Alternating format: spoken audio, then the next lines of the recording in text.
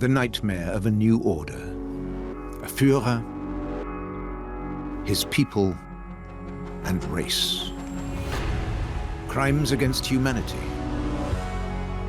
A world of chaos and destruction. This is the story of humanity's darkest hour. The Abyss.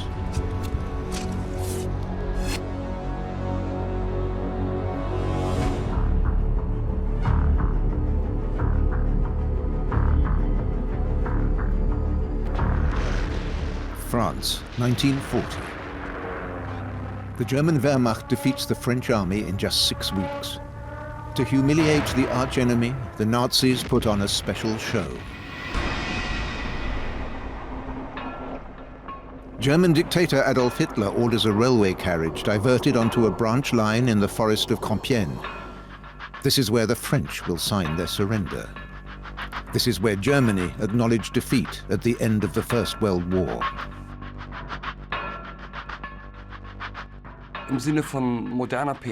In modern PR talk, we'd say he staged it really cleverly. He won the hearts of very many Germans. They could now say, yes, good job, we're back, we really showed them. Adolf Hitler had experienced defeat in the First World War as a devastating blow and a personal insult. According to secret SS reports, victory over France in 1940 is the most inspiring moment Germans have experienced since the outbreak of World War II. Hitler is at the peak of his power.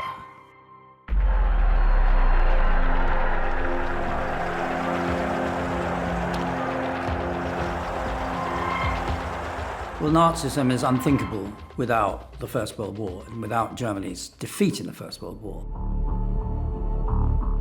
That defeat was the jumping-off point for the murderous cataclysm the Nazis would unleash over the decades to come.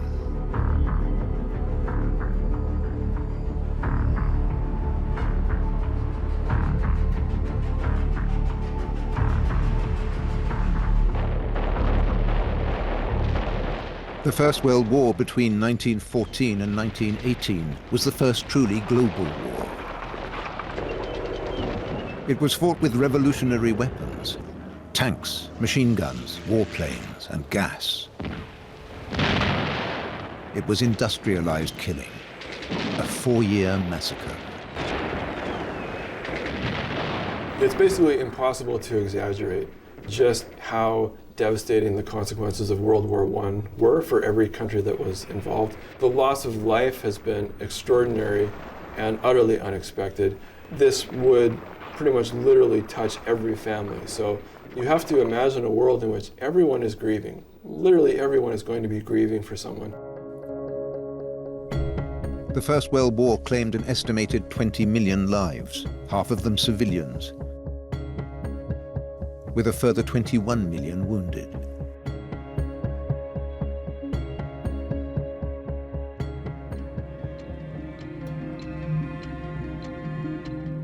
The appalling consequences cannot be ignored.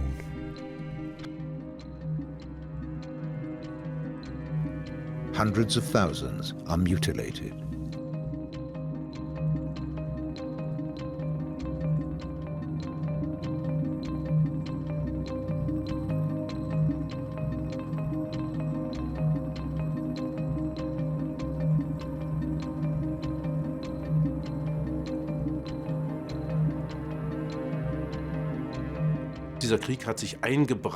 This war seared itself into people's souls and into their bodies like no war before it. It traumatized hundreds of thousands of soldiers. Post-war, there was the phenomenon of the Shakers, shell-shocked men who no longer had control over their bodies. Shakers in Germany, shell-shocked in Britain. But it's the same illness.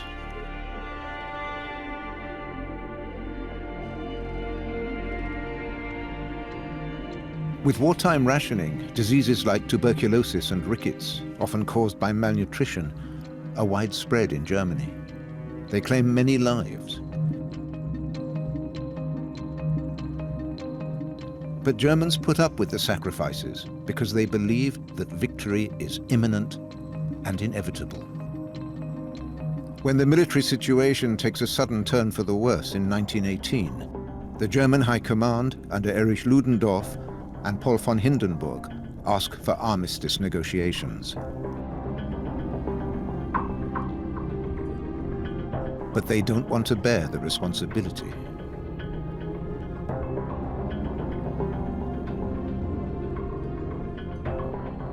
The High Command played a disastrous role. First, they lost the war. Then they acknowledged Germany's defeat too late. Then they did a bump. And finally, they blamed it all on the Republican elements who took over. And they succeeded. And so the Weimar Republic was disadvantaged from the beginning. On November the 11th, 1918, the German Empire and the Western powers of Great Britain and France agree a ceasefire in a railway carriage in Compiègne. No German generals are present.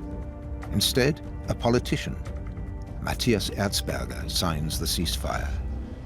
He's a civilian, a member of the Catholic Centre Party, and a Democrat.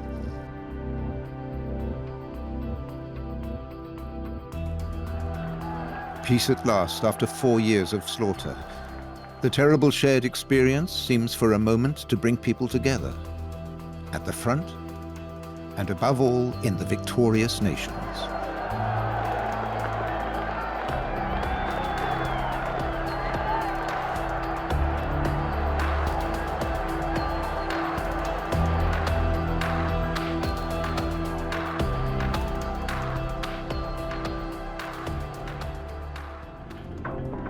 But at home, the Germans are stunned and bewildered. The army and the press have been lying to the people for years, concealing the dire situation. There hadn't been any air raids, all the fighting was outside the country. And if you looked at the German newspapers in September 1918, many said we were winning. So for very many people, the defeat was a total shock. Large numbers of soldiers come back to Germany, convinced they were undefeated in the field. What will happen to them? What will happen to their country? Nothing is clear. And that goes for a returning soldier called Adolf Hitler, an Austrian artist and drifter who moved to Munich in 1913 and volunteered for the Bavarian army in World War I.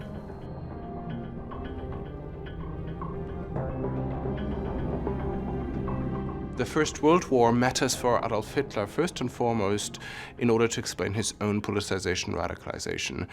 There is a delayed impact of the First World War for him because he returns from the war with still fluctuating political ideas. He still hasn't quite realized that Germany really has lost the war.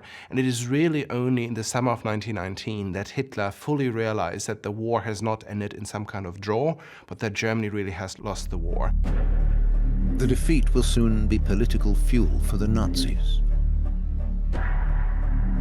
1918, Germany in the throes of revolution. Kaiser Wilhelm goes into exile in the Netherlands.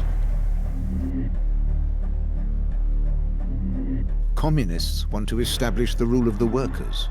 Liberals and Social Democrats plan to transform Germany into a republic.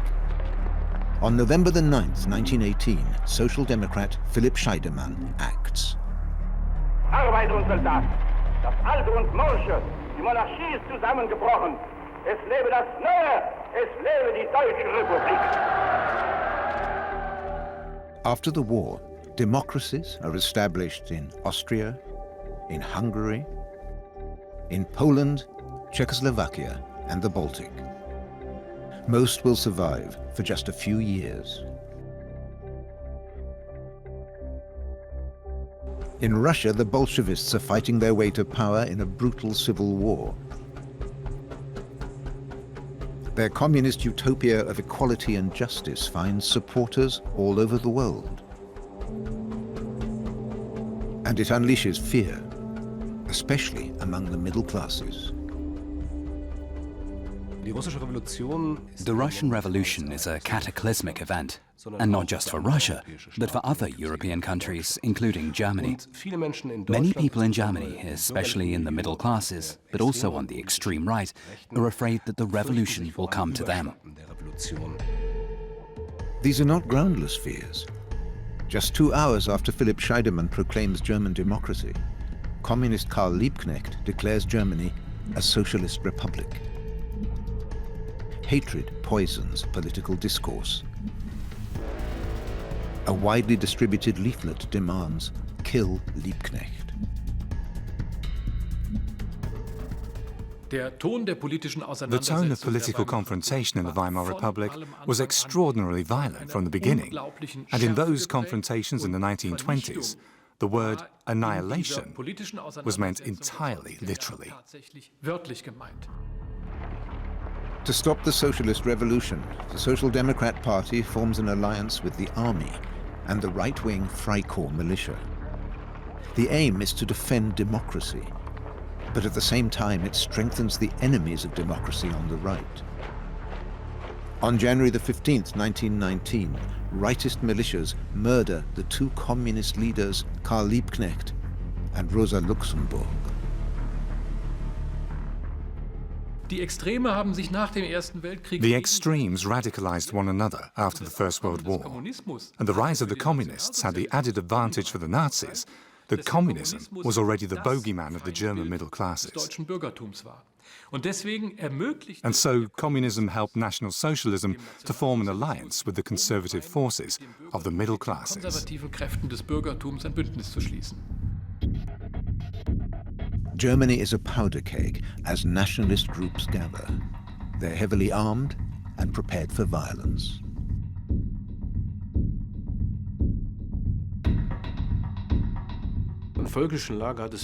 There were many different groups in the nationalist camp. What they had in common was radical opposition to liberal democracy, their embrace of violence in support of their aims, and the fact that former frontline soldiers played an important role in them. But the radical right suffered by being full of self-appointed leaders who would often rather fight each other than combine to target their real political opponents. In Munich, the German Workers' Party has a new member, Adolf Hitler. In 1920, the year it becomes the National Socialist German Workers' Party, the NSDAP, Hitler's fanaticism attracts attention. In 1921, he compares the movement with the ministry of Jesus Christ. We may be small, but once a man stood up in Galilee, and today his teachings rule the entire world. In 1920, the NSDAP has just 1,700 members. In 1921, Hitler takes over as leader. By the end of 1922, membership has multiplied tenfold to 20,000. But the Nazis are still only an extremist splinter group. Soon it was clear that this party had no distracting internal leadership disputes. That was a great advantage as far as its effectiveness was concerned. Former Freikorps militant Ernst Röhm is responsible for the party's increasing use of violence. In 1931, he becomes leader of the notorious SA, the Stormtroopers. By the time the Nazis seize power, the SA will have murdered hundreds of people. Ernst Röhm plays a central role, especially in the early stages of the party's growth. The SA is certainly typical of a new style of politics that would have been unthinkable before 1914. It was a militarization of political life. The brutalization of politics is a problem in many countries. But Germany's Nazis will take violence and murder to a level the world has never seen before. Could that have been foreseen at the very beginning of the Weimar Republic?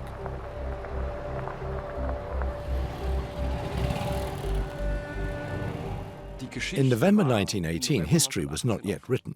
It wasn't obvious Hitler would take power, that there would be a Second World War, that Auschwitz would happen. The Weimar Republic had its chance.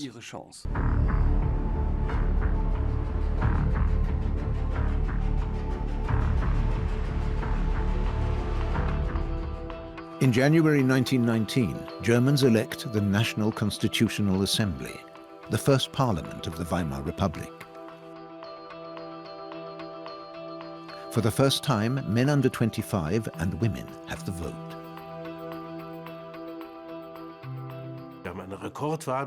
There is record participation. Germans are hungry for democracy. They want to be involved. The SPD Social Democrats win the election with 37.9% of the vote. The Catholic Centre Party comes next with 20%.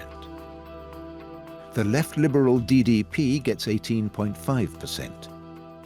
The DNVP, the German National People's Party, a loose coalition of conservatives, anti-Semites and monarchists, reaches just 10%.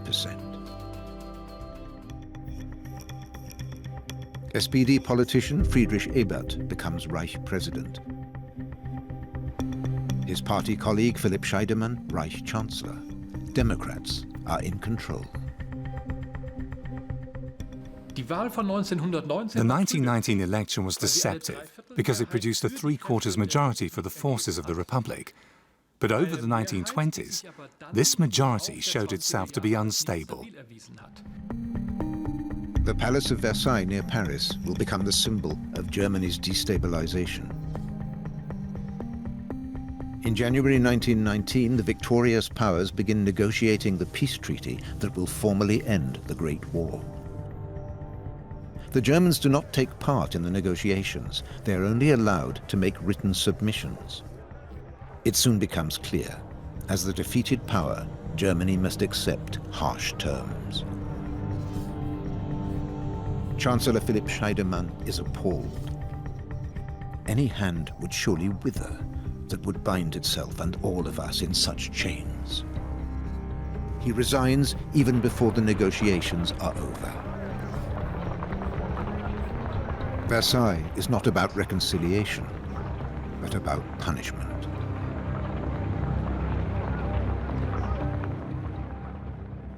The French in particular wanted to hold up to the German people their moral guilt for this war, for all its destruction and its annihilation.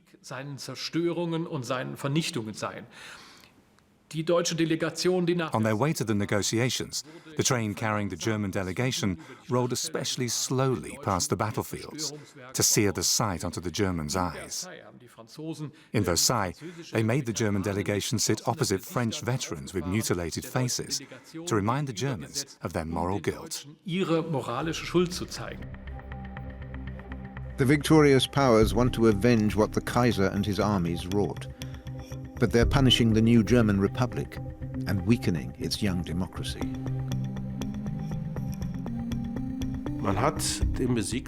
They didn't want to give defeated Germany a democracy bonus. Defeated Germany was now a republic and had adopted one of the most democratic constitutions in the world. But it was to be given no leeway. Bekam keine mildernden Umstände. The Allies write into the treaty that Germany shall lose all its colonies and 1/7 of its surface area. That means that around 10% of its population will now be living outside Germany's borders. In addition, Germany must pay reparations at a level still to be defined, and Germany will bear the entire guilt for the war. The draft treaty unleashes furious protests in a country that is already unstable.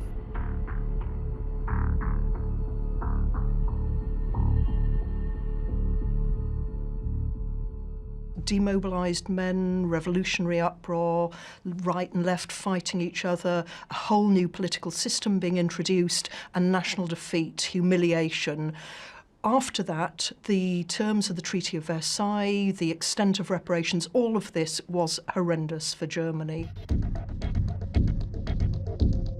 And right-wing nationalists use opposition to the Versailles Treaty to advance their own ends.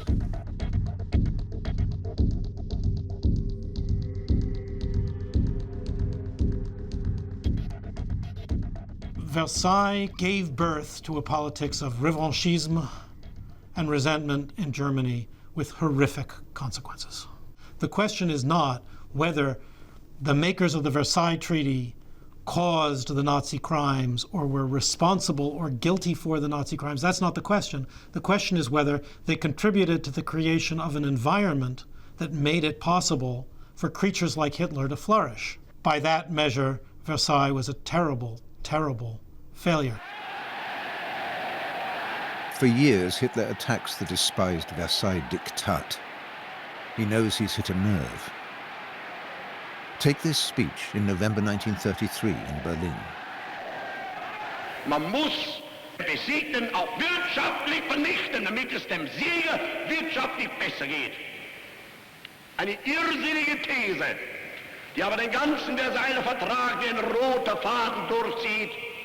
Man versucht die Wirtschaft eines großen Volkes mit unerträglichen Lasten zu beladen.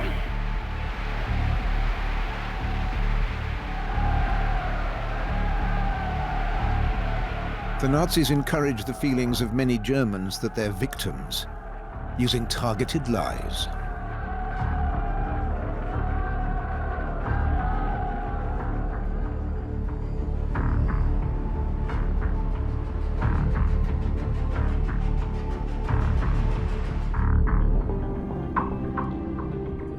November 1919. The Parliamentary Commission of Inquiry into War Guilt invites Field Marshal Paul von Hindenburg to testify. He claims that the revolution on the home front undermined the army, the famous legend that the soldiers had been stabbed in the back. It made pacifists, leftists, and Jews responsible for Germany's defeat. It was a lie with far-reaching consequences. In the 1920s, the stab-in-the-back myth quickly developed into a crucial weapon of the right, because through it, the revolution and Weimar democracy itself could be tainted with the odium of betrayal. And that narrative of betrayal is absolutely central. Right-wing newspapers spread that myth. Many Germans are only too happy to believe the fantasy of an army undefeated in the field. They don't know that Hindenburg himself had demanded peace negotiations in 1918 because the military situation was hopeless. One senior officer does his best to tell the truth. In 1922, General Berthold Daimling makes a well-publicized speech. The German people should stop giving credence to this myth. The guilty men are those who failed to call for a negotiated peace while there was still time. In retirement since the end of the war, Daimling has turned from a hawk into a critic of the military and a member of the left-liberal German Democratic Party. Many former comrades now turn their backs on him, especially when he directly blames the Army High Command for losing the war. In the person of Paul von Hindenburg. Hindenburg was a legend. He was virtually an alternative Kaiser. The real emperor was gone, but people wanted a new father figure, and attacking him was unthinkable for those on the center-right. That's why the voices for a more nuanced view, for the truth, if you will, couldn't make themselves heard. The problem of the stab-in-the-back legend was this: it splits society. And it strengthens the forces of nationalism. The conviction that they have been betrayed by treasonous leftists, Jews, or Democrats fans their hatred for the Republic. These extreme ultra-right nationalist movements thought that the democratic system was undermining Germany. There was too much pacifism, too much regret about the loss of life. They needed to toughen up. So you have these new far-right movements coming in, and very, very violent as well. There is violence, divisiveness, and hatred. In its very first year, democracy is already in a critical condition.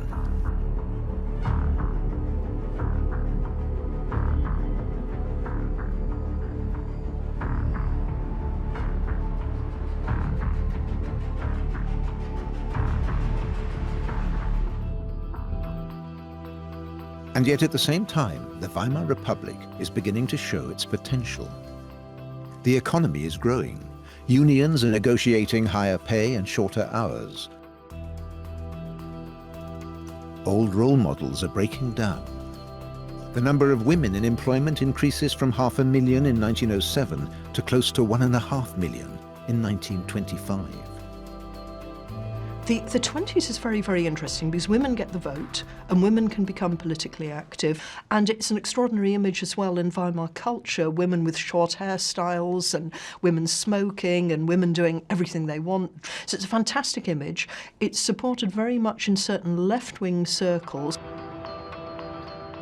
The social upheaval can also be sensed in the nightlife. After years of misery, many want to enjoy themselves. Moral boundaries are shifting, especially in big cities like Berlin. It would be a mistake to identify the Weimar Republic totally with the modernization of culture that was happening in some urban areas. At this time, Germany is still very much a rural society and still very religious. So we shouldn't be too surprised that these attempts at modernization in urban centers were seen as going too far. And pretty soon they met with resistance. City dwellers are still in the minority.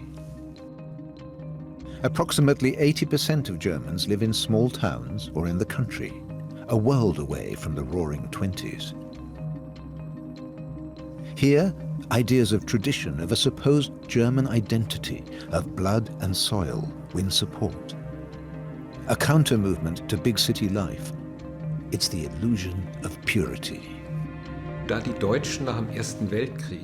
The Germans were in such a depressed state after the First World War, and so oppressed and so dishonored by the imposition of the Versailles Diktat, or at least that's how they felt. They'd had to go through the whole mess of the collapse of the empire. Diesen ganzen Schlamassel des untergegangenen Kaiserreiches hatten ertragen müssen. So it was wonderful to be told, things may be tough, but you are a master race. You have the best genes in the world. You are the ultimate race.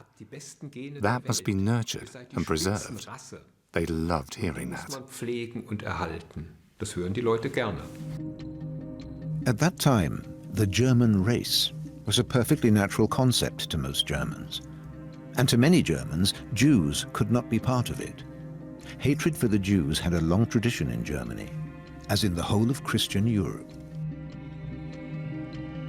Radical anti-Semites picked up on old prejudices and took them to extremes, none more than Adolf Hitler.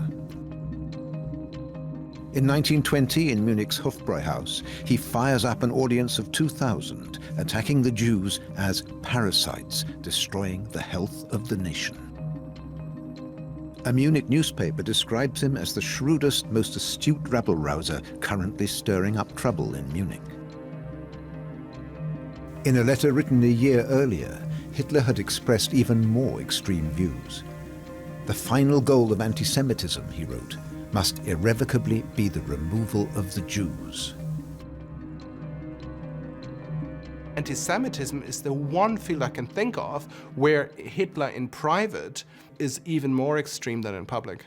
Hitler says in between around 1920, 1921 and 1923, he says a few times that ultimately all Jews ultimately should be killed. And he says, well, once we're in power, we'll round up the Jews of Munich and we'll hang the first ones off the gallows on Marienplatz in the central square in Munich, and we'll let them hang there until they stink. Then we'll cut them off and we'll hang the next bunch of Jews. And we do the same thing in every German market square in Germany until not a single Jew is left. At the beginning of the 1920s, about 1% of Germany's population are Jewish. Many see themselves first and foremost as German, not Jewish. At that time, Germany was not considered a country unusually prejudiced against Jews. This was quite different from the situation in many Eastern European countries. If you think about it, the pogroms, the violence against Jews in Eastern Europe in the late 19th, early 20th century had been much more vicious than anything that had been known in Germany. At the beginning of the 20th century in the Russian Empire, right up to the revolution, there were pogroms against Jews. An estimated 50,000 Jews were killed in nationalist pogroms in Ukraine alone. In 1920, Hungary passed an anti-Jewish law to limit the numbers of Jewish students.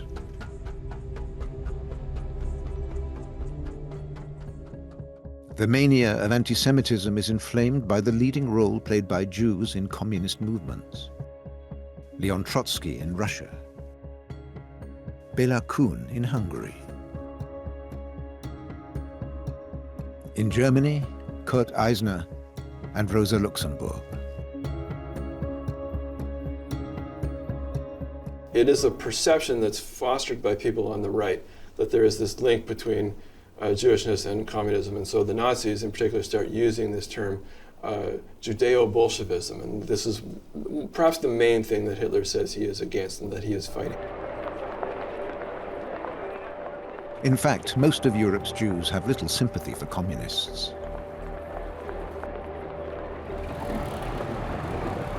In the Weimar Republic, German Jews have their first opportunity to rise to high public office. The full emancipation of German Jews in the Weimar Republic is used by its detractors as proof that Germany is now run by Jews. Walter Rathenau is a Jew, and since 1922, he's German foreign minister. Right-wing hatred of the Republic can now be combined with hatred of the Jews.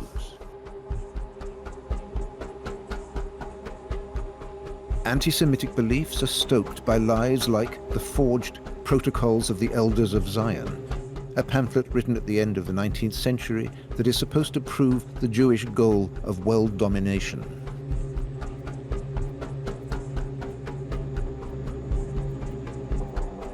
The Protocols of the Elders of Zion had a remarkable effect in the West, and especially in Germany, because they put in words what people were feeling. The Jewish Satan, this conspiracy. Rabbis planning the Jewish conspiracy for global domination. It existed, and it hit a nerve. And in Germany, anti-Semites also claimed that Jews shirked their duty to fight for the fatherland. In fact, almost 100,000 German Jews fought in the First World War, 10,000 of them as volunteers, in exactly the same proportions as non-Jews. One of the Kaiser's Jewish soldiers is Lieutenant Hugo Gutmann. He recommends one of his men for the Iron Cross.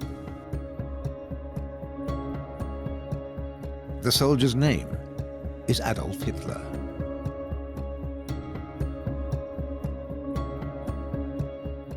The story of Hugo Gutmann really matters for Hitler because he needs to write the story of Hugo Gutmann in his life out of the story, because all evidence suggests that there was no tension between Hitler and his Jewish commanding officer at the end of the First World War.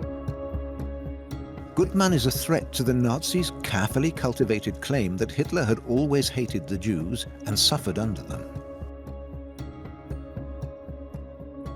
In 1937, Hugo Gutmann is arrested by the Gestapo. He's freed, and in 1940, he can flee to the USA. There, he changes his name to Henry G. Grant, not least out of fear that Hitler's henchmen could track him down and kill him. It really helped Adolf Hitler that once Hugo Gutmann had arrived in exile in America, he didn't really want to talk about the past anymore. In 1962, Hugo Gutmann died in the USA at the age of 81, under the name of Henry G. Grant.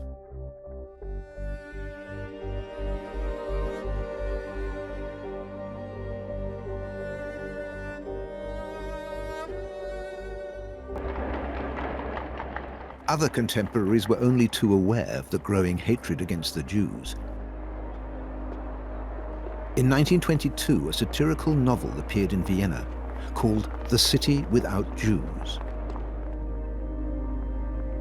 It was written by Hugo Bettauer, himself a Jew who had converted to Christianity. 2 years later, the book was filmed. This prophetic story takes place in a city called Utopia, clearly modeled on Vienna. The Jews here are blamed for everything bad: moral collapse, inflation, unemployment. The city's political boss banishes the Jews.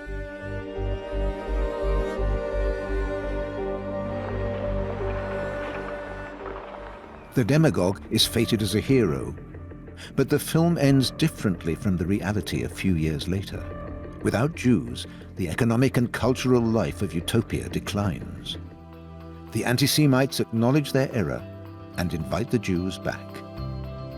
They all live happy ever after, only in the movie. Author Hugo Bettauer is known for his liberal views. He campaigns for modernized divorce laws, the right to abortion, and the legalization of homosexuality. To the radical right, Hugo Bettauer is everything they despise. And I think you have to realize that at this time, the radical right is not yet strong enough for public confrontations. Instead, their policy is to use assassination to eliminate individuals who personify everything they reject. In 1925, Hugo Bettauer is shot dead by an Austrian dental technician. The murderer had recently joined the NSDAP. Hatred of the Jews is becoming ever more central to Nazi ideology.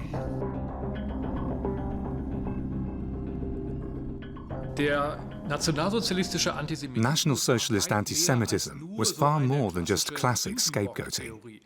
No, it had a cohesive racial theory behind it that consciously led to the conclusion that the Jews must be eliminated. That was Hitler's goal.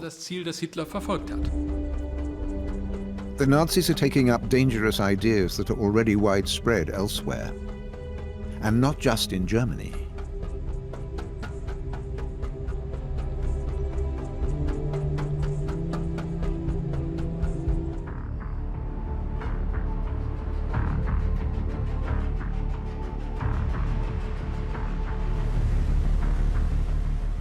In the USA, the Ku Klux Klan is the personification of racism.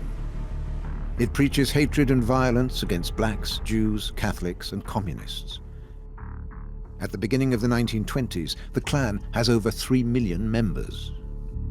KKK was associated in particular with lynchings, and especially lynchings of black defendants accused of having made sexual advances to white women. It has to be said that lynch justice of this kind, that is extra-legal killings, have a long history in the United States. They long predated the Ku Klux Klan.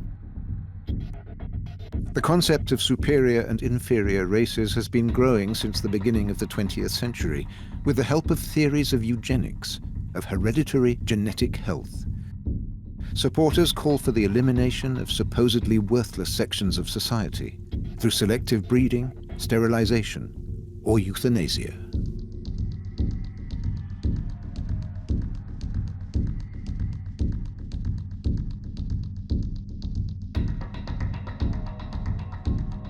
Proponents of this pseudo-science include future British Prime Ministers Winston Churchill and Neville Chamberlain before him.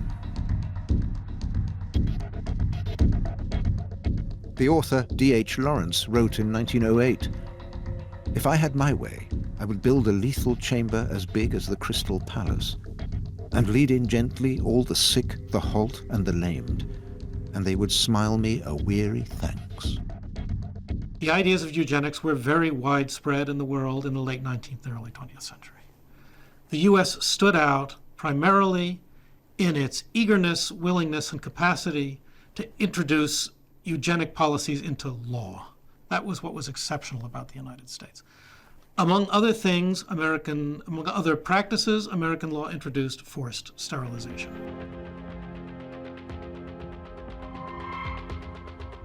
In Germany too, the ideas of the eugenicists catch on.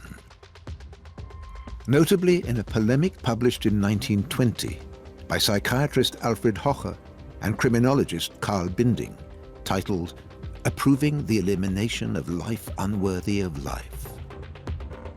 Forced sterilizations, experiments on humans, mass murder of allegedly inferior peoples, all these will be radically implemented by Hitler and the Nazis.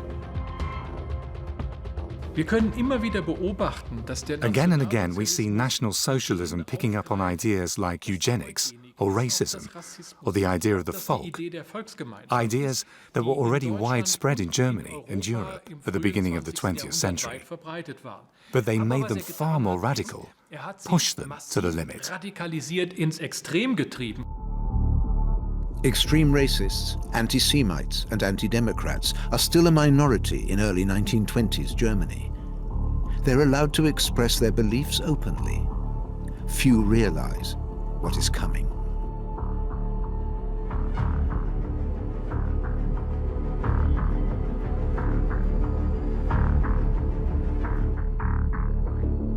In March 1920, 5,000 Freikorps militiamen march on Berlin to install a military dictatorship.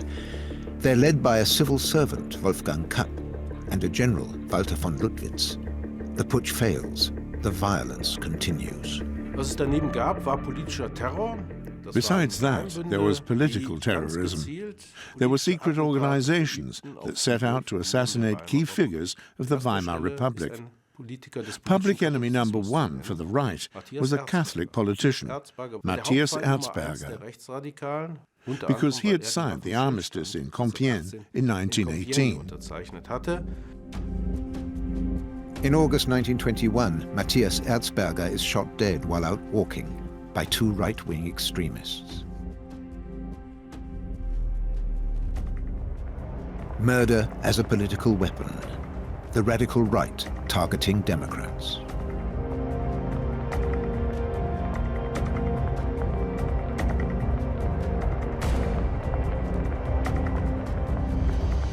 To the extent that we can understand the motivation of these extreme right-wing terror groups, it was as if they simply had to murder these people because of the way they were corrupting Germany. If you go around singing, "Cut down that Walter Rathenau, this godforsaken Jewish sow," that isn't just a slogan. For many, that's a call to action.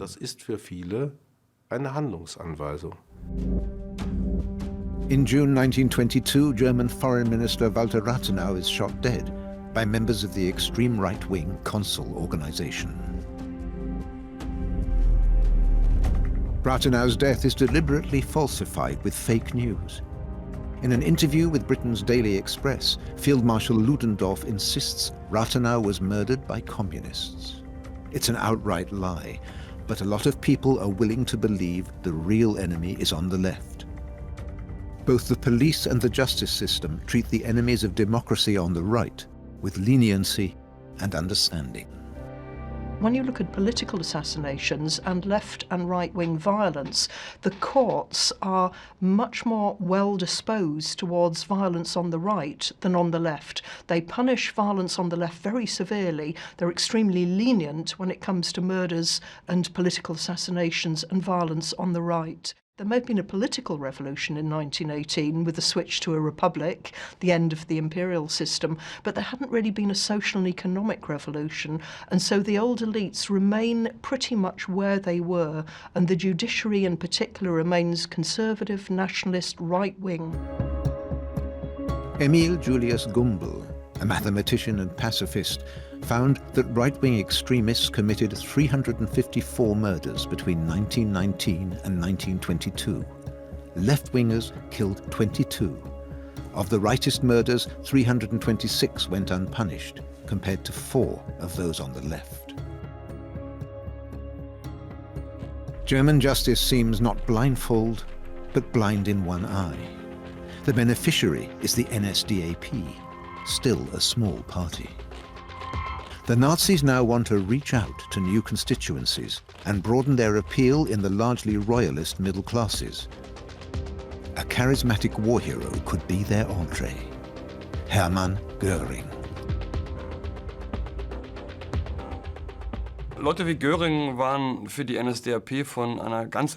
People like Göring were hugely important to the NSDAP. Towards the end of the 1920s, Göring, as a well-connected war hero, helped infiltrate the ranks of wealthy middle-class nationalists and to overcome their initial reserve. I don't think we should get involved with these hooligans. His fame as a wartime fighter pilot and his complete lack of scruples will propel Göring to wealth and power in Hitler's slipstream.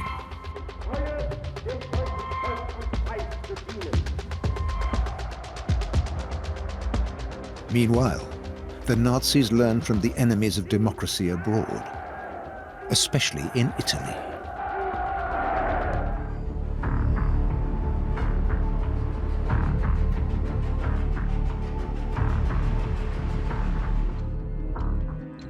(1919). Even though it was on the winning side in the war, Italy is suffering from poverty, unemployment, and rioting. Though Italy gained parts of South Tyrol from defeated Austria, the Allies rejected Rome's other territorial demands. Victory in World War I is the Vittoria Mutilata, the crippled victory. The country sees itself as a victim of the peace of 1919. The same year, nationalist paramilitary groups, the Fasci di Combattimento, begin mounting brutal attacks on political adversaries, trade unionists, socialists, and liberals. A former socialist, Benito Mussolini, becomes their leader. He calls himself Il Duce, Führer in German. To many members of Italy's conservative and middle classes, fascism seems a bold new movement. They see Mussolini as a strong man, a visionary, who can create a new social order using authoritarian methods.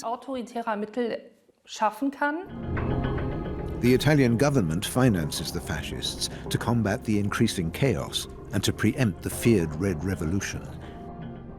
By 1922, Mussolini wants more. He leads tens of thousands of fascists from all corners of Italy in the March on Rome.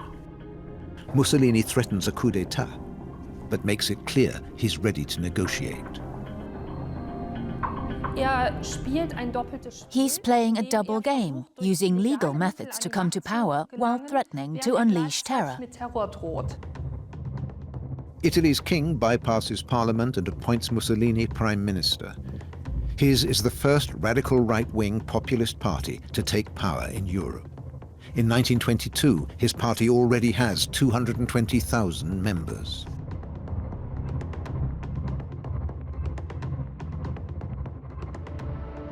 Margherita Sarfatti is one of fascism's earliest supporters. For many years, she's Mussolini's trusted advisor and his lover. A former socialist herself, she writes the first biography of Mussolini in 1926, playing a major role in making the Duce a new kind of political star. Sarfatti played a very significant role in fascism, particularly in its early days. As a very cultivated and intellectual woman, she could give fascism a veneer of bourgeois respectability, and she established contacts with an artistic milieu. She transformed a somewhat provincial Mussolini into a much more sophisticated figure. So she was very important for Mussolini's own intellectual development, but also in creating the cultural basis for the whole fascist movement. Margherita Sarfatti is Jewish. At the beginning of Italian fascism, anti-Semitism plays only a minor role. But by the 1930s, Sarfatti senses that the fascists' hatred of Jews is growing. It's the beginning of a period when Sarfatti struggled to maintain her position both as a woman and as a Jew, in the party and in fascist social circles. And in the 1930s, Mussolini begins to distance himself from her more and more. In 1938, Margherita Sarfatti emigrates to South America, only returning in 1947. Until her death in 1961, she insists that the original ideas of fascism were betrayed. One reason for her flight from Italy? In 1938, her ex-lover introduces anti-Semitic race laws.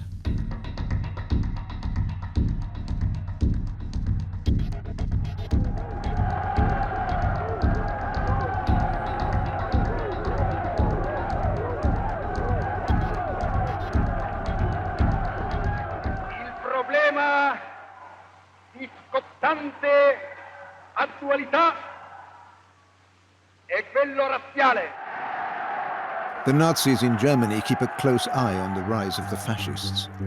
As early as 1922, Hitler declares, "For now we shall look up to the fascists and admire them.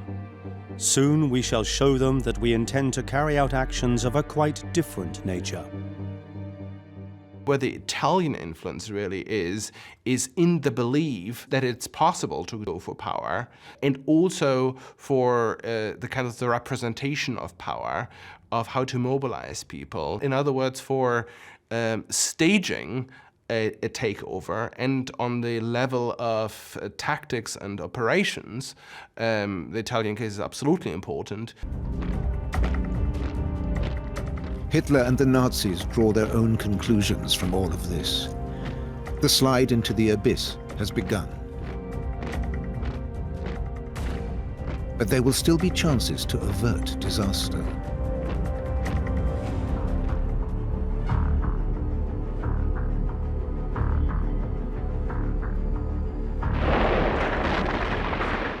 In 1943, the German army marches into Italy. After the Allies' invasion, Italy's fascist Grand Council deposes Mussolini and breaks off the alliance with Hitler. Nazi Germany's closest partner is now its bitter adversary. Hitler sees the Italians as traitors. They go from friends to enemies, and now they're punished. They become victims. The Greek island of Kefalonia occupied by Germans and Italians. With Mussolini gone, the Italians are meant to disarm. But the Italians on Kefalonia say, no, we're going to fight. And then Hitler loses it. German troops crush the resistance and murder 5,000 Italian prisoners.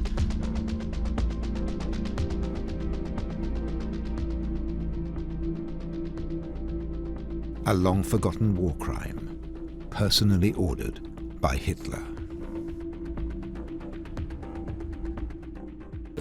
This shows how extreme Hitler can be. If they fight back, they will know my utmost hate and savagery. Hitler simply knows no bounds, and people are killed in their thousands, tens of thousands, millions. Hitler's hatred is not directed at Benito Mussolini. German paratroops rescue him from captivity. Hitler installs the Duce as the puppet ruler of German-occupied Italy.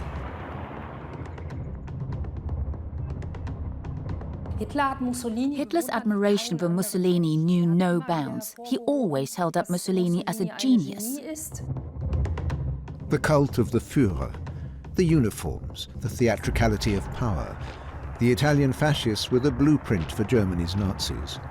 Ever since 1922, when Mussolini and his black shirt combat squads took power after the March on Rome.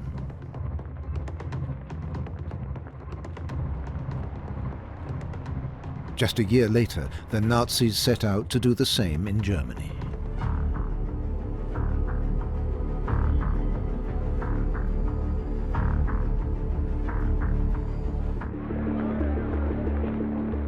Germany, 1923.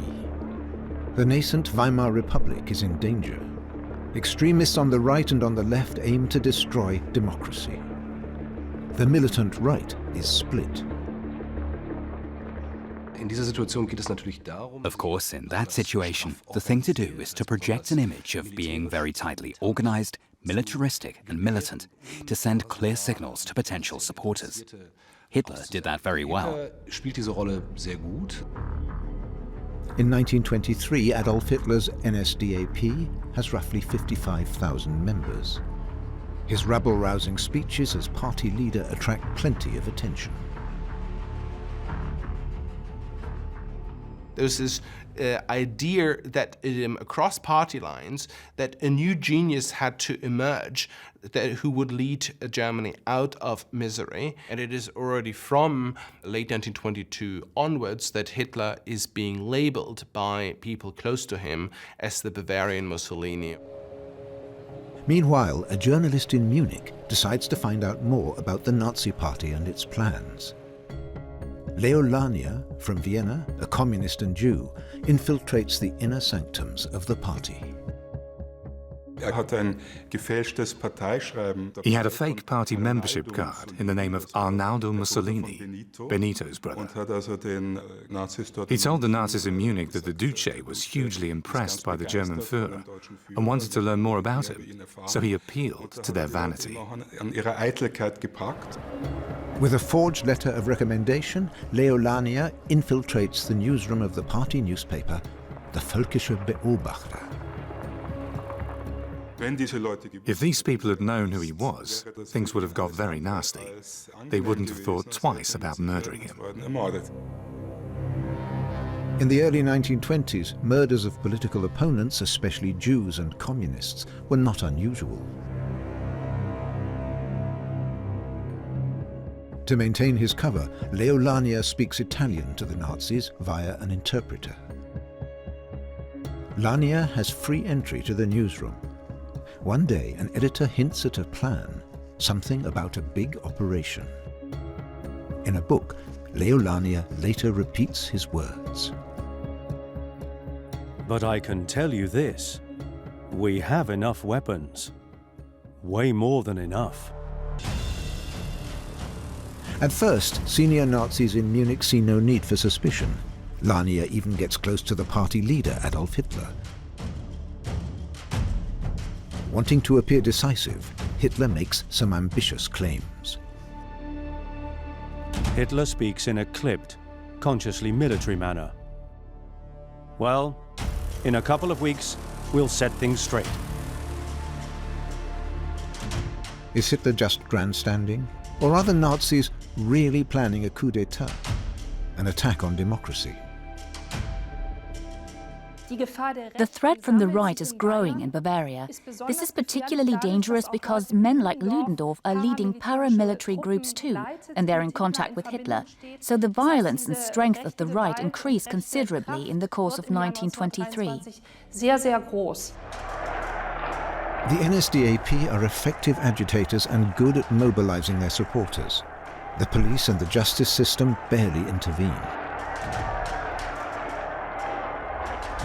The NSDAP worked hard to give its members shared emotional experiences. Marches, torchlight processions, and of course the shared exercise of violence were meant to bind people together. After 8 days undercover among Nazis, Leo Lania finds himself in a distinctly awkward situation. His interpreter turns up at his hotel with 2 Ukrainian fascists who have just arrived from Italy.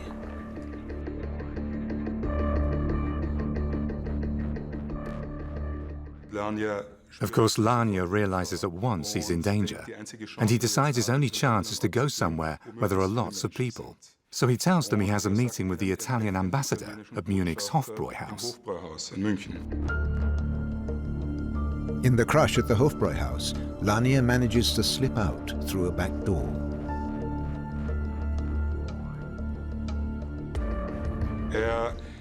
He goes back to his hotel in Munich, and he notices that his room has been searched. So he knows the game is up. He's got to get out. His life is in danger.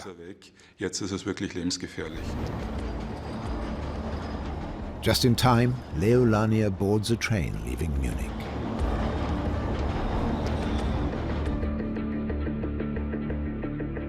Within 4 weeks of Lania's investigation at the Völkische Beobachter newspaper, Hitler is ready to make history in Munich.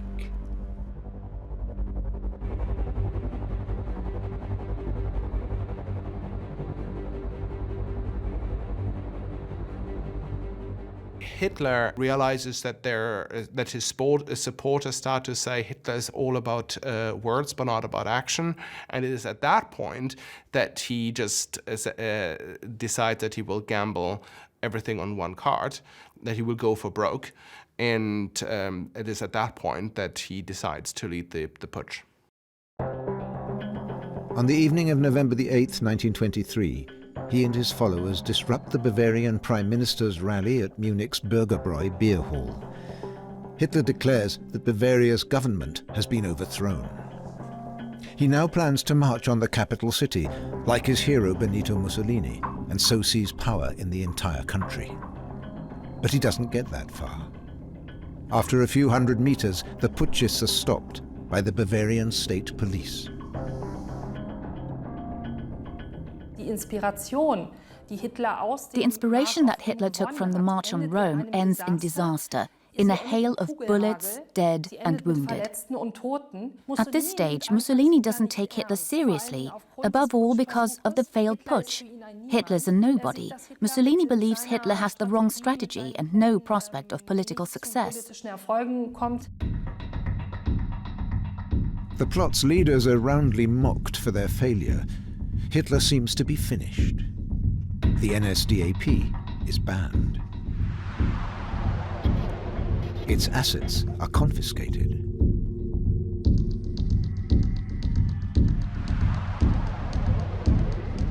The Völkische Beobachter ceases publication. Hitler failed miserably. He made elementary mistakes in the preparation and in the execution of the putsch. All he could do was try to make it look like a victory in retrospect. "This was your victory," was the slogan at the great celebrations that took place in Munich every year after 1933. The idea was to whitewash this failure. It began with the cult of the so-called blood flag, which was presented at the party rallies and other big Nazi events, more or less like a holy relic.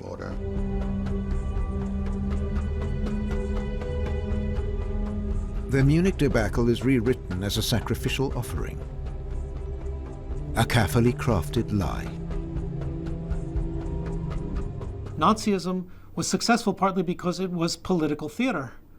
And political theater needs its script, and it needs its enemies, and it needs its events. On the exact spot where the 1923 putsch had been so unceremoniously routed, the Nazis later erect a temple of honor. Anyone walking past has to give the Nazi salute.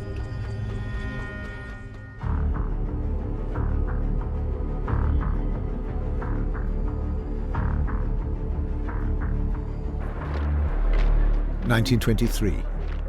In the same year as the failed putsch, 100,000 French and Belgian soldiers had occupied the center of Germany's heavy industry, the Ruhr region. 1923 was a crisis year. Many political structures collapsed under the strain of conflicting demands. France has occupied parts of the Rhineland since 1918. When Germany stops paying the reparations imposed under the Versailles Treaty, the Belgians and French take control of the Ruhr region, including its coal mines. In doing so, France was trying to go beyond the Versailles Treaty to make political capital on its own behalf. It was obvious that this was going to inflame nationalist feeling in Germany.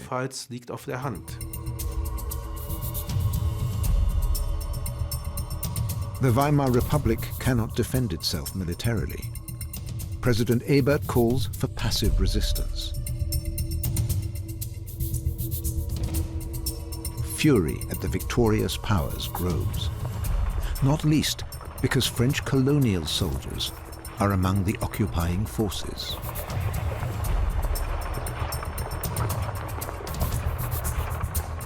Many Germans saw this as a particular calculated insult.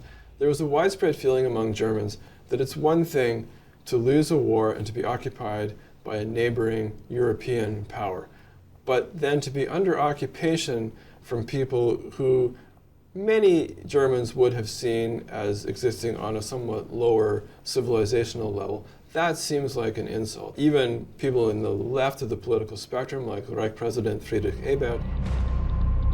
Social Democrat Friedrich Ebert, in a 1923 speech. Using colored troops at the lowest level of culture as overseers of a population of the prominence of the people of the Rhineland is a violation of the laws of European civilization. This must once again be proclaimed to the world. During the occupation of the Rhineland and the Ruhr, racial prejudice and race hatred are deliberately provoked and instrumentalized.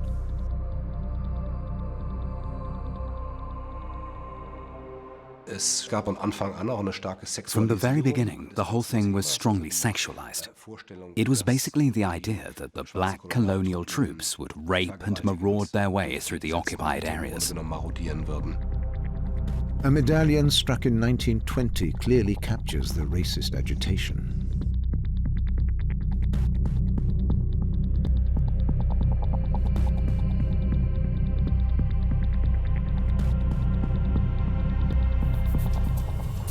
The situation is tense.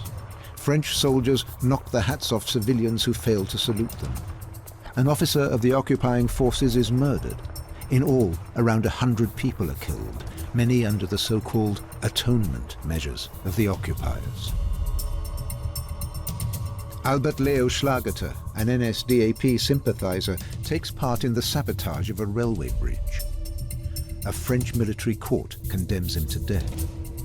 The verdict has people queuing up to join the militant right in Germany. The death of people like Leo Schlageter generates a kind of legend, the creation of martyrs murdered by the archenemy, France. And of course that's important, because if you see National Socialism as a kind of secular religion, it needs its martyrs. For years, the Nazis make capital out of the occupation of the Ruhr. 10 years later, commemorations are still being held and monuments erected to the supposed martyr, Leo Schlageter. Streets, bridges, and even a Luftwaffe squadron are named after him. The cult of the dead is used to give meaning to life. In 1923, during the occupation, the German government prints more and more money, in part to support the striking workers of the Ruhr. The consequences are disastrous. The German currency loses almost all of its value. In November 1923, inflation reached unimaginable levels. People weren't counting in millions and billions, but in hundreds of billions and trillions. In April 1922 in Berlin, an egg cost about 4 marks. By January 1923, the price had gone up to 139 marks. Just 8 months later, in November, a single egg cost 320 billion marks. In the space of a few months, millions of Germans are forced into poverty. A whole generation are robbed of their savings. It dispossessed an entire social class, everyone living off their savings, off their capital. That's to say, those who were living responsibly within their means, who had carefully managed their finances, found that their savings had lost all their value. Hyperinflation brings poverty and mass unemployment.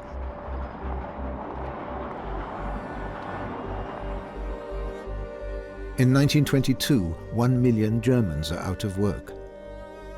By the end of 1923, it is 4 million.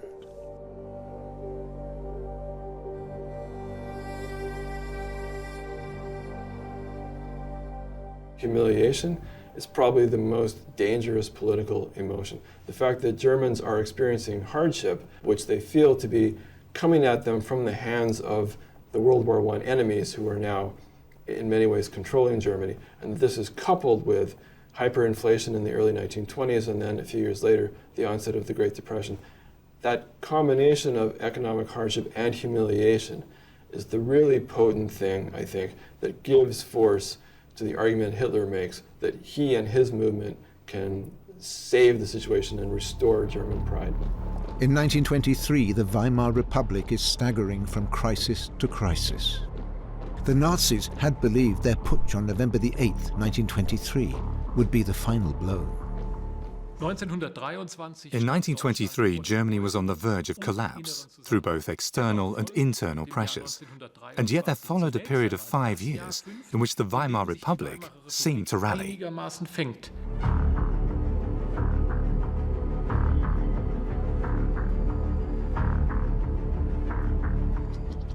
After the crisis year of 1923, Germany seems to become more stable. A currency reform introduces the new Reichsmark. Foreign credits and an easement of reparations aid economic recovery. The Dawes Plan adjusts Germany's obligations to the victorious powers. Germany will now pay annual reparations of up to 2.5 billion Reichsmark. The Reich will receive a loan of 800 million Reichsmark. In exchange, the railways and the Reich Central Bank will come under international supervision. Measures designed to keep the young German democracy alive. The so-called stabilization of the Weimar Republic after 1924 was apparent rather than real. You simply have to realize that large sections of the old elites rejected democracy, and that democracy didn't have deep roots in the population as a whole.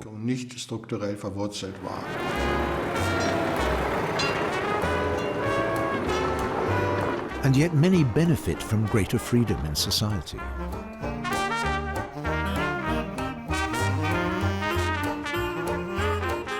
The first German democracy granted the Germans civil liberties they have never known before. The state no longer saw itself as the enforcer of morals. Especially at the beginning, the Weimar Republic was filled with an unprecedented spirit of optimism. Culture, science and technology develop at an astonishing rate. The number of cars on the road rises from barely 60,000 in 1921 to almost 350,000 in 1928. Technical progress captures the imagination of many Germans. This spirit is embodied by doctor and technology writer Fritz Kahn. His books become bestsellers. He's the popular science star of the 1920s. Kahn explains the human body with spectacular illustrations. The brain is a switchboard, the heart a piston pump, the stomach a refinery. This is the body as an efficient technological system.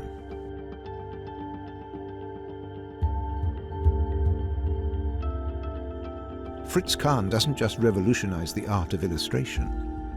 He also becomes well known for his work in sex education.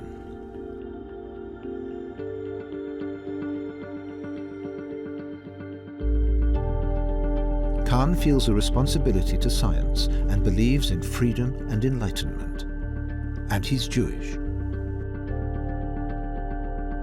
That makes him a perfect bogeyman for right-wing radicals. They tended then to equate modern art, modern music, sexual degeneracy as they saw it, with a Jewish influence. And that, of course, is complete paranoid fantasy. So the modernist spirit that infuses a lot of Weimar culture is led back by the ultra-right, including the Nazis and Hitler especially, to kind of Jewish subversion. After the Nazis rise to power, the books of Fritz Kahn, loved by so many Germans, are burned. Fritz Kahn loses his license to practice medicine, and as a Jew in Germany, his very existence comes under threat.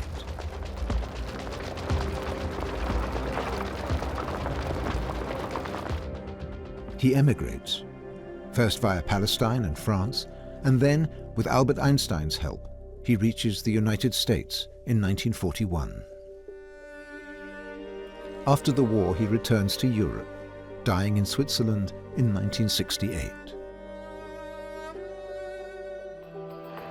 His readers' enthusiasm and at the same time the naked hatred of the Nazis. Fritz Kahn's experience reflects the extreme tensions of the Weimar Republic from the very beginning.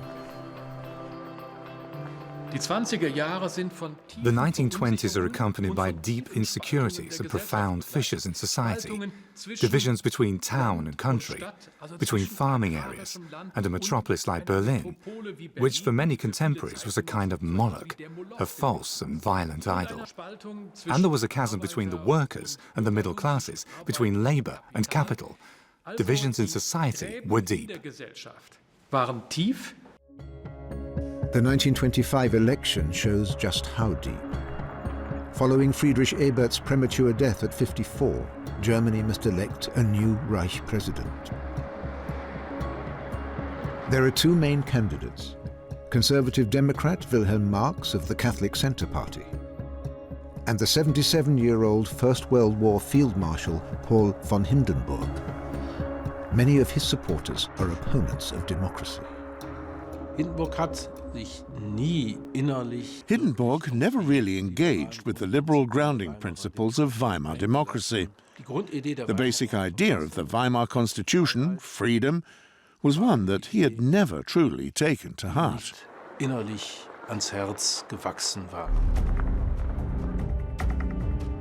Hindenburg receives 48.3% of the vote. Wilhelm Marx of the Catholic Centre Party, 45.3%.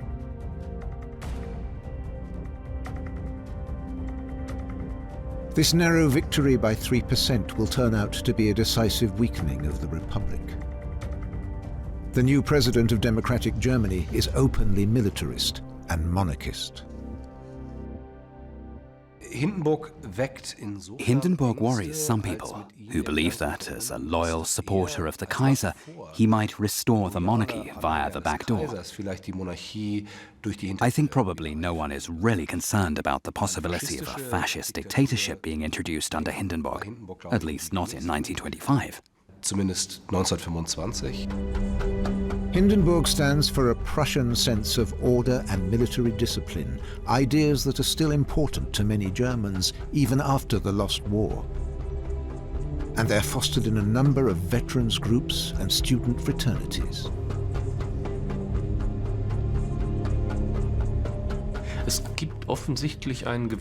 There is obviously a particular cultural milieu that values ideas of militarism, aggressivity, manliness. And of course, that's a perfect basis for the representatives of a populist ideology to build on and recruit people.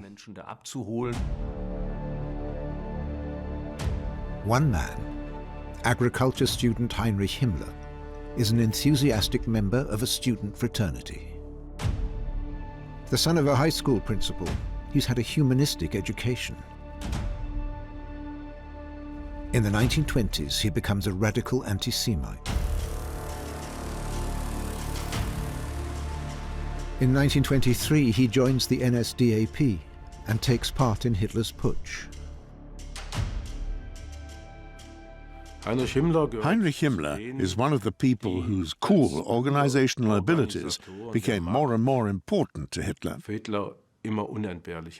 Himmler was a background man. He wasn't someone to claim the limelight as a fiery speaker. Himmler carves out a party career, and in 1929 he becomes Reichsführer of the notorious SS, the paramilitary security organization. Himmler already sees the SS as more than just crude and violent Nazi enforcers. The SS is a small security organization, but he systematically builds it into a virtually independent organization that sees itself as extremely elite and makes a concerted attempt to start a dialogue with academics. One of its core beliefs is that the racial merit of an applicant can be seen in his face. So Himmler insists on seeing photos of every applicant for membership. In the 1930s, SS men need Himmler's personal permission to marry, to be certain the future spouse is truly Aryan, a racial mania that will have murderous consequences. Himmler war einer der überzeugtesten Rassisten. Himmler was an utterly convinced racist. He took Hitler's call to fundamentally renew the racial biology of the German people quite literally. He saw the SS as a laboratory to bring the German people racially and biologically into line with National Socialist standards. In 1933, this contempt for humanity becomes national policy. The perpetrators are quite open about their intentions. It's a disaster foretold.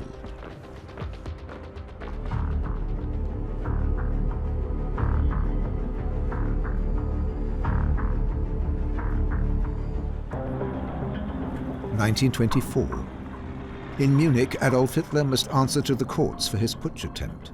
The charge is high treason. The prosecutor, representing the Democratic Republic, is impressed by the defendant. He praises him as a man prepared to sacrifice himself for his ideals, a man who deserves the highest respect. At the trial, it's clear that many in the justice system actively sympathize with politicians who use violence in support of their political ends, in the national interest. The court welcomes and endorses Hitler's nationalist mindset. Hitler turns the trial into political theatre, casting himself as the victim and the establishment of German democracy as an act of betrayal. Almost unopposed, he uses the court as a platform for propaganda speeches against the Republic. The trial gives him a national platform such as he has never had before, with extensive media coverage, which he knows how to use effectively to present himself as the heroic leading figure of the radical nationalist right. Undercover journalist Leo Lania is an observer at the trial in Munich, shortly after his own clandestine investigations into the Nazis. Lania recognized the trial as the farce it was. There was never any real intention to uncover the facts. He was shocked because he believed that a republic, a democracy that functioned like that, could never survive. Leo Lania publishes an account of the trial. He writes, "The putsch was the most significant political event in Germany since the revolution." His warning falls on deaf ears. We're talking about an extremely polarized situation here. That leads to people, today we'd call it living in an information bubble. You only listen to your own side. You pay no attention to information from the opposite side, or even from moderate people in the middle. You only listen to propaganda from your side. Leo Lania, one of the few who clearly recognized the danger of the Nazis, flees Germany in the early 1930s, shortly before they seize power. He spends years as a writer and journalist in the United States. He dies of a heart attack in Munich in 1961. And in Munich in 1924, the judges in Hitler's trial announce their verdicts. Erich Ludendorff, one of the chief conspirators, is acquitted. Hitler is sentenced to 5 years in jail. With good behavior, he can be free in a few months. The trial has become notorious for the laughably light sentences handed out to the conspirators. High treason against the Republic could have been punishable by death. That didn't happen.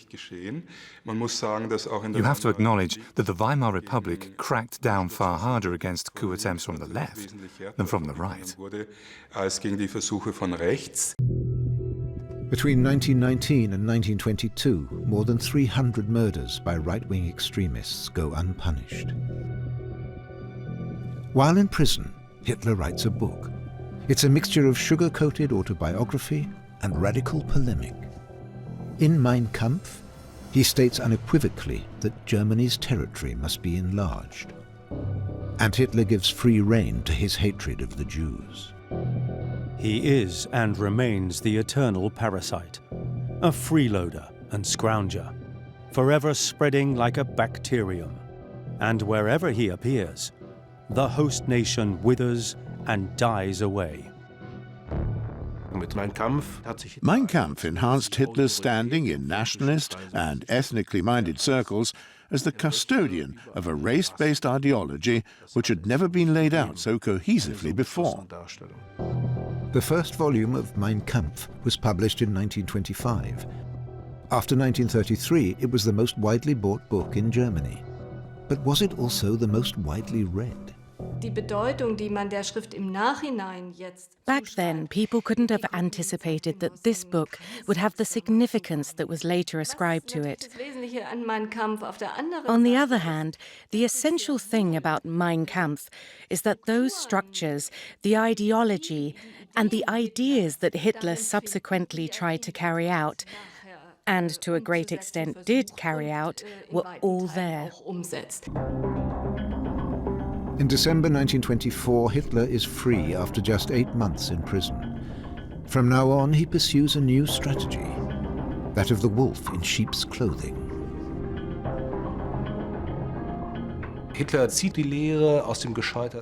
draws his conclusions from the failed putsch, and he now mounts a twin-track strategy, similar to the one that brought Mussolini to power. On the one hand, he escalates terror on the streets, while at the same time recasting himself as a legitimate politician.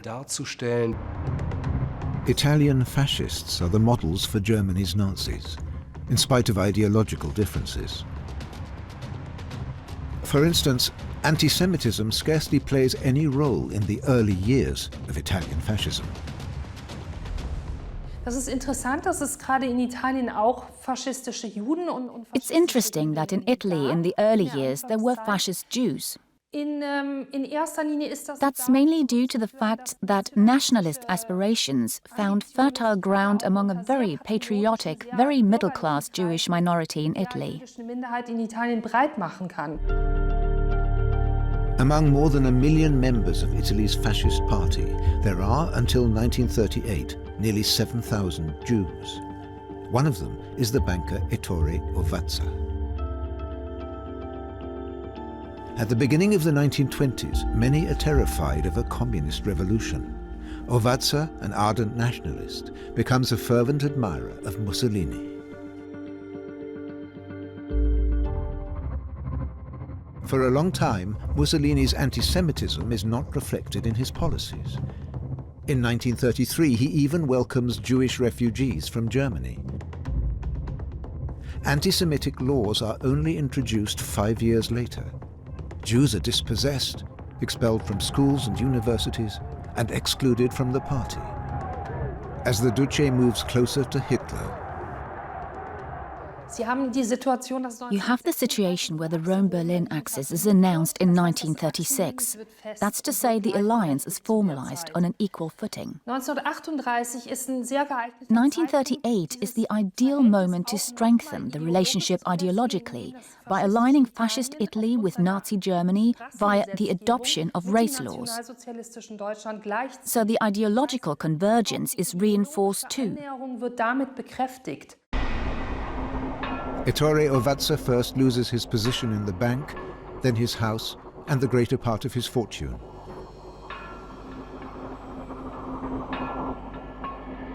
He tries to flee Italy with his wife and 2 children, but they're captured by SS men in 1943 and murdered. The killers burn their bodies.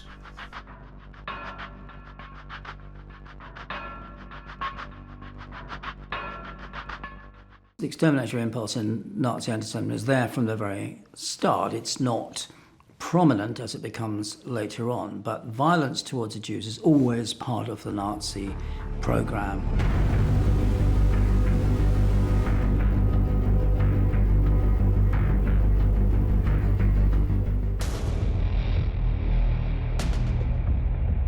Anti-Semitism has been central to Nazism from the early years. One of its most extreme exponents is Julius Streicher, founder of the hate sheet Der Stürmer. Streicher is well known as a radical anti-Semite in the movement, constantly working to push the boundaries of what can be said or shown. Der Stürmer first appears in 1923. Julius Streicher's weekly spreads messages of hate. From 1927, every edition carries the slogan, "The Jews are our ruin." Der Stürmer propagates a Jewish Bolshevist global conspiracy and openly calls for violence in response. Right from the 1920s, Streicher was responsible for acts of violence against Jews.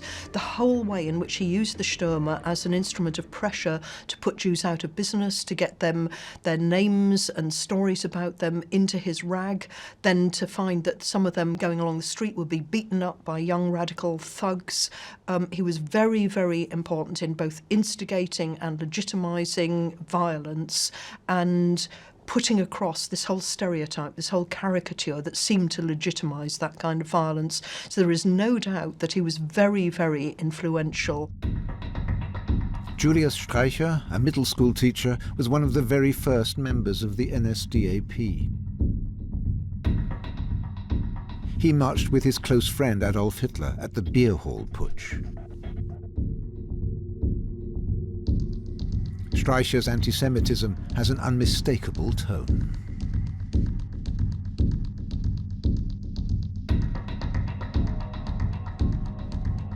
Streicher linked anti-Semitism with sexual fantasies in a particularly repellent way. That gives a profound insight into what may well have been his own urges. Rabble-rousing headlines like "Starving German girls in the claws of lecherous Jewish rams" are not forbidden in the Weimar Republic. In its early years, the circulation of Der Stürmer was about 3,000 a week. After 1933, this hate sheet was read in the hundreds of thousands. By the end of the 1930s, circulation had reached 486,000 per week.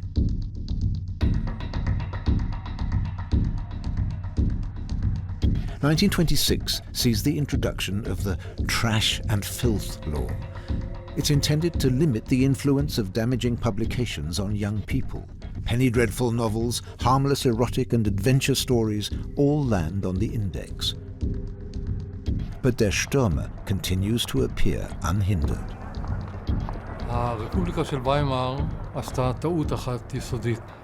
The Weimar Republic made a basic mistake. Democracy had not learned to defend itself against propaganda and agitation. By guaranteeing almost unlimited freedom of speech, it prepared the ground for the anti-Semitic and anti-democratic ideas of National Socialism. Der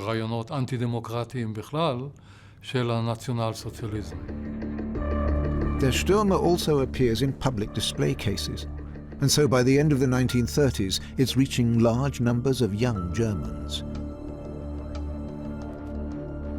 Germans who will soon be fighting Hitler's war and making mass murder possible. How influential is Der Stürmer? It was incredibly significant because when you get young German soldiers going into Poland, seeing for the first time the ghettos, the Eastern Jews, some of them in their letters home say things like, "Yes, I now see that what we were shown in the Stürmer was real after all. Here are the Jews who look exactly like they did in the Stürmer," not registering the fact that the Jews in the ghettos in Poland had been reduced to rags and reduced to this misery specifically because of German policies. So somewhere it had an underlying kind of impact on the subconscious ideas about what the Jew might be. After the collapse of the Nazi regime, Der Stürmer's publisher, Julius Streicher, will be prosecuted at the Nuremberg trials of the most important war criminals.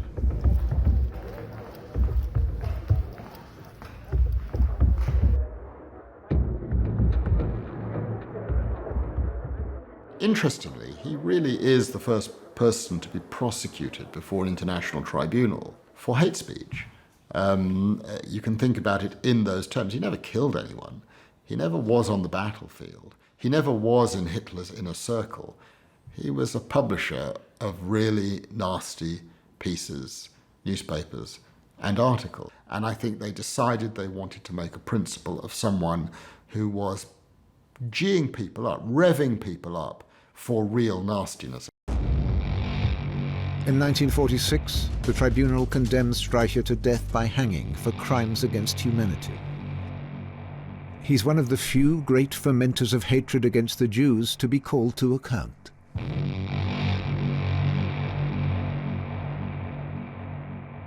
Many others remain unpunished until the end of their lives.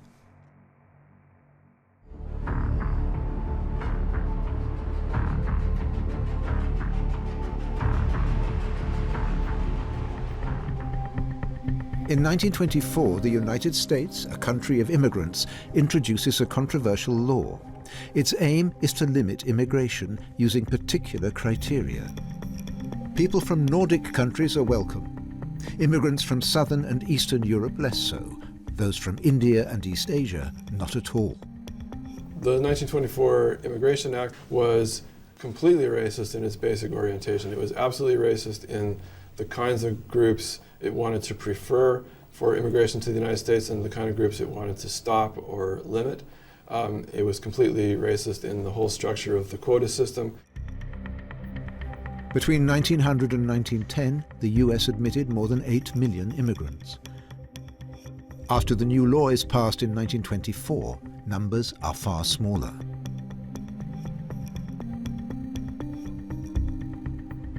Immigration is now limited to just 165,000 a year. 87% come from Northern and Western Europe, above all from Germany, Great Britain and Ireland. Only 11% are from Eastern and Southern Europe, mainly Poland and Italy. These American laws will have a wide-ranging influence. American immigration law was much praised on the far right all over Europe in the 1920s and 1930s.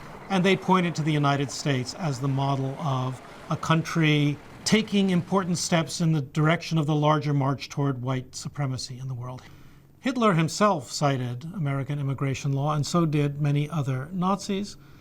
Hitler described the America that had produced these laws as the first nation that was making progress, however tentative and limited, toward the creation of a healthy race-based polity of the kind the Nazis themselves intended to create. In Mein Kampf, Hitler refers directly to the laws in the USA. By simply excluding certain races from attaining citizenship, the United States is already committing itself to a conception that is implicit to the ethnically based state. But Hitler's racist mania goes much further. He's already adjusting his terminology for supposedly inferior beings, especially Jews, by using murderous analogies. He compares them to pathogens, germs that must be combated. Jewry mimics, as he puts it. That's to say, it tries to blend in racially too, by marrying into the so-called host people, so that it can no longer be recognized. It embeds itself like a germ into the social body. That's biological racism par excellence, and it must be excreted. The visionaries of mass murder reject any contradictions. This is fanaticism as self-fulfilling prophecy.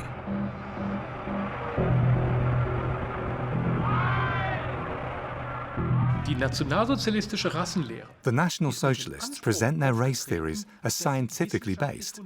And once they've convinced themselves that they're based on science, then they believe them. And then the National Socialists base their whole sense of themselves on that. And they can implement those theories with all the brutal thoroughness of the political means at their disposal. At the end of the 1920s, radical anti-Semites are still politically insignificant. What would need to happen to enable them to put their murderous program into action?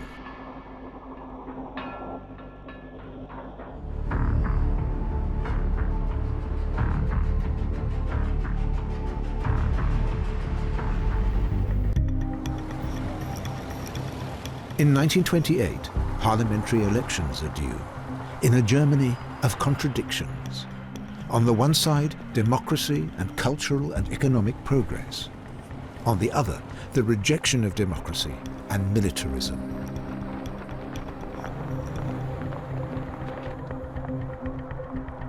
The NSDAP, banned since the putsch, is allowed to stand again.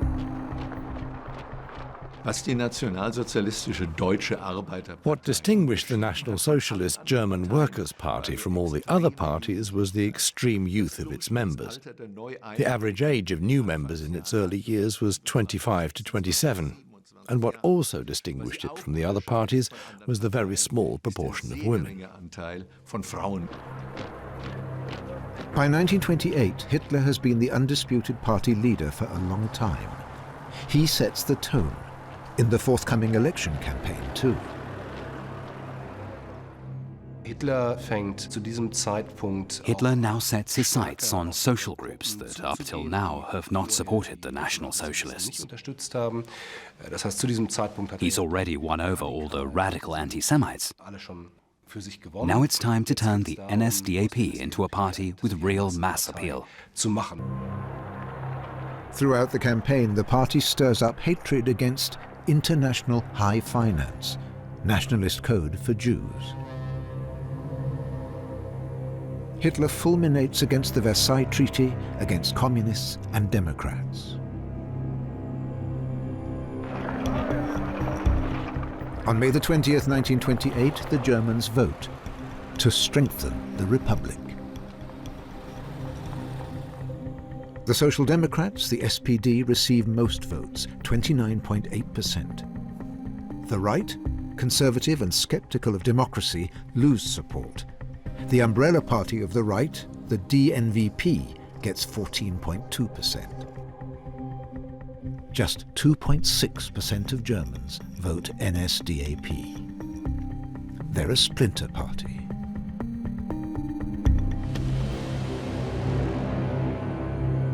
Even so, 12 NSDAP deputies take their seats in the Reichstag. They have one goal: to destroy the system they despise from within. Hitler is still the leader of a very small political party. Most contemporaries would have found it pretty absurd if someone had said that Hitler would one day become Reichschancellor.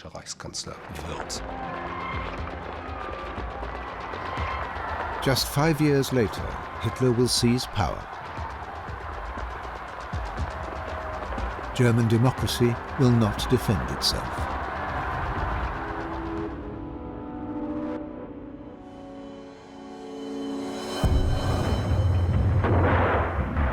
In 1941, German forces overrun Europe.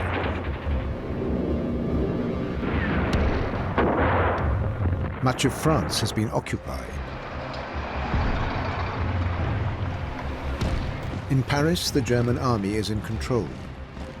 Political opponents of the National Socialist regime who've taken refuge here live in fear of their lives. Social Democrat Rudolf Hilferding is one of them. In 1929, he was the Weimar Republic's finance minister. On Hitler's seizure of power, he flees abroad. Social Democrats in exile are frantic. Inside the Nazi Reich, there's virtually no opposition to the new regime. Hilferding contributes from exile to their secret reports on Nazi Germany. By 1937, they conclude, "For the few of us who have kept up close friendships, life has become hell.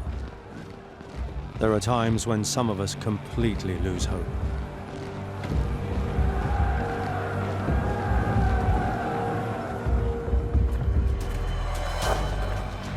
The vast majority of Germans seem to support Hitler. In February 1941, Hilferding is arrested in France. Hitler's henchmen take out their hatred on this Jewish Social Democrat. He dies in this Paris prison under unexplained circumstances. In Germany, his death attracts no attention. The thing that's really important to understand about how quickly democracy failed in Germany is that it didn't die, it was killed. And the process of killing it really starts in 1928, when some very powerful groups and people in German society decide that the time has come to start rolling back the democratic changes that had come in 1918, 1919, and they seize that moment and they start actively trying to destroy the democracy.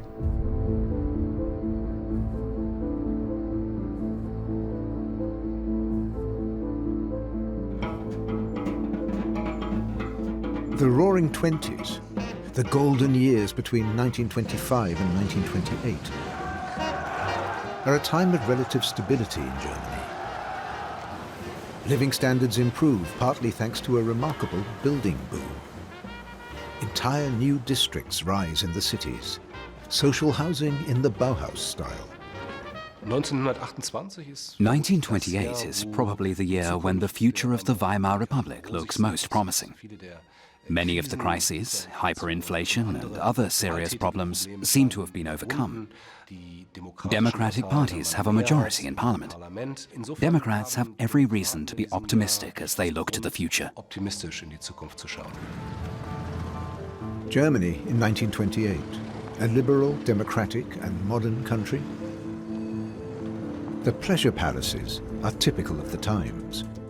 So are the young women, self-confident, independent, short hair in a bob. Especially in big cities like Berlin. But not every German is thrilled by modernity. Berlin was certainly not all of Germany. And outside of Berlin, particularly in rural areas, you have people who are much more rooted to traditional forms of life, much more hostile to modern liberal politics, much more hostile to changing gender roles for women being more active in the workplace and politics. So that's a real urban-rural divide that actually really marks the politics and society of the Weimar Republic. And that divide is growing as the dynamism of the cities draws in more and more people from the country. For many farmers, the golden 20s are anything but golden. The flight to the cities has created a labor shortage, costs are rising, and foreign competition is ruining their business.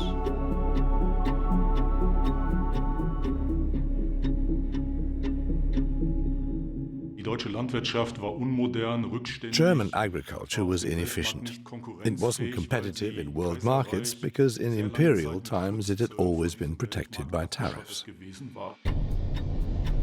And since 1927, worldwide overproduction has meant lower prices, especially for meat. Many farmers take out loans to modernize, but interest rates are high. Increasing taxes and other deductions are a further burden. That put farmers in a very difficult position. It led to bankruptcies and forced sales. The farmers of Schleswig-Holstein in northern Germany take to the streets in protest. They call for tax relief and a cap on interest rates, in vain. The farmers felt there was no party, particularly in North Germany, that represented their interests, and so they started their own protest movement, a rural and nationalist people's party. The Rural People's Movement starts in Schleswig-Holstein.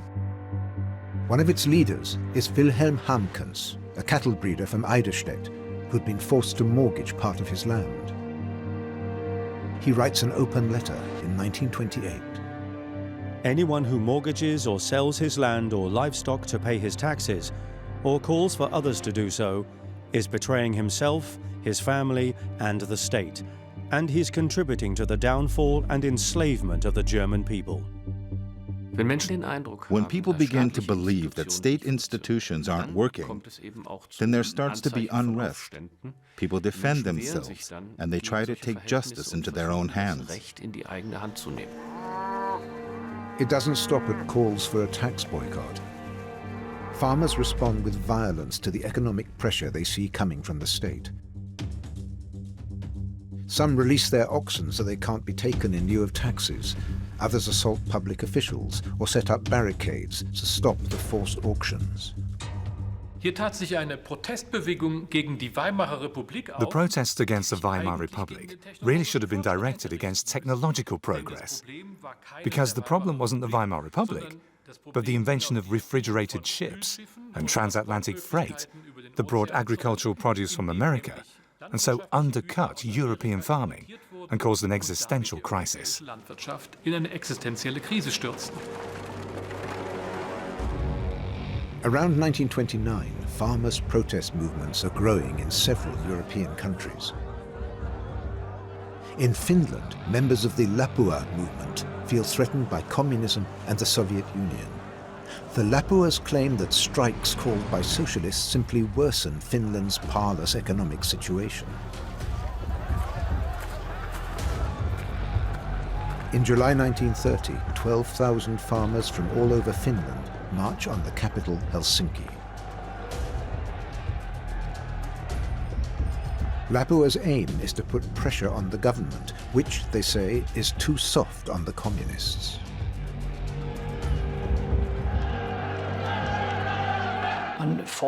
They demand more radical anti-communist policies. And in that sense, the farmers' march was successful, because immediately afterwards, the Finnish government did introduce more conservative policies. But as Finland turns more conservative, the Lapua movement loses momentum. Meanwhile, in Schleswig-Holstein, parts of the rural population are radicalizing. In 1929, several farmers attack regional tax and government offices with bombs. No one is hurt. All the rural movement's leaders are prosecuted, including Hamkens, even though he has no direct connection with the bombers. But he still believes that no people ever voted itself healthy. They had to fight their way back to health. Hamkens is fined and the bombers receive long jail sentences. From this point on, the activities of the rural movement decline. Hamkens withdraws from politics. But the NSDAP has benefited from their activities.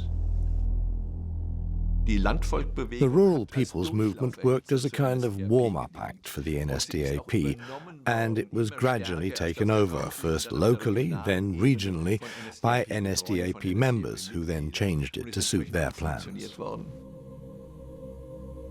3 years later, a few months after the seizure of power in 1933, the NSDAP stages the Reich Harvest Festival at Bückeberg near Hamelin, with one clear propaganda aim: to flatter the farmers into line. By 1937, the annual Harvest Festival is one of the Nazis' greatest mass events. As a celebration of the new sense of community, it's especially close to the Führer's heart.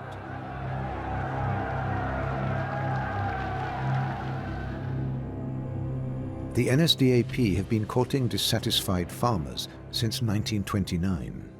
They're an important voting bloc, perfect for the party's new, apparently legal guise.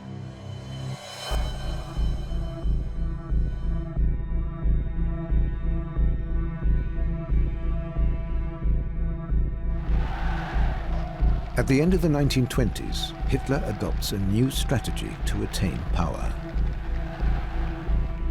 Hitler drew the lesson that he and his party could never come to power violently or illegally through a revolutionary change. He realized that the only way the Nazis could come to power was constitutionally through elections. The NSDAP's regional leader, or Gauleiter, in Berlin-Brandenburg is Joseph Goebbels. This fanatical speaker, journalist and diarist is Hitler's senior representative in the capital city. Writing in a party newspaper, he explains Hitler's new tactics with unmistakable clarity. We are becoming Reichstag deputies to paralyze the Weimar ethos with its own support. We come not as friends, nor are we neutral. We are enemies, like wolves stalking a flock of sheep. At the Reichstag elections of 1928, the NSDAP is some distance from its goal.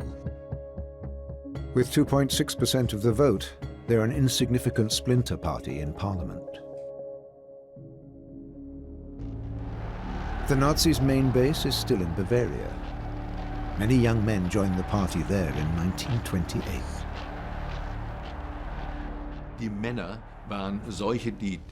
A lot of these men had been in the war. They'd experienced life on the front lines. They remembered the sense of camaraderie in the trenches, where everyone was pretty much equal, apart from when there were direct orders. Franz Buchner is one of those men. He fought on the front lines in the Great War, and as a 20-year-old in 1919, he supposedly joined in the bloody suppression of Munich's Soviet Republic. Like many others, Buchner believes that the German army was not defeated in the World War, but was betrayed on the home front by scheming, backstabbing criminals, Marxists, revolutionaries, and Jews. Buchner joins the NSDAP as early as 1922, starting a local branch in Starnberg. He's a fervent supporter of Hitler. Hitler is so attractive for these young men because he is an unconventional politician. He isn't part of the establishment. His dramatic way of expressing himself sets him apart from other politicians. And of course, that's attractive to young people. Hitler comes across, this may seem paradoxical today, as a modern politician. In their paramilitary groups, especially the SA, the Nazis practice what they call a warrior masculinity. They celebrate toughness and the comradeship of war. Compromise is weakness, so is sympathy for the enemy. In 1929, the NSDAP gathers hundreds of thousands of supporters for the Nuremberg rally. Franz Buchner is one of the men marching past Hitler. Buchner sees himself as a political warrior, fighting for votes with words instead of fists. Hitler believes in passing on the message from man to man. He had a very sophisticated, in many ways very cunning and modern approach to electoral politics. Part of this was based on an understanding that people could be reached through emotional appeals, almost entirely devoid of policy content and certainly devoid of logic, and not necessarily honest. In 1928, the NSDAP begins to train speakers. Franz Buchner is one of the first to take part in a distance learning correspondence course. In a 1938 memoir, he describes the aims of this speakers' school. It's not about being an actor, but about becoming a National Socialist speaker. That means you need to be familiar with all the questions you have to drive into the brains of our fellow Germans, and you yourself must be steeped in idealism. Significantly, the NSDAP trained its speakers more thoroughly than any other political party. A favorite theme of Nazi agitators are the reparations, for which they directly blame democratic politicians. In 1929, reparations come up again. A commission headed by American banker Owen Young is to adjust the duration and the level of Germany's compensation payments to the victors of the Great War. German nationalist associations and parties aim to use a nationwide referendum to block this Young Plan. Mit dem Volksentscheid gegen den Young-Plan wurde zugleich the referendum against the Young Plan became a campaign against the Weimar Republic too, because they said this will enslave our grandchildren. In fact, the referendum against the Young Plan failed, but it laid the ground for the increasing radicalization and destabilization of the Republic. The NSDAP uses opposition to the Young Plan to spread its message and to attract a new constituency, the middle classes. The NSDAP suddenly became more respectable in the eyes of many people. It became more visible. And of course it helped that even in the most distant corners of the Weimar Republic, people suddenly knew about this very militant, energetic and would-be revolutionary movement. The Nazi Party senses it has the wind in its sails. In 1929, it celebrates its first real electoral success. It more than doubles its share in several regional votes and joins its first provincial government in Thuringia in a coalition with middle-class parties. December 1929 sees an electoral success for the Nazis in Starnberg in Bavaria, as the first 2 local councillors are elected. One of them is Franz Buchner. He has no doubt what this means. Now they can't ignore us. And they want to negotiate. We'll put the fear of God into them. Man kann seit etwa 1928 From about 1928, you can see the atmosphere changing in Germany. That takes on new momentum in the global economic crisis.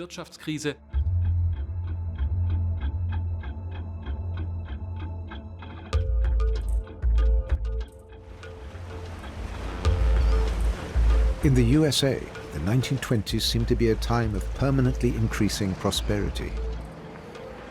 Production of consumer goods and cars has been rising for years, fueled by unceasing demand. The real estate market is booming too. Skyscrapers are a proud symbol of economic growth. It's a credit-fueled expansion which extends to the stock market, where unprecedentedly large numbers of American families are betting their family's savings and taking out loans so as to engage in stock market speculation. So it is a credit-fueled boom which is really waiting to bust in the late 1920s. The crash comes in autumn 1929. Share prices stagnate, suddenly growth falters. A panic bear market sends Wall Street tumbling. On Black Thursday in October 1929, an entire generation says goodbye to its future. The Wall Street crash affected all Western economies. Germany crashed furthest and fastest. This was in part because it was heavily reliant on American short-term loans, and so when America withdrew these short-term loans, the German economy went crash. The German financial crisis dominates Reichstag debates at the end of 1929. The cost of unemployment insurance explodes as more and more Germans lose their jobs. The issue of financing unemployment benefits brings down the broad coalition government led by the Social Democrats.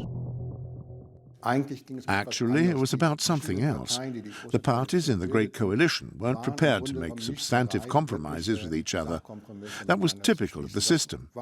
People stuck rigidly to their own party's position, and the idea that democracy can only work if you accept big compromises with other parties again and again was simply not part of the political thinking of those times. It's years since any government has seen out a complete legislative cycle. In Germany, the average government lasts 8 months. Stable government seems impossible in many other places too. 8 months is also the average in France and in Austria. In Finland, it's less than 10 months. This is a continent in crisis. 3 days after the Great Coalition collapses, Reich President Paul von Hindenburg steps in. He appoints Heinrich Brüning Reich Chancellor. He has the constitutional right to do so, but it's a serious blow for democracy. The Reich President ignores Parliament and the parties. That makes the Brüning government the first presidential government. That is, a government created without parliamentary consultation. And so, at least potentially, it's a direct challenge to the parliamentary principle. Brüning wants to cut public expenditure, wages and social security in defiance of Parliament. His power only comes from 82-year-old President Hindenburg. In a state of emergency, the Constitution lets the President rule by decree. The people around the president want to move from democratic parliamentary government to an authoritarian system. Hindenburg can even dissolve Parliament if it doesn't recognize his emergency decrees. He does that in the early summer of 1930. He hopes that elections called for September will strengthen the conservative parties. Until then, Brüning is entirely dependent on the Reich President.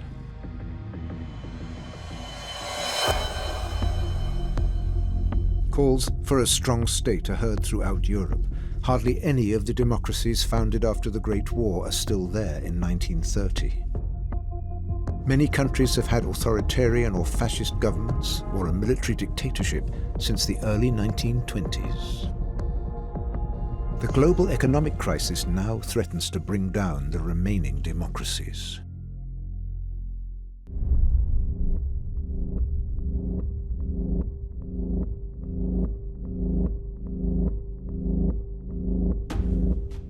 By 1930, over 3 million Germans are unemployed.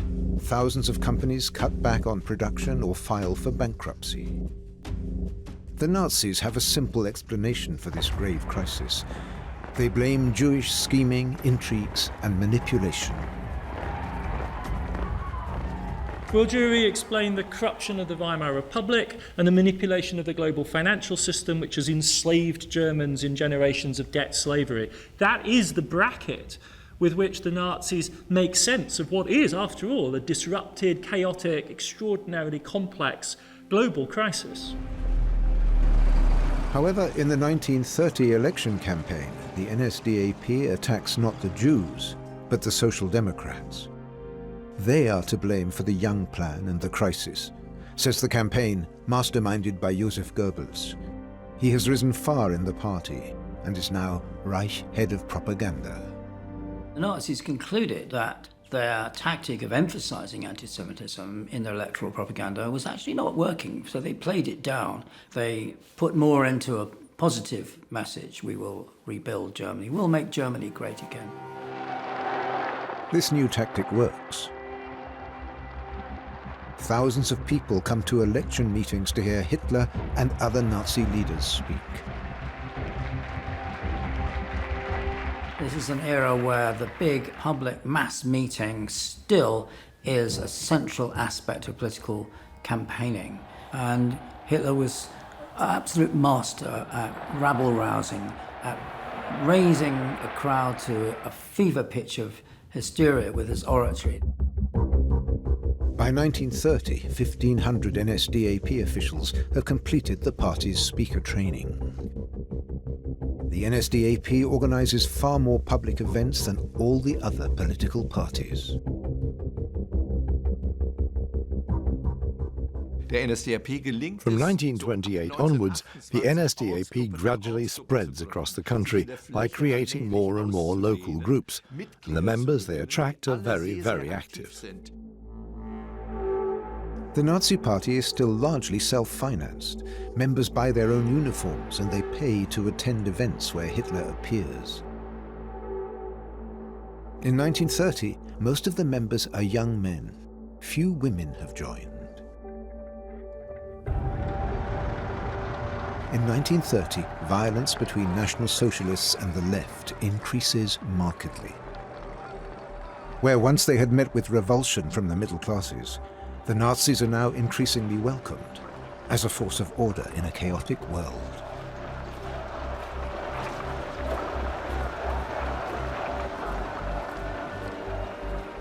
Part of the tactic was quite simply to use violence to stop opponents from campaigning. But there's a secondary point with propaganda. The Nazis are able to use violence to project an image of how forceful and effective they really are.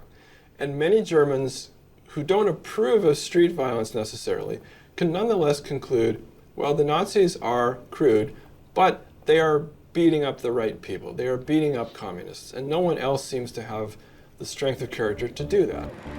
In their propaganda, the Nazis present themselves as the victims of communist violence. In fact, they often provoke confrontations by holding marches in working-class areas. There are dozens of deaths on both sides. On February the 23rd, 1930, a local SA leader, Horst Wessel, is shot dead in his Berlin apartment by a communist. Joseph Goebbels records the event in his diary. Horst Wessel died this morning. Another martyr for the Third Reich. When someone dies for the beliefs your group holds, they become a powerful symbol of those beliefs, and that reinforces how you should behave in the interests of the group. As head of propaganda, Goebbels turns SA thug Horst Wessel into a martyr. A song Wessel wrote about the SA becomes the unofficial anthem of the Nazi Reich.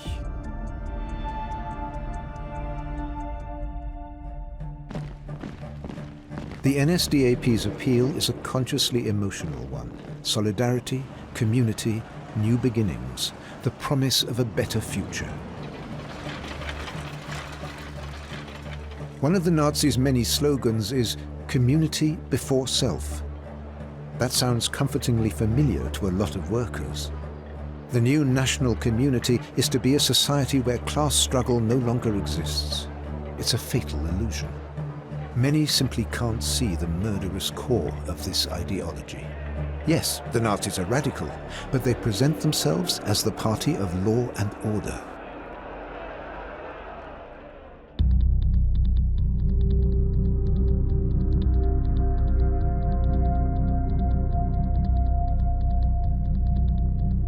The results of the elections of September 1930 demonstrate how effective the new image of Hitler's party has become. In 1928, the NSDAP only scored 2.6%. Now, 2 years later, they have 18.3%. That means there are nearly 9 times more Nazis in the Reichstag than before. They're the second largest party after the SPD, which has lost votes. The National Conservative parties have lost even more support. Strictly speaking, the NSDAP was a popular party with a slight bias towards the middle classes. That's the new middle classes, white-collar workers and later on civil servants too. It was more broadly based socially than any other Weimar party.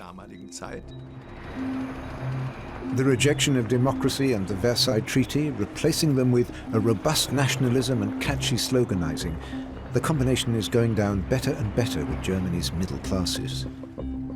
And the Nazis also find approval in the very highest echelons of society. In 1930, August Wilhelm von Preußen, fourth son of the last German emperor, comes out in open support of the NSDAP. Bella Fromm is a society reporter for the Berliner Zeitung, one of the capital's leading dailies. In February 1930, before the election, she writes, celebrating their silver wedding with top banker Hjalmar Schacht, president of the Reich Central Bank, and his wife. During the evening, Schacht says to me, "Why not give the National Socialists a chance? They seem to cut quite a dash." It certainly was happening severely in Germany, that the democratic system seemed utterly unable to meet the crisis of the Depression, and it seemed unable to deal with the weakness of Germany's position in the world, and therefore the loss of faith in the state became more and more serious. Workers and white-collar employees are turning their backs on democracy. Erich Fromm, a social psychologist, decides to research attitudes in greater detail. In 1929, his team distributes a questionnaire throughout Germany. From the answers, they notice that many correspondents are attracted to left-wing parties. But at the same time, their attitudes diverge profoundly from those parties' policies.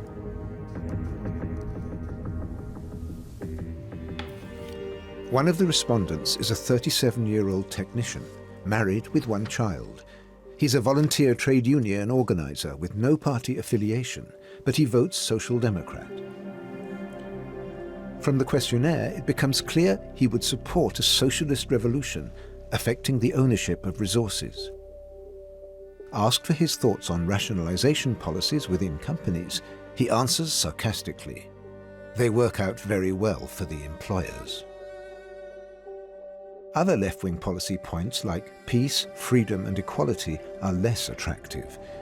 This trade unionist husband and father believes that, far from needing more equality as the Social Democrats propose, a woman's place is in the kitchen. Many workers who traditionally support left-wing parties actually hold rather conservative views and are receptive to National Socialist slogans. Living in a society where things are constantly up and down, like the Weimar Republic, where politics is so polarized, you get drawn into it. You no longer hold consistently socialist or national socialist views. You select out the elements that happen to suit the way you feel. The Nazis refrained from spouting anti-Jewish slogans in public. But deep down, Hitler and his associates remain fanatical anti-Semites. The NSDAP's Reichstag deputies appear in uniform on the first day of the new parliamentary session after the 1930 elections. Bella Fromm remembers attacks on Jewish businesses. On the way to the Reichstag, they celebrated their victory with assaults on several department stores. Curiously, no one saw them and not a single person was arrested. Coincidentally, the missiles hit only non-Aryan targets. That was a strange coincidence.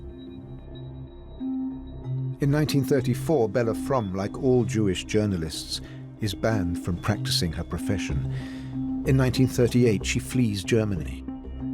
In 1944, she publishes a book in New York about her experiences in Berlin, urging the free world not to give up in the fight against Nazi Germany.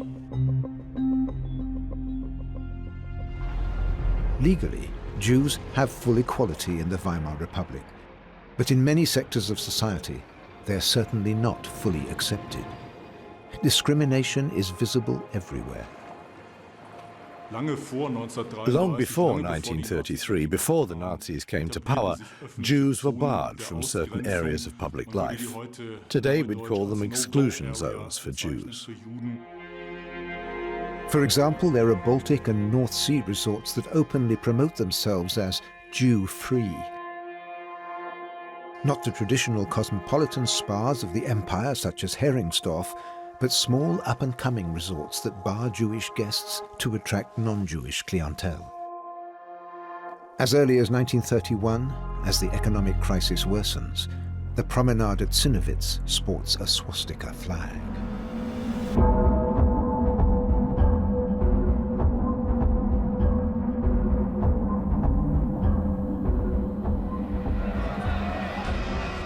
In July 1931, the first banks default, as thousands of panicking account holders try to withdraw their savings. Chancellor Brüning closes all banks for 2 days. The economic crisis is now a systemic crisis. In 1931, it becomes clear that normality is not coming back, that the system is broken. The financial system of Germany is on its knees, the banks are closed. People have to come to terms with the fact that their savings are not safe in banks, that the entire credit system won't restart, that even very good businesses can't get credit. Reich Chancellor Heinrich Brüning doesn't divert from his line. He reduces public expenditure, increases taxes, and cuts social security payments. The budget must be balanced. But the austerity measures only deepen the crisis. By 1931, there are 4.5 million unemployed. One of them decides to record the moment. 19-year-old Walter Ballhauser in Hanover has just finished training as a laboratory technician, but there's no job for him. To keep himself busy, he wanders through the city with his camera, photographing people in crisis. Surplus people, he calls them. Millions live off welfare payments. Others beg in the streets or rifle through the leftovers of the weekly markets. A self-taught photographer, documenting life in the economic crisis. 1 in 3 households are suffering the effects of unemployment, and that leads to a sense of desperation, devastation, increasing criminality, stealing, youth gangs, people hanging around on the streets, despair, and the search for a saviour figure, obviously. Someone who will get us out of this mess, the sense that politics just doesn't work. Around the world, most governments resort to austerity measures to try to combat the crisis. The USA cuts itself off from world trade. Since the summer of 1930, the United States has taken a radical protectionist line. Import tariffs have risen as high as 60%. France follows in 1931, raising its tariff to 38%. In Czechoslovakia, it's 50%. In 1932, Britain breaks with its tradition of free trade, with a general import duty of 10%. The global economy is suffocating. Stalin's Soviet Union goes down a different route. A 5-year plan is to turn this agricultural land into a modern industrial state. The transformation is to be financed via grain exports. Farmers are dispossessed to create collectives.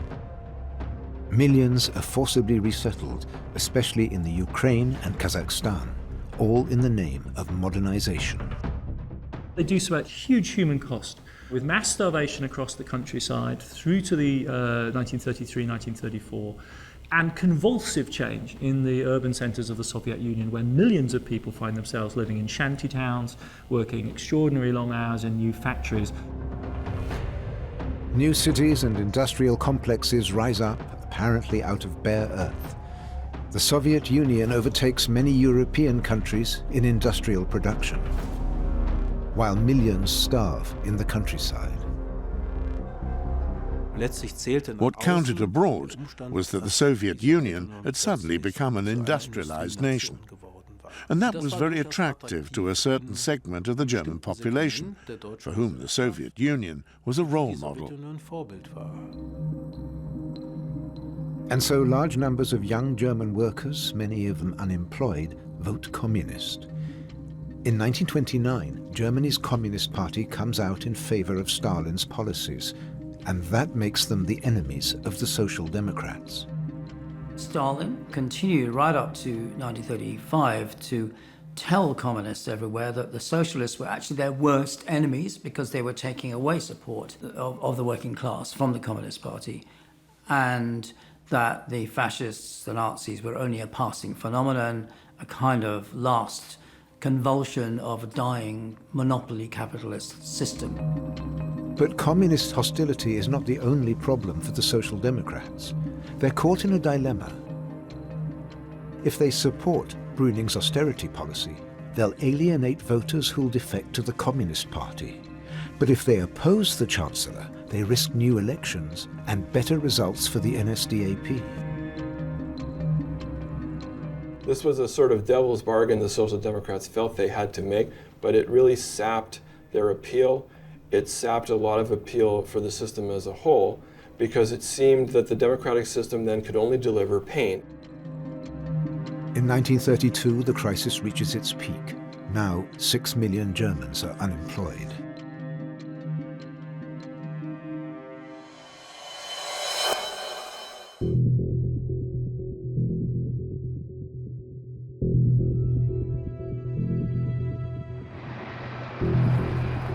(1932) is a year of elections. In some parts of Germany, citizens have to vote 5 times. The prelude is the election of the Reich president in March. President Hindenburg, now 85 years old, is standing again. The rival candidate with the best prospects is Adolf Hitler. His chief propagandist, Joseph Goebbels, now uses all his skills. Goebbels copied the techniques of advertisers, adapting their principles to political propaganda. It was all about simple arguments, originality, omnipresence, and brand recognition. The Social Democrats don't field a candidate of their own. To defeat Hitler, they support Hindenburg. On election day, a third of voters choose Hitler, but it isn't enough. Hindenburg remains Reich president, thanks to Chancellor Brüning's alliance of convenience with the SPD. But Hindenburg is humiliated by having to rely on political enemies for his re-election. He's no longer prepared to support Chancellor Brüning. Of course, Hindenburg had noticed pretty quickly that Brüning's unpopularity, after all, austerity is always unpopular, was starting to rub off on him too, because Brüning was relying entirely on his presidential decrees. In May 1932, Hindenburg sacks Brüning and appoints former army officer Franz von Papen chancellor. He draws closer to Hitler. The German conservative establishment, the right-wing parties, the representatives of big business and the army, they have a really interesting problem with Hitler. They don't like him, they don't approve of him, they think he's crude and possibly dangerous. But on the other hand, Hitler's movement is clearly nationalist, it's clearly militarist, and it's clearly anti-left, anti-socialist, anti-communist.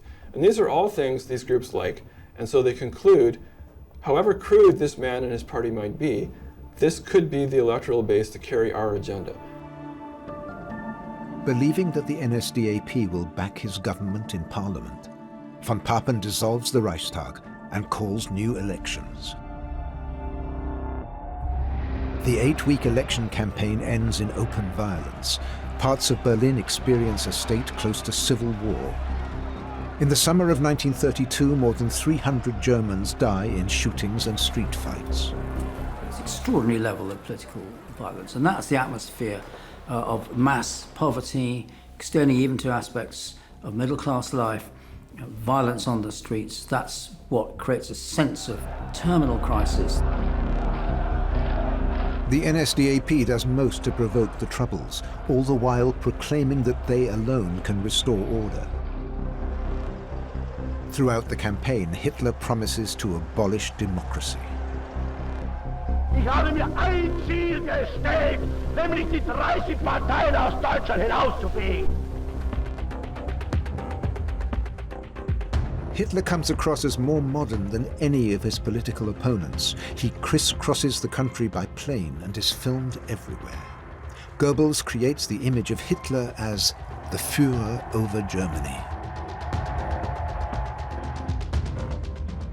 On his 4 flights through Germany, Hitler holds no less than 150 rallies, 3 to 4 a day, to audiences of thousands.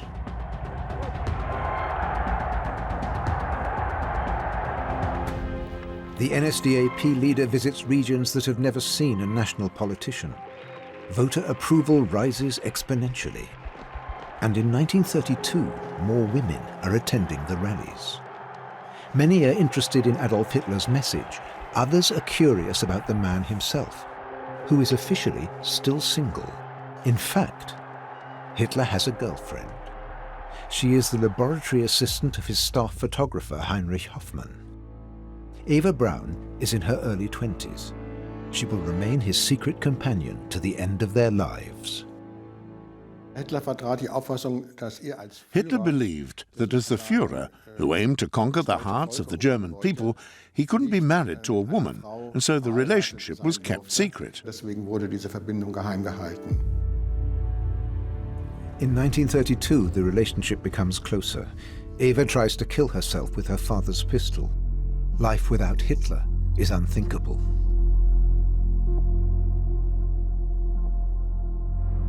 From now on, this unequal couple has a strangely distanced relationship. He, the adored politician, she, the lover waiting in the shadows.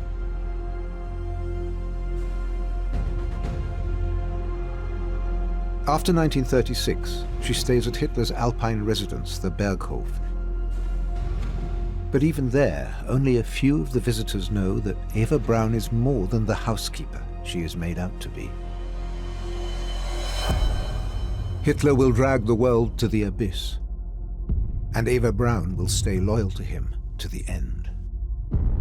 Hitler's first victim is German democracy. We say the only way is to kill the devil while he's still small. You have to nip something like this in the bud. The fact that in 1930 the Nazis only had 18% of the vote, that 82% weren't yet Nazis, shouldn't have reassured the majority of Germans.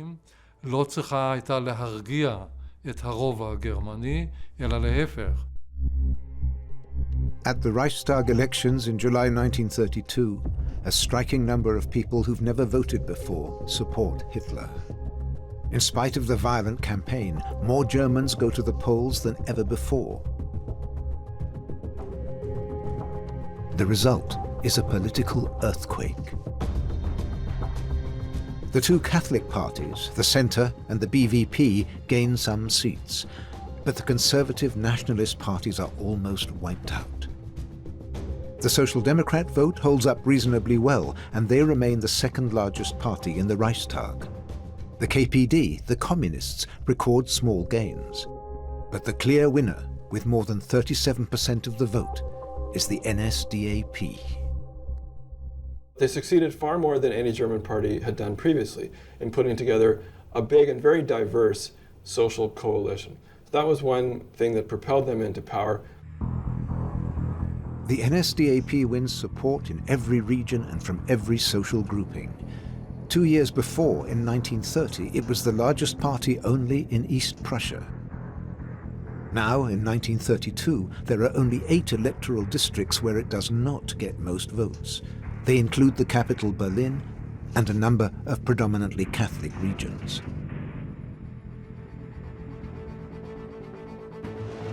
Germany's voters have made the NSDAP the country's strongest political force. As the winner of the election, Hitler demands the post of Chancellor against all prior agreements, and he has made it abundantly clear that he is not afraid to use force to achieve his ends. In August 1932, in the Upper Silesian town of Potempa, National Socialists brutally murdered a worker suspected of communist sympathies. He is trampled, crushed, killed in an absolutely barbaric manner. And what does Hitler do? He expresses solidarity with the murderers. There have been, and there still are, times when a politician has lost all support by siding with political murderers. That wasn't the case in Germany. The state acquiesces. Reich President Hindenburg commutes the murderers' death sentences to life imprisonment. But Hitler does not become Chancellor. Hindenburg calls new elections for November. For the first time since 1928, the NSDAP loses votes, from 37.4% to 33.1%. It's still the largest party in the Reichstag, but suddenly the prospect of power is receding. In the November elections, Hitler's vote had gone down by 4%, and it seemed that National Socialism was on the wane, that it had passed its peak. And at precisely this point, the Reich President's advisers urged him to appoint this man Chancellor, since this was the right moment to keep him under control. The forces of conservative nationalism are now playing a dangerous game, trying to use Hitler as their puppet to achieve their aims. Papen then persuades the aging, increasingly senile President Hindenburg that he can tame Hitler, that he can use Hitler, that what Hindenburg should do is appoint Hitler Chancellor in a mixed cabinet. The old elites, the conservative nationalists, will harness his energy, his support, and yet use him to put through their projects, their particular desires. On January the 30th, 1933, Hindenburg appoints Adolf Hitler Reich Chancellor. Much of Germany is taken by surprise, as are most foreign diplomats.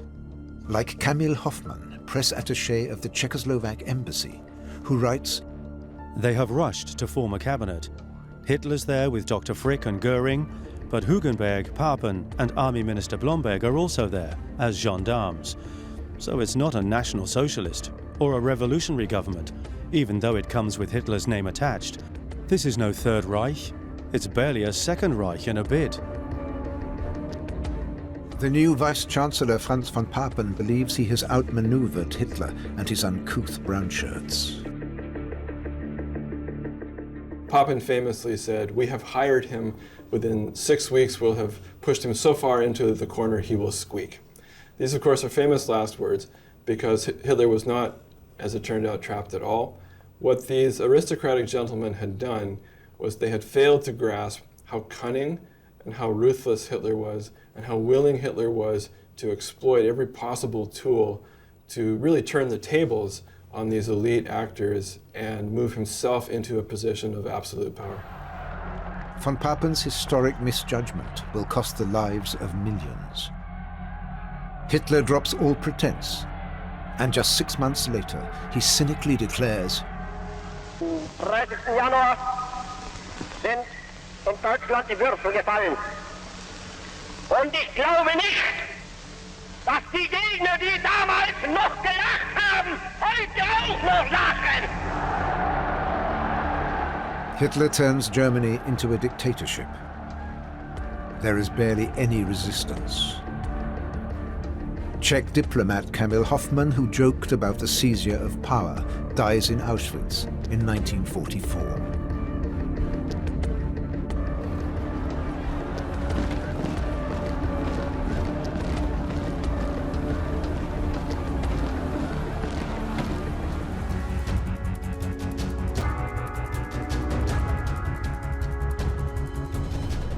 Summer 1933. A Nazi film crew documents the early days of Oranienburg concentration camp near Berlin. These are supposedly insights into the daily life of political prisoners. It's too good to be true.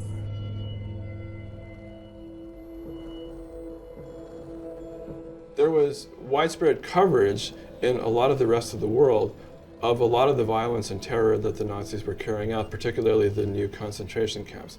They responded with this sort of sanitized presentation of concentration camps, or the denial of the violence that they were causing, in a way that we would today call fake news. The Nazis present the first concentration camps as places of re-education. In 1933, most of the prisoners are their political opponents, communists and social democrats. Discipline, hard work and a modest lifestyle are to reform them. One of the early prisoners is Social Democrat Member of Parliament Gerhard Seeger. As early as 1934, he speaks out about the torments in Oranienburg. It's the truth behind the propaganda. I'm sure it's unnecessary to say what's missing from the public version. The groans of abused prisoners, pictures of the detention cells, in short, the truth of the hell that is Oranienburg.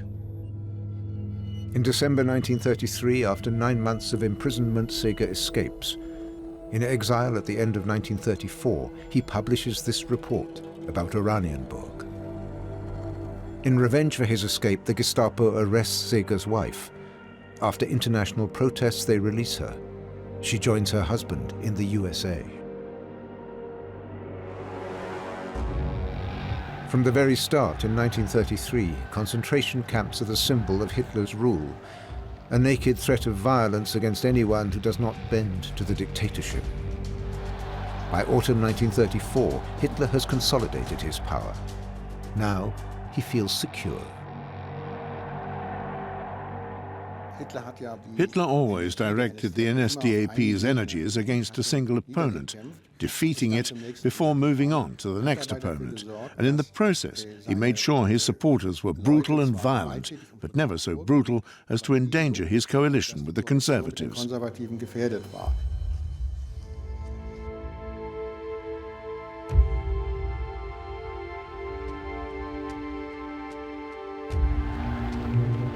The consolidation of power begins on January the 30th, 1933, with Hitler's appointment as Reich Chancellor.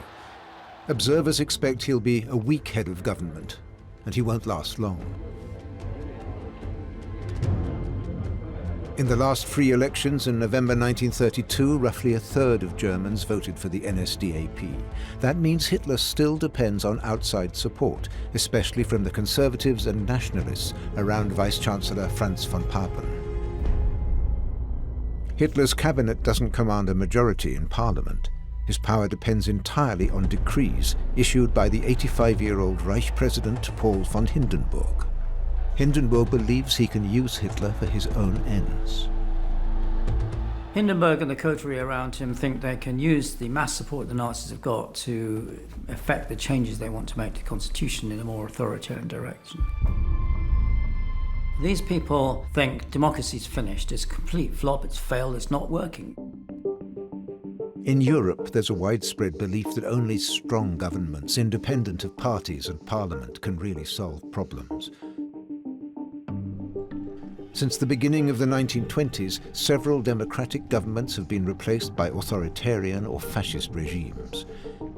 11 of the democracies established after the First World War no longer exist. Hitler now insists on new elections he hopes will give him an absolute majority. He will use the power of the state to neutralize his political opponents. Hermann Göring makes it abundantly clear that the first steps to dictatorship have been taken. The second most powerful man in the NSDAP, now the provisional Prussian interior minister, justifies the coming terror. Besonderes Augenmerk aber gilt dem Volk und Reich zerstörenden Kommunismus. Ihm habe ich den schärfsten Kampf angedacht. Die gesamten Machtmittel des Staates und die geschlossene Kraft der nationalen Bevölkerung werde ich rücksichtslos einsetzen zur Brechung dieser verderblichen Idee. As head of the Prussian Interior Ministry, Goering can use the police to pursue the Nazis' political opponents. At the end of 1933, he appoints 50,000 police auxiliaries in Prussia. SA and SS men can now hunt communists and trade unionists with all the authority of the state. Above all, that meant their opponents, their victims, could no longer report violent attacks to the police. The Nazis leave no doubt as to where all this is leading. When a Jewish lawyer, Michael Siegel, tries to secure the release of a client in custody, he's beaten up by the SS. They take his shoes, cut off his trousers, hang a sign round his neck, and parade him through the center of Munich. But these pictures appear only in foreign newspapers. Even the most restrained criticism of the new regime has become rare in German papers. Suddenly, on the evening of February the 27th, the Reichstag is in flames. An arrest is made inside the building. The young Dutchman Marinus van der Lubbe admits he set the fire. He claims he acted alone. The National Socialists don't want a single perpetrator. They want a communist conspiracy. Besides van der Lubbe, 4 members of the Communist International who happen to be in Germany are arrested too. The trial of the alleged arsonists starts in September 1933. During the trial, Hermann Göring takes the witness stand. To him, the verdict is clear in advance. Hierher gelaufen kommen, den Reichstag anstecken und dann hier mit dem deutschen Volk noch solche Fressheiten sich erlauben. Sie sind in meinen Augen ein Gauner, der längst an den Galgen gehört.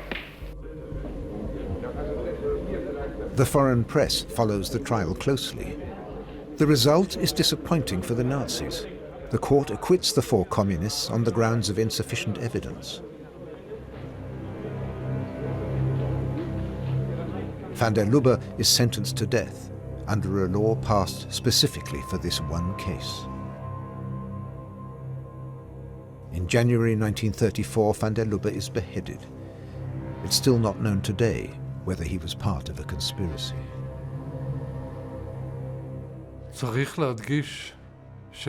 You have to emphasize that Nazi propaganda was so effective because of prevailing attitudes.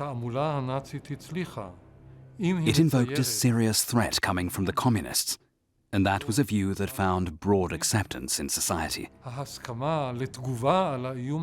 If you say, we're not starting it, we're reacting to it, you'll get a lot more support.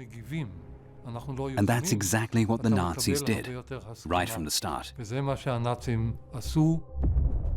The fire is the cue to start hunting down political opponents. That same night, thousands are arrested. The Communist Party is banned. A wave of violence engulfs the country. Right from the start, people who were visibly politically opposed to the regime were being arrested, rounded up, beaten up, taken into cellars, pulped by the SA. It was very, very clear that real political opposition was not possible. Just one day later, the terror was declared legal. Reich President Hindenburg signed the Decree for the Protection of the People and the State, which remained in force until 1945. Basic rights like freedom of speech are suspended. This is a really fundamental change. This literally tears the heart out of the Weimar Constitution. It destroys individual rights. It's the thing that really enables Hitler's dictatorship. The Nazi terror receives an apparently legal foundation, but the tone remains radical. Volksgenossen, meine Maßnahmen, die werden nicht angekränkelt werden durch irgendwelche juristischen Bedenken. Hier habe ich keine Gerechtigkeit zu üben. Hier habe ich nur zu vernichten und auszurotten. Weiter nichts. From February and March 1933, the National Socialists carry out a clean sweep with all the powers of the state, because Hindenburg has given them carte blanche. The first concentration camps are set up. It's bare, improvised violence. These were barracks, places that happened to be standing empty. People were simply locked up or stuck in the cellars. They were tortured, held quite arbitrarily. And at the same time, the NSDAP are fighting an election supported by the Reich president. Hindenburg and Hitler together for Germany's future. At the Reichstag elections on March 5, 1933, Hitler mobilizes a large number of people who have never voted before. The Social Democrats and the Catholic Centre Party almost maintain their vote, in spite of terror and oppression. The KPD vote, 12.3%, is declared null and void. The Nazis reach 43.9%. Even with all the intimidation, they still have no absolute majority. Hitler still needs his conservative coalition partners. But US Ambassador Frederick Sackett sees the election as a turning point. He writes to Washington, "Democracy in Germany has received a blow from which it will most likely not recover. Germany has been submerged in a great Nazi wave. The much vaunted Third Reich has become reality."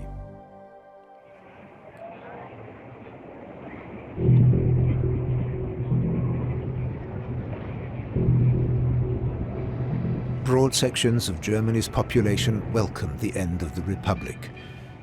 The Democrats have surrendered. If you look at the year 1933, you see a situation where 2/3 of the population voted against the Republic in the last election. They either voted Communist or National Socialist, or for other right-wing parties that were against the Republic. That's a very good basis for an authoritarian regime. The Germans have seen years of street battles between the Nazis and the left, which democracy could do nothing to stop. Naked violence as a political tactic. Nazi supporters often provoked the fights by marching through working-class areas. Now, people of all classes are voting NSDAP. There's a feeling that Hitler will be able to end the violence eventually, and that Hitler has the means, he has the strength, he has the party organization, he has the will to stop the violence, which many people really blame the communists for and not the Nazis. Communists are mainly young men, many of them unemployed. Their fight for a workers' state on Soviet lines scares many middle-class Germans. It forces them into the arms of the NSDAP and its brown tyranny out of fear for the red alternative. Of course, one can't be so naive as to believe that a dangerous enemy is no longer there because it can't show itself. But it's such a blessing that we no longer see the hammer and sickle. A diary entry from 1933 by Luisa Solmitz, a housewife and mother in Hamburg. She's never been an enthusiastic supporter of the Weimar Republic. Her enthusiasm for Hitler is not dimmed by the fact that her husband is of Jewish descent. She ignores the Nazis' anti-Semitism as long as she can. Very many Germans were perfectly comfortable with the violence against the political left. They had no objection to seeing communists arrested and locked up in the camps. Besides the persecution and murder of political opponents, Hitler is consciously using the new technologies of film and radio to consolidate his power. In February 1933, millions of Germans hear his live broadcast from Berlin's Sportpalast. There's lots of emotion and precious little content, and yet Luisa Solmitz is very taken with his speech. Wenn wir selbst dieses deutsche Volk emporführen durch eigene Arbeit, durch eigenen Fleiß, eigene Entschlossenheit, eigenen Trotz, eigene Beharrlichkeit, dann werden wir wieder emporsteigen, genau wie die Väter einst auch Deutschland nicht geschenkt erhielten, sondern selbst schaffen mussten. Was die Nazis in erster Linie What the Nazis did, first and foremost, was to anchor that narrative of national rebirth in German society. And everything that emphasized national community in the place of division, national resurgence instead of national humiliation, everything that brought hope of better times, that was the great narrative of the National Socialists, and German society was only too happy to believe it. Even some representatives of Christian churches have long supported the Nazis. One example is the Protestant priest Joachim Hossenfelder in Berlin, a party member since 1929. He preaches in support of the NSDAP. Shortly after Hitler's rise to power, he holds a Thanksgiving service, during which he describes Hitler as a flawless individual, molded out of purity, piety, energy, and strength of character. Sermons like that awaken expectations, and Hitler responds, promising he will govern according to Christian principles. Die nationale Regierung wird das Christentum als Basis unserer gesamten Moral, die Familie als Keimzelle unseres Volks- und Staatskörpers mit ihren festen Schutz nehmen. Hitler was himself no kind of Christian, but he understood what country he was seeking to run. And he understood that Christian principles were very important to a great majority of Germans. In 1933, the National Socialist movement throngs into the churches, displaying all its symbols and its uniforms. On February the 5th, there's a memorial service in Berlin Cathedral for Hans Eberhard Maikowski, an SA man killed in a street fight. His burial is like a state funeral. The fallen have given their lives, all for the man that God gave us to be our Führer.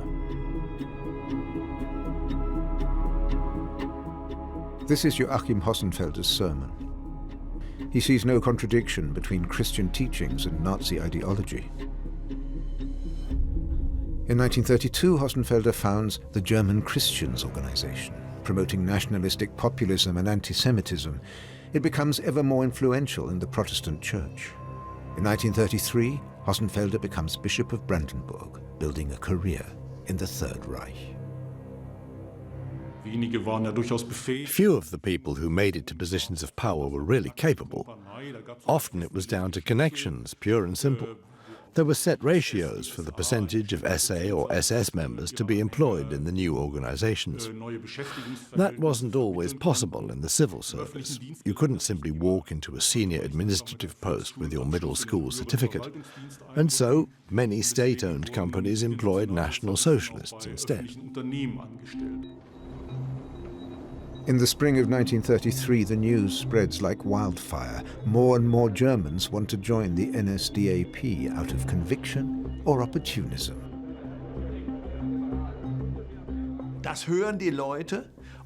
People hear that and they say, well, we may not like Hitler, but we're not going to be rid of him any day soon. The train's leaving the station, and if we don't get aboard, we'll be left behind.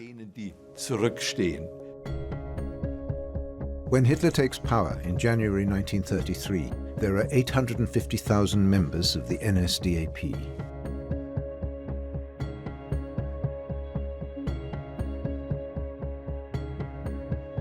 By the end of April, that figure has tripled to 2.6 million. On the 1st of May 1933, membership is closed to new members, until May 1937.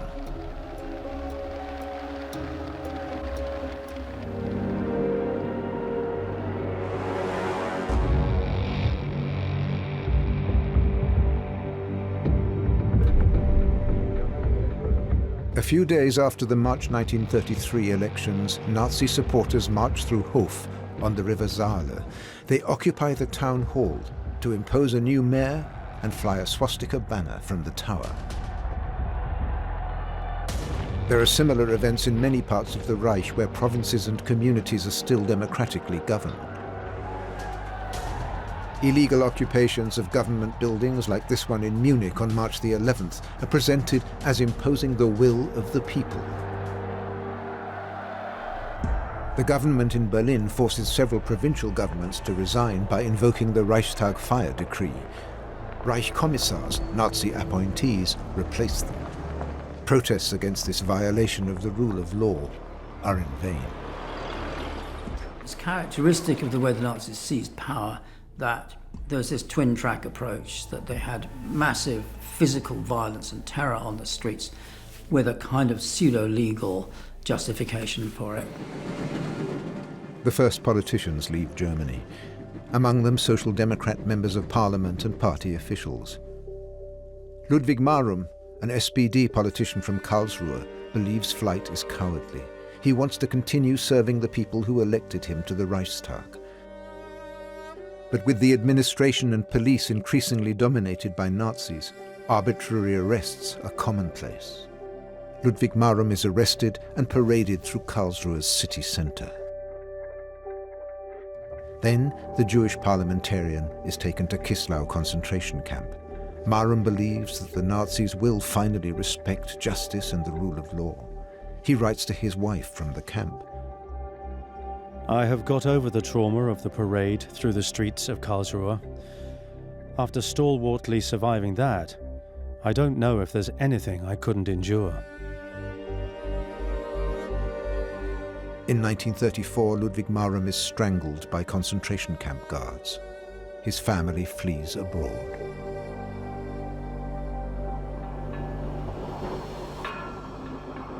Diversity is no longer desired in Hitler's Germany.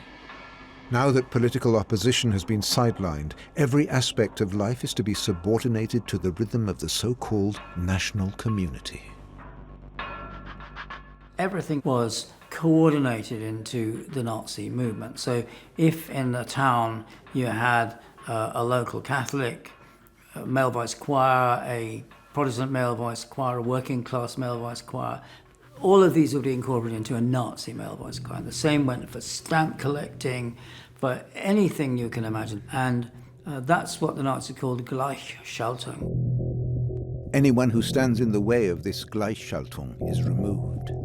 As the Hungarian journalist Stefan Lorant discovers to his cost, he's been living with his family in Germany since 1921. He's editor-in-chief of the Munich Illustrated Press, a popular periodical known for its unpolitical photo stories. On March the 13th, 1933, Lorant is arrested, taken to Munich's police headquarters and thrown into a cell. He keeps a secret diary. I've been in prison for 6 days now. Why? I don't know. When will I be released? I don't know. What will become of me? I don't know. For prisoners in protective custody, there was no law of habeas corpus. You could be arrested without any reason and disappear into some camp or other for years. Lorant spends 6 months in protective custody. He writes, outside, a new Germany is coming into being. But in the loneliness of a cell, there's no trace of the intoxication of the masses. Here you see the naked face of National Socialism, the desire for revenge, hatred, lawlessness. 3 steps one way, 3 steps back. How small Germany has become. Only the intervention of the Hungarian government can secure his release. After leaving Germany, he publishes an account of his time as a prisoner of Hitler's regime and continues a successful journalistic career in Britain and the USA. In 1933, the entire board of the publishers that own his newspaper are also arrested. The Nazis took control over the press and the media by various means, particularly by financial means, by buying them up, by closing down and censoring all kinds of magazines and newspapers. What they wanted was the press to get their message across. In July 1933, with a new editorial board in place, the Munich Illustrated Press publishes the first report about Dachau concentration camp. The propaganda pictures give the impression of a benign re-education camp where political prisoners are reformed through hard work and discipline. The camp authorities take visitors on guided tours and pull the wool over their eyes. The Völkische Beobachter, the National Socialist Party newspaper, quotes a Dutch clergyman. The reports of regular mistreatment belong in the realm of fantasy.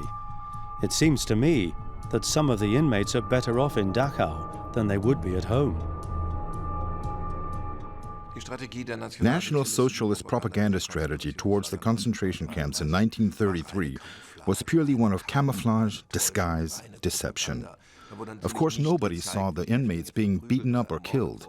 In reality, they were places of oppression, torture, and terror. Work makes you free, is the cynical slogan on the gates of the camp. In reality, the prisoners are humiliated, beaten, tortured, and murdered. Dachau is the first concentration camp purpose-built by the Nazis. It will function until the end of the war. More than 40,000 people will die here. Dachau is the model training camp for SS personnel. This is where they learn the regime of terror.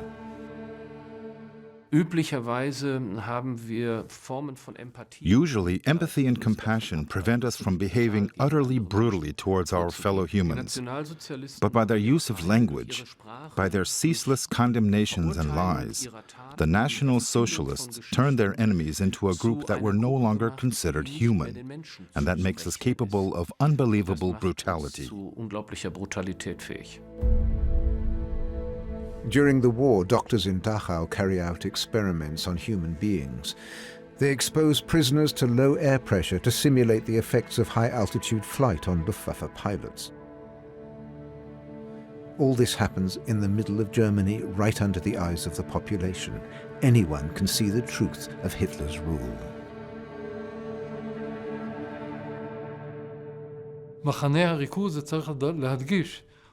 The concentration camps, and this should be stressed, were not something that the Germans didn't know about, or the world didn't know about. They were in the newspapers.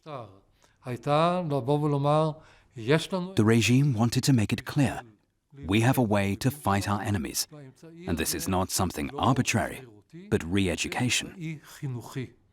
And that way you could inform people about the policy while simultaneously concealing what was really going on in the concentration camps.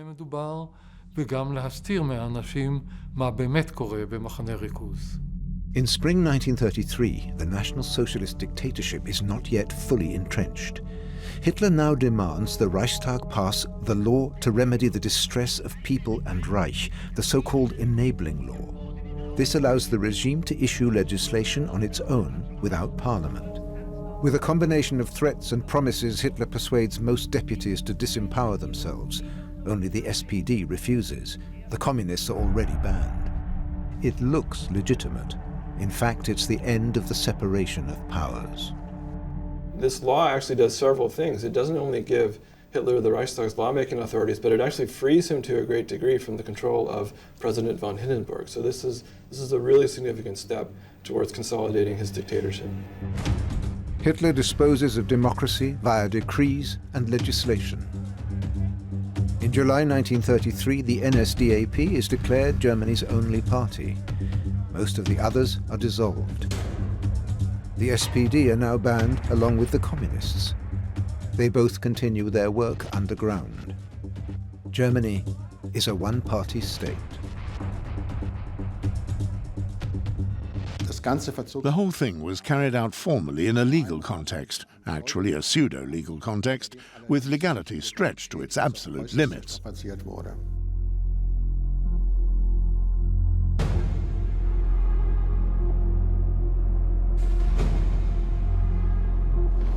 Readers of National Socialist newspapers have long known that the kernel of Nazi ideology is anti-Semitism. The injustices of capitalism, the economic crisis, corruption, all this is supposedly the fault of the Jews. The hate sheet Der Stürmer is especially aggressive.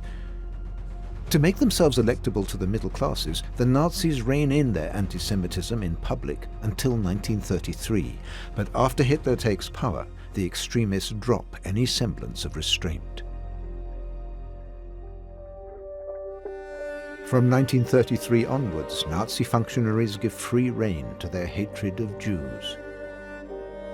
In Cuxhaven, Jewish businessman Oskar Dankner and his alleged non-Jewish lover are paraded through the streets wearing humiliating placards. The initiative came from below, without instructions from above.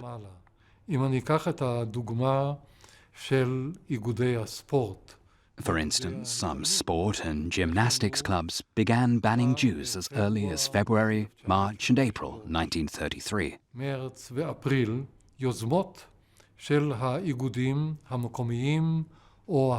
They were not welcome in football clubs. They were not welcome in gymnastics clubs.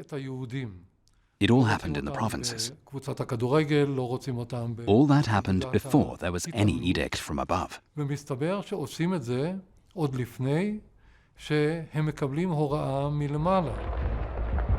This systematic anti-Semitism in Germany raises concerns abroad.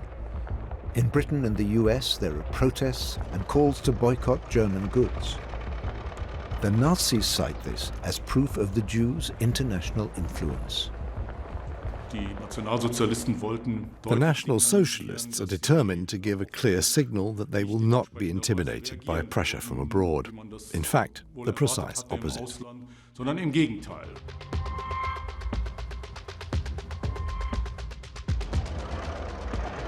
The Nazi regime calls a nationwide boycott of Jewish doctors, lawyers and businesses for April the 1st.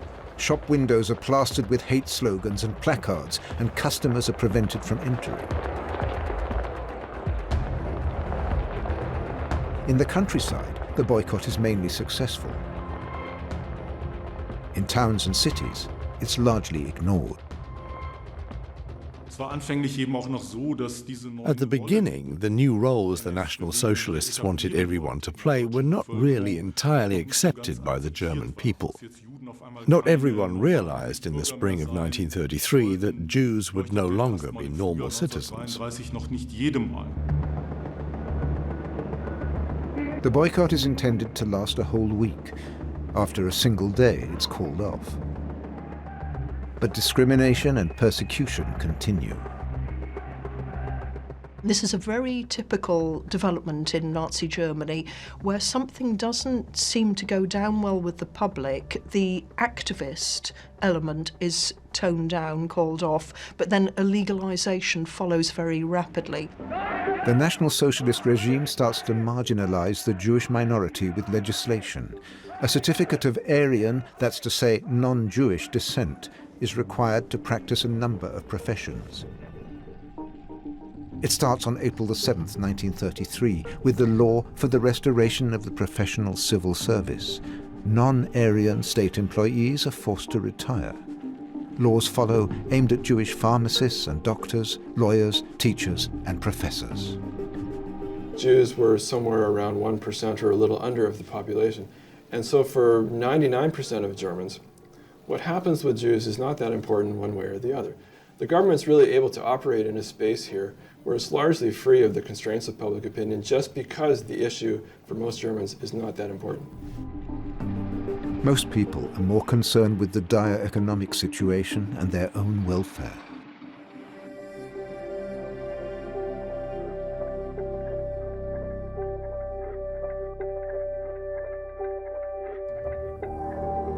Since 1931, Germany has been badly hit by the economic crisis. Businesses have closed, millions are unemployed. The economic crisis has long since become a social crisis. Almost every German family was directly or indirectly affected by unemployment. There was mass unemployment, men hanging around on the streets with nothing to do, desperate to feed their families. And even people who were in work were afraid they could lose their jobs. In 1932, 5.6 million people are unemployed in the German Reich. That's an unemployment rate of 30%. In Denmark, it's 28%. In Sweden, over 20%, in Britain, 15%, and in the USA, 25% are unemployed. The global economy is slowly recovering from the 1929 crash. The Nazis take credit for the first signs of recovery, but in reality, they're benefiting from international developments. Hitler decrees May the 1st, traditionally marking the workers' struggle, a paid national holiday, National Workers' Day.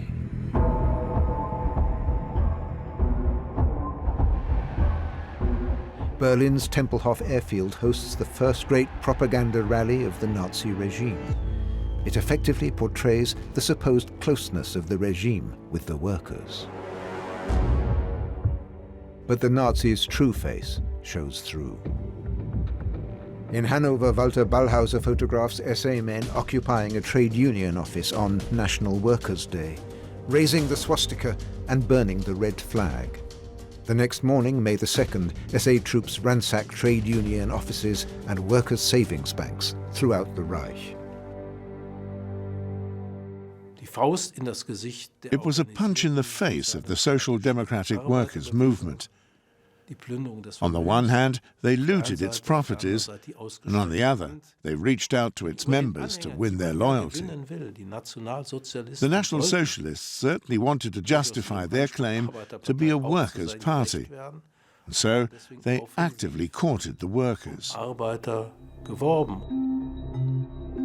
On May the 10th, 1933, the trade unions are replaced by the German Labour Front.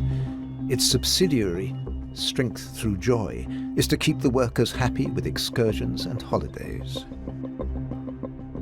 So, what is novel about the Nazi regime after 1933 is simply the scale and the energy with which they embark on a program of national economic mobilization. On the front end of this is civilian work creation of different types, and a commitment, if you like, to raise ordinary Germans out of the misery of unemployment and to restore the prosperity of the countryside. Government contracts create new jobs, especially in the construction industry. In Berlin, a new subway line is built along Unter den Linden.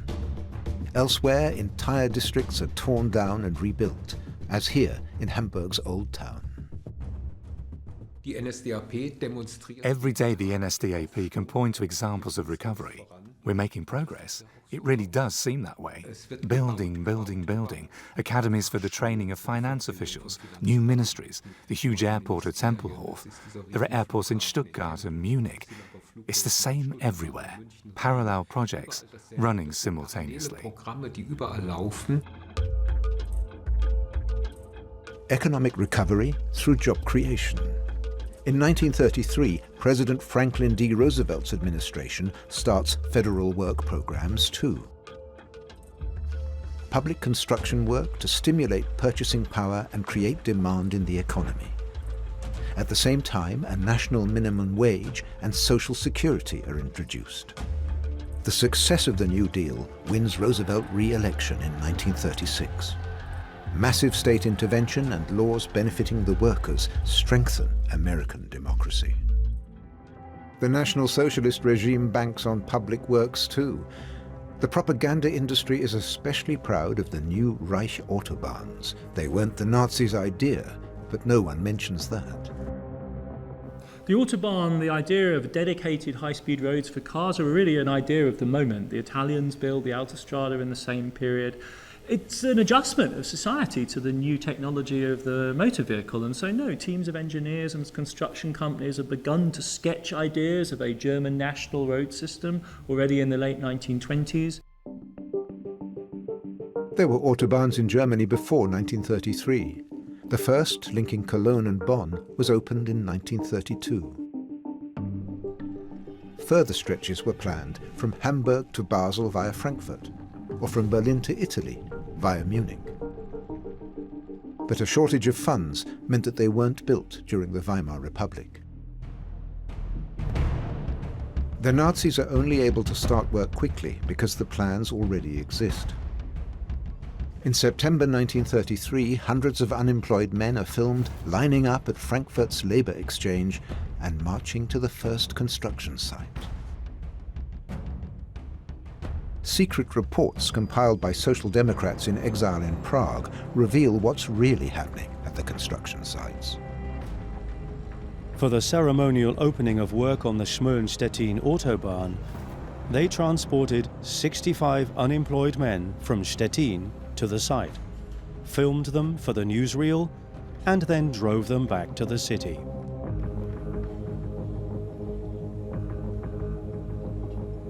The main aim was to build something big, a symbol cast in concrete that could embody the power and the dynamism of the new state.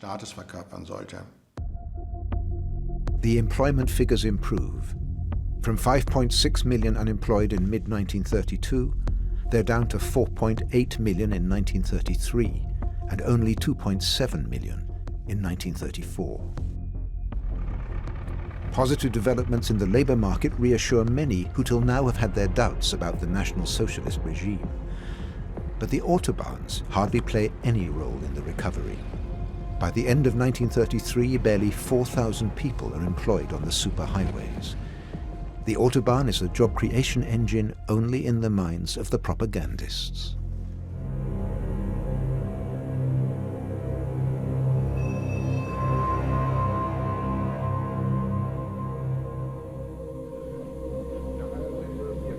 Hitler's economic policy is financed by debt, and at first, its real aim is concealed.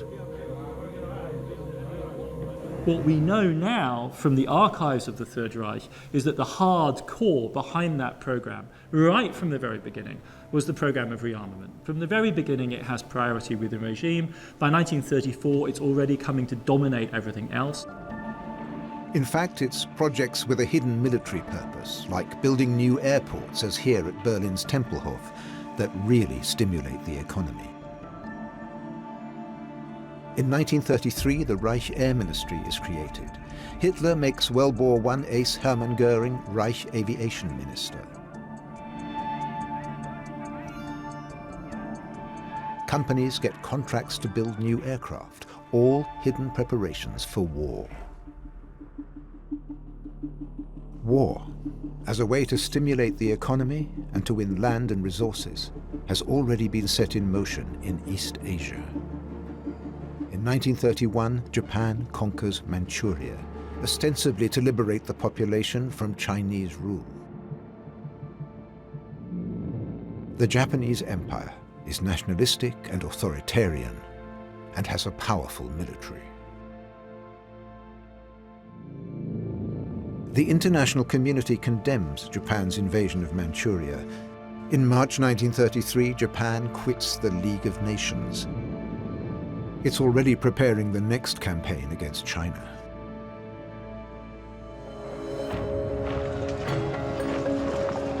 Hitler is still far from ready for war. In 1933, the German Reich has a professional army of just 100,000 men. It's allowed no tanks, no combat aircraft, and very few warships. These restrictions go back to the 1919 Versailles Treaty. Hitler has denounced the disgrace of Versailles in countless speeches. Now he wants to ditch the treaty's constraints as far as possible. In his first foreign policy speech, he talks of peace, but he means placing Germany on an equal military footing with the other European powers. From 1933, Hitler pursued a revisionist and expansionist foreign policy. But this policy was hemmed in by various international commissions and commitments. They represented real obstacles, so he tried to free himself from all of them. Hitler takes Germany out of the League of Nations and wants the decision endorsed by new Reichstag elections in November 1933. Once again, the regime relies on propaganda. Hitler is looking for still broader support. His speech to workers in Berlin is broadcast throughout Germany. Sie soll sehen, dass das, was ich erkläre, nicht die Sprache eines Kanzlers ist, sondern dass das ganze Volk wie ein Mann, Mann und Weib dahinter steht. At the November elections, there is just a single list of candidates. The reason they held the election was to give themselves further legitimacy and to show that the whole nation is behind us, all the people, not just half of them, as in the March elections. Participation runs at 95%. Hitler's single list receives 92% of the vote.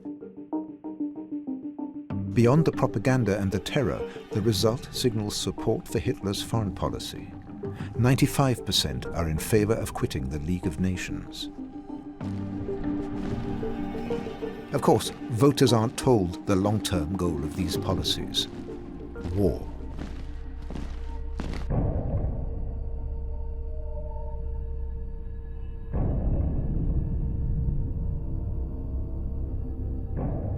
Hitler's entry into government in January 1933 unleashed a mood of euphoria among many conservative Germans. With Hitler and Hindenburg, they hoped for the reconstitution of the old order. And the symbol for that is the Day of Potsdam. But the old elites will learn that Hitler has no interest in restoring the rule of the aristocracy, the army, and big business. Major General Ferdinand von Bredow writes in his diary, "If only Hitler would restore order in his ranks. So much hate and anger is spreading from there into the people. It's disturbing the broader lines of progress. Many, sadly very many of his people, don't amount to much." It's no secret that many top Nazi officials, and many ordinary SA men too, have shamelessly enriched themselves since the takeover. Der NSDAP-Reichsschatzmeister. Between 1934 and 1941, the Reich Treasurer of the NSDAP prosecuted almost 11,000 party members for misuse of party funds or property. After all, if they were victims before 1933, as the party had always told them they were, then they felt they had the right to be compensated now. And if that didn't happen, they just helped themselves. The Nazis see the state as their property to be pillaged. Ernst Röhm goes especially far. As chief of staff of the SA stormtroopers, he's one of Hitler's closest confidants. In 1934, Röhm pushes for more influence for his paramilitary force that has many more men than the regular army.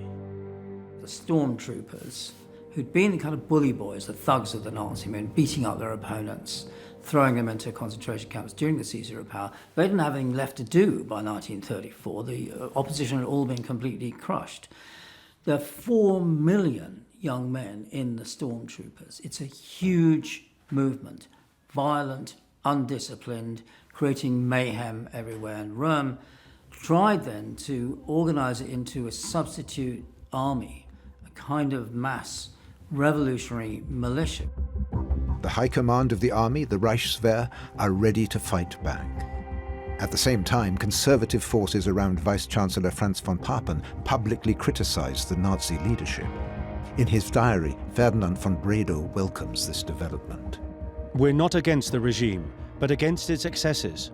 There's something indefinable in the air." Von Papen wanted to strengthen conservative influence in the government. Originally, they'd thought that they could corral the National Socialists, but now they were themselves totally isolated. So now they criticized arbitrary rule, the abolition of the rule of law, etc. In summer 1934, Hitler is under pressure. Conservatives want more power.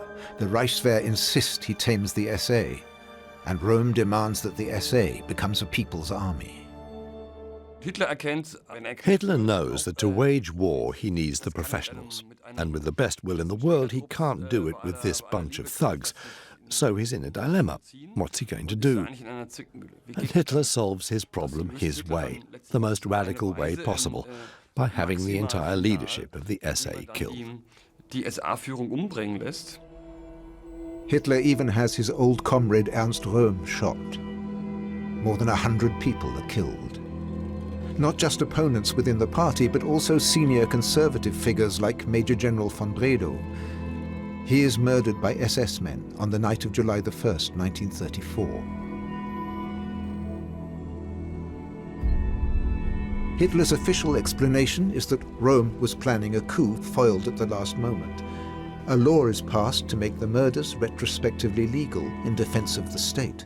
The illusion of legality is maintained, and many Germans still want to believe it. We want to live in a world that is predictable and just, where we know if we do this, that will happen. And when something is declared legal, then it must be right. And so anyone who suffers under such decrees must have done something to deserve it. A month later, on August 2nd, 1934, President Hindenburg dies at the age of 86. Hitler combines the two roles of Reich Chancellor and head of state. He will henceforth be known as the Führer. Every soldier swears an oath of personal loyalty to him. Hitler has total power. Even in retrospect, it's shocking to see how quickly Hitler's able to move out of the box that von Papen thinks he's in and move into a position of absolute authority. What Hitler was able to do was harness his considerable skills of political cunning and ruthlessness, and he made use of terror and violence in a way that no one had expected that he would be able to do. Hitler can now be prevented from attaining his criminal goals only by an intervention from abroad or by an assassination attempt. Both will fail.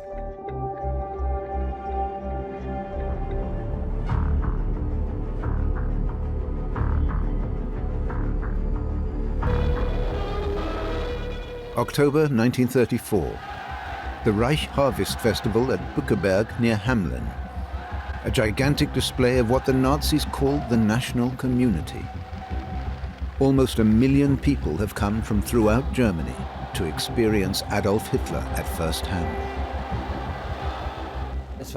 It was a huge event, bigger than anything ever seen before. All these people all see each other, and they're intoxicated by their very numbers. It's a good feeling. You're all in it together. You talk to neighbors you wouldn't normally talk to at all, a bit like a big rock concert. Some visitors mount mirrors on sticks to get a better view of Hitler.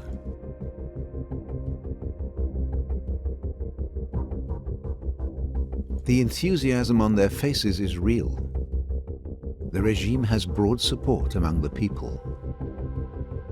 The festival has been organized so that the propaganda machine will have pictures showing Hitler with these huge crowds in front of him. And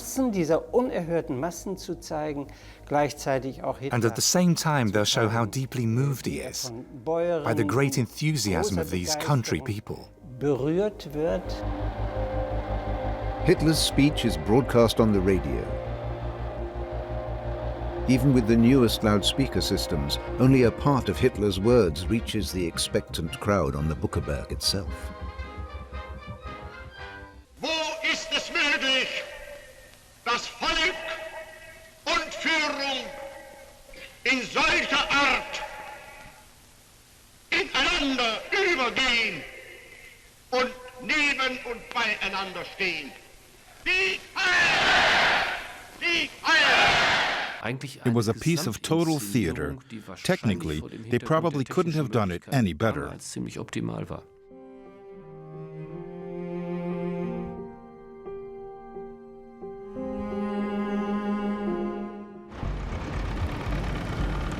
Mid-1930s Berlin.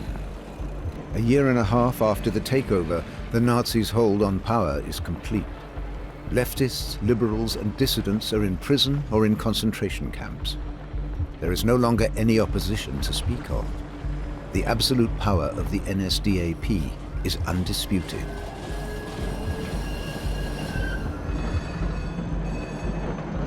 In June 1934, an American sociologist visits Berlin. Columbia University's Theodore Abel wants to find out why NSDAP members joined the party. Goebbels supports Abel's work. The regime is confident enough to want to show Americans why it's a good idea to be a Nazi. I think Goebbels saw an opportunity for a propaganda coup by giving the American public a particular view of the party, and that he really thought this could help our international image. And if we show that we're letting them do this with no restrictions, then it's also a sign that we're not living in such a terrible dictatorship. Almost 700 biographies of party members, men and women, are analyzed. Overwhelmingly, their motivation is admiration for Hitler and hatred for the Jews. With these people, it doesn't seem as though their anti-Semitism was awakened by Hitler or the NSDAP, but that it was already there. Many write that they got it from home, from their father or their grandfather or their brother or their friends. One writes, "I had always had a deep hatred for the Jews."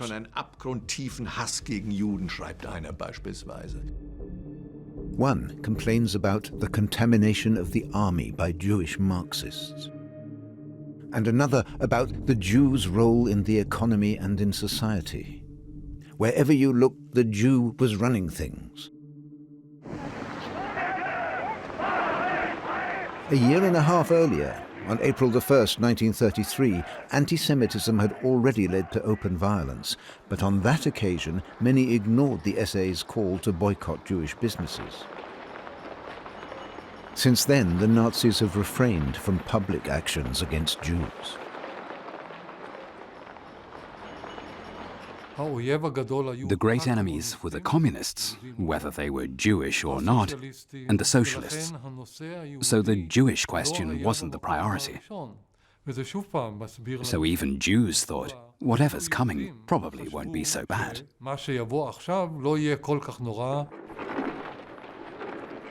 In Bremen, Walter Hachenburg hopes exactly that. He manufactures signs of all kinds. It's a flourishing business. He has an artistic bent and an expensive hobby few can afford in these times. He makes films, first in black and white, later in color, usually playing the lead himself.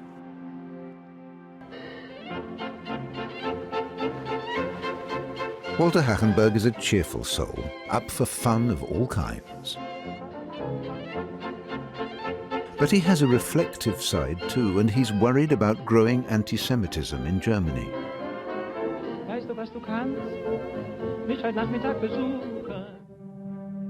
Especially for his father. Joseph Hachenburg, seen here with his son in 1928, can look back on more than 2 centuries of German Jewish family history that began in the town of Hachenburg in the Westerwald. Joseph is a patriotic German who served in the First World War. In 1917, his 19-year-old son Walter also volunteered. When you risk your life for your country, it creates a deeper bond. And I think that also explains the shock many Jewish soldiers felt in the First World War, when there was a census of Jews in the army to see if enough were serving. And many Jewish soldiers felt stigmatized by that. I think that was a terrible experience for them. Willi Cohn from Breslau was also a frontline soldier in the World War, and he is a practicing Jew. After Hitler's rise to power, he deliberately wears the ribbon of his Iron Cross in his lapel. In 1933, Cohn is a high school teacher. Then, as a Social Democrat and a Jew, he's dismissed. Oh yes, these are wonderful times in Hitler's Germany, he writes in his diary. After his dismissal, Willie Cohn spends a lot of time in a friend's garden, thinking hard about emigrating. He decides against it.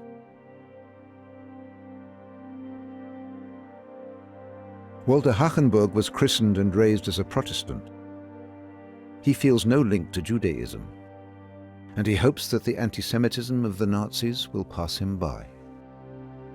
Jews were highly assimilated since emancipation. Many of them had converted to Christianity, they'd intermarried, they'd just become integrated, acculturated, assimilated, integrated, whichever way you look at it. German Jews were part of the German nation and saw themselves in that way.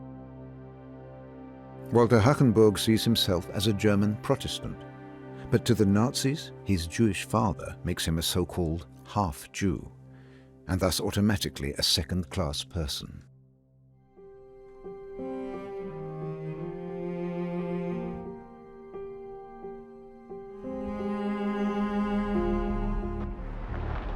The Gloria Palast on Berlin's Kurfürstendamm. Germany's cinemas are enjoying a boom.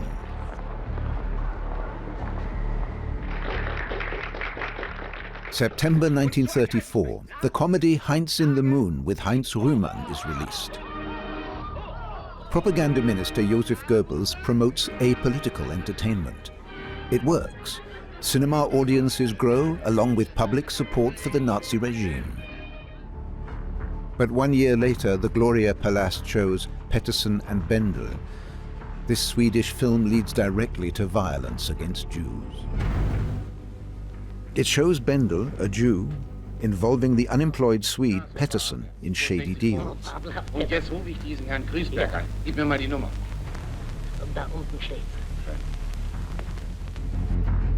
Goebbels personally approves the film for exhibition. The film draws on malicious anti-Semitic stereotypes. Bendel is portrayed as both devious and avaricious.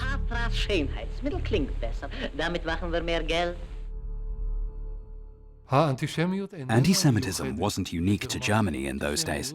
There was anti-Semitism in France. There was anti-Semitism in Sweden and in the Soviet Union too. When they brought that film out, they didn't know what kind of an effect it would have. The New York Times writes that after the premiere, SA thugs randomly attacked Jews along Berlin's Kurfürstendamm. Times reporter Varian Fry describes seeing a man lying on the sidewalk being kicked and spat on. In 1935, there'd been a lot of unrest among party radicals. There'd been quite a lot of political activism, Nazi radicals wanting to beat up Jews on the streets. We have some well-known incidents here in Berlin on the Kurfürstendamm. And many ordinary Germans do not like that. Hitler, as usual, is very concerned about his reputation among the wider German public, wants to tone it down in some way, but also wants to regularise things in some way. So there's been quite a long discussion about what to do. Hitler knows the time is not yet ripe for open violence.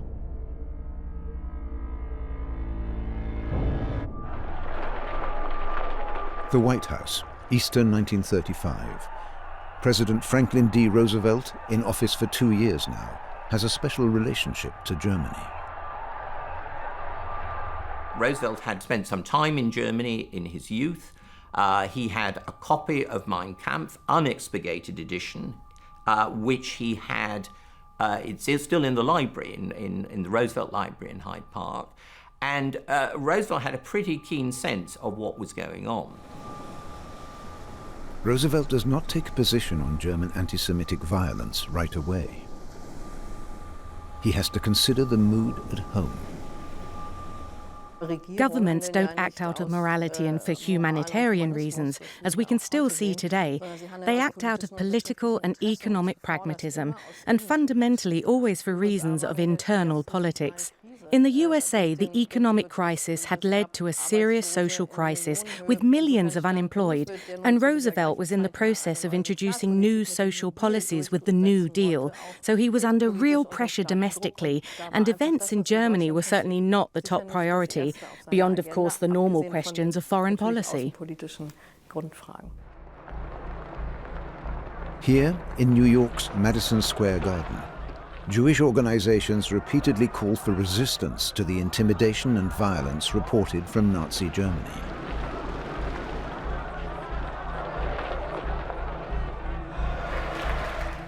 America is profoundly split in the 1930s. At one meeting, 20,000 people gather at the garden to call for a trade boycott against the Nazi regime. To shape and to transform our present world.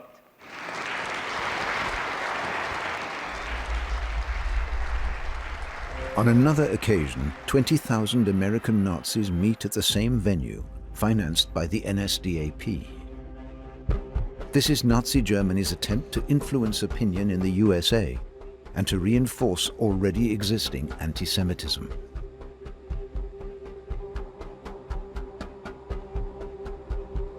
Suddenly, a protester invades the stage.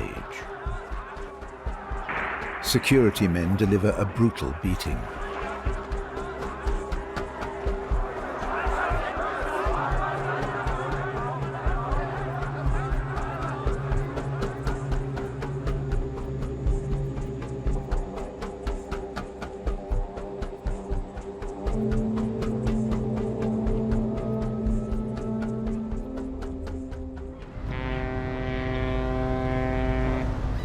America is the great hope for Jews now fleeing Germany in their tens of thousands.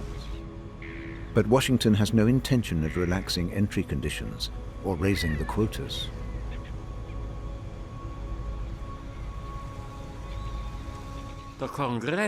Congress and the general population were clearly against immigration, especially Jewish immigration. Anti-Semitism was rampant. Roosevelt had to be careful not to overdo it. He wanted to be re-elected. If he spoke out too openly for the Jews, that wouldn't happen. Anyone who's allowed in at New York has hit the jackpot. In 1933 and 1934, the numbers of refugees are growing fast. About 60,000 of more than 500,000 German Jews flee to countries that will take them, including America and Palestine. The Promised Land. This film, made by a Zionist organization, wants German Jews to emigrate to Palestine. Willi Kohn watches it in Breslau. He writes in his diary, "Yesterday's film was a really great experience. I could see the place where my son is working and is happy." Ernst Abraham Kohn, seen here with his grandmother, has just emigrated to Palestine. The last photo, taken before he left, shows him with his half-sisters Ruth and Susanna, from Kohn's second marriage. His father wonders if the rest of the family should follow.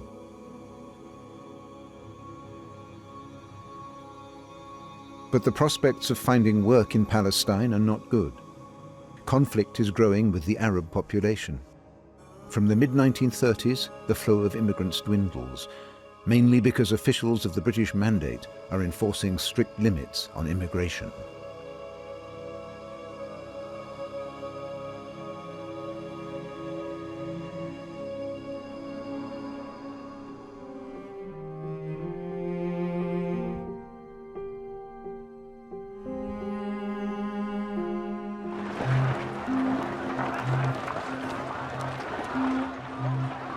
When luxury liners from Germany arrive in New York with tourists, there are violent demonstrations in the port against the Nazi regime. On July the 26th, 1935, an incident takes place on the liner Bremen that will have serious repercussions. The Bremen has recently held the blue ribbon for the fastest Atlantic crossing. It's the pride and joy of the new Germany. Certainly the Bremen liner was opened for public visitation, and the wharf in New York, really, if nothing else, other than to show off the beauties of German engineering to the New York public. It attracted, however, also rioters. According to the New York police, at least, the communists dominated among the rioters. Some of the rioters in particular managed to climb aboard, rip the swastika flag off its pole on board and throw it into the Hudson River. William Bailey is the leader of a group of communist longshoremen and seamen. And I thought it was almost home free. All I had to do was give it another yank, but it would not give. And I gave it a third yank and a fourth yank and a fifth yank, and it would not give. And you believe in panicky. And here we had the job already done, and a son of a bitch of a swastika would not give. And he give me the rope, hold it still. And he took out a switchblade knife, and I heard click, click, ving, and he let it go on that part of the halyard, and the flag is now home free. And it was, believe me, it was a moment void, everything that ever happened afterwards, just to see that son of a bitch just flutter. The NYPD arrest Bailey and his friends. There are fierce protests in front of the police station. For days, the newspapers are full of the story. Berlin is outraged and demands an apology from the US government. This is international news. French weekly Le Pèlerin praises the action as the first sign of American opposition to Hitler's dictatorship. The Roosevelt government at the time was very eager to maintain friendly relations with the Third Reich, found the incident embarrassing, and did its best to assuage Nazi concerns. But the diplomatic crisis between Washington and Berlin has only just begun. At the beginning of September, the presiding judge, Louis Brodsky, frees Bailey and the others. Brodsky is Jewish, and his justification for the decision is an unusual one. He denounced the swastika as a black flag of piracy and, entirely justifiably, denounced the Nazi regime as barbaric. That I admire Judge Brodsky for doing it, but I must recognize that his use of his authority was not fully justified under the law. Goebbels writes in his diary, "Judge insults the German national flag. I set the press onto it." Is the pride of the German merchant fleet a pirate ship? By the time Hitler lands in Nuremberg for the party rally just days after Bailey and his friends are released, the regime has stoked the incident into a full-blown diplomatic row. The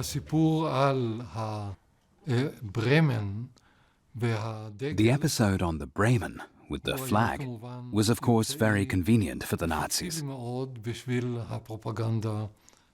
It helped them win support for their racist and anti-Jewish laws. At short notice, Hitler orders members of the Reichstag to gather in Nuremberg. They must pass new laws on the spot. Reich zur Nationalflagge ist die Hakenkreuzflagge, die ist zugleich Handelsflagge.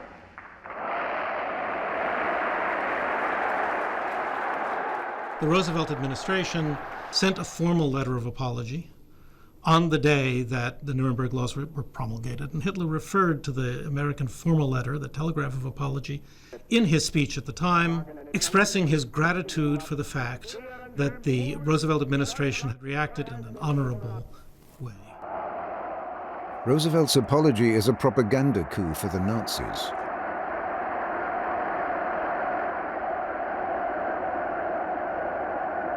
The Bremen incident created the opportunity for a piece of dramatic political theater on the international stage. The Nazis were always looking for opportunities to create moments of political theater. But there could hardly be any doubt that the laws would have been promulgated regardless. Bailey and his fellow campaigners are hailed as heroes at Madison Square Garden. At last, Americans have stood up to the Germans. In 1936, Bailey volunteers along with 2,800 other Americans to fight for the Republicans in the Spanish Civil War against Franco and Hitler.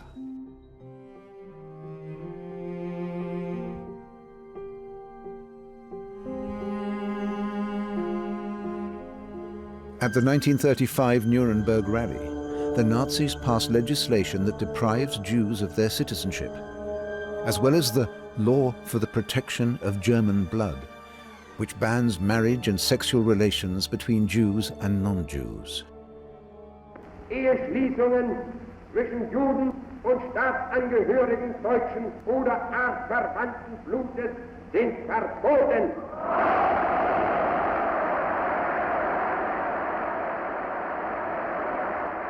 Unser Führer, dem Retter und Schöpfer, Sieg! And these very, very clearly legally define the difference between those who are held to be German citizens and those who are merely subjects, the Jews. They are excluded. The Nuremberg race laws affect Willy Cohn and his wife as they do all German Jews. The land they love is progressively disenfranchising them and their children. Cohn writes of his resigned despair. You can see a lot of people feeling increasingly resigned and apathetic and, well, it's no point fighting anymore. There's nothing we can do about it. If in 1933 you still thought this will be short-lived, we can change things, from 1935 onwards you begin to think, can't do anything anyway. The basis for the law for the protection of German blood is the Nazis' racial mania. They consider Jewish genetic heritage to be inferior. Any commingling with German blood, miscegenation, will be severely punished. National Socialist politicians point to the American South. There too, the races are separated, civil rights are restricted, and interracial marriages banned to protect the purity of the white race. It's true that in 1935 there is strict segregation in the southern states. Mixed marriages are forbidden and many African Americans have no vote. But in the northeast, separation by race is illegal. In the rest of the country there's a degree of racial segregation, or simply no legislation on the subject. The Nazis concluded, as one would expect Nazis to do, that the cause of America's rise to power lay in American racism. The Nazi regime ignored the fierce battles fought by millions of Americans against racial segregation and choose only those examples that coincide with their ideology.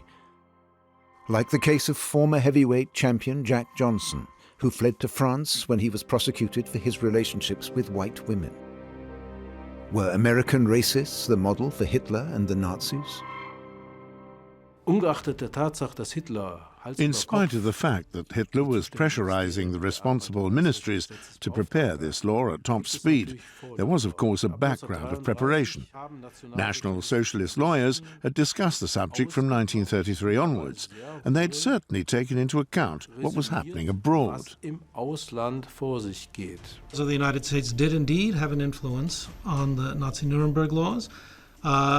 This is a very uncomfortable matter for Americans. 30 of the 48 American states had what in the American tradition are called anti-miscegenation laws, that is, laws against race mixing. And they did serve as a direct inspiration to that aspect of the Nuremberg laws.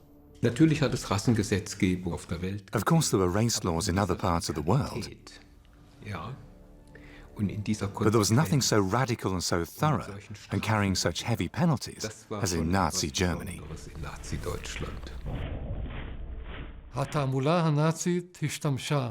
Nazi propaganda made cynical use of the comparisons with the situation in other countries.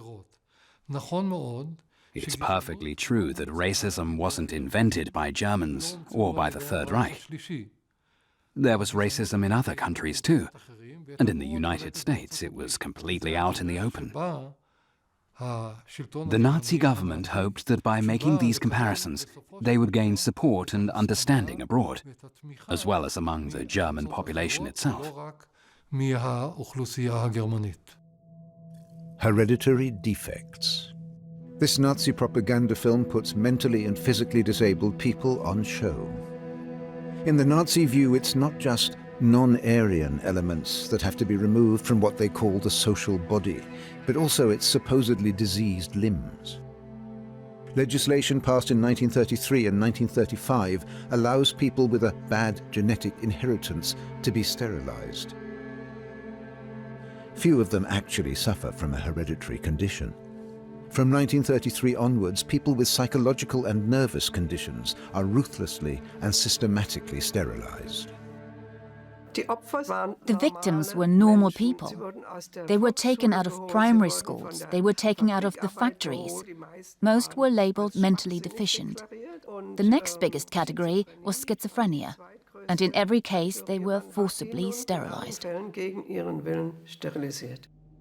Marie Lange is one of the victims. Married in 1931, she has one child. When the child is 3 years old, Marie begins to have panic attacks, becomes anxious and paranoid. She's admitted to a clinic where schizophrenia is diagnosed. The treatment? Marie Lange is sterilized. A few years ago in Erfurt, building workers removing a wall stumbled across files hidden for decades. The scale of Nazi forced sterilizations was to be kept secret forever. The regime is specially sensitive to extremely unfriendly publicity the policy has been attracting in the foreign press. The directive came from Hitler, from the very top. No more figures must be published. They still kept a secret file with fairly exact records, at least until 1937, but the figures were no longer published. The numbers of forced sterilizations increased rapidly in the early years of Hitler's rule, and then declined slightly up to the outbreak of war. In total, about 290,000 people are forcibly sterilized in just 6 years. The Nazis also sterilize almost 400 children born from relationships between German women and French occupation troops. The children are perfectly healthy, but they don't fit the Nazi ideal of the white, supposedly Nordic race.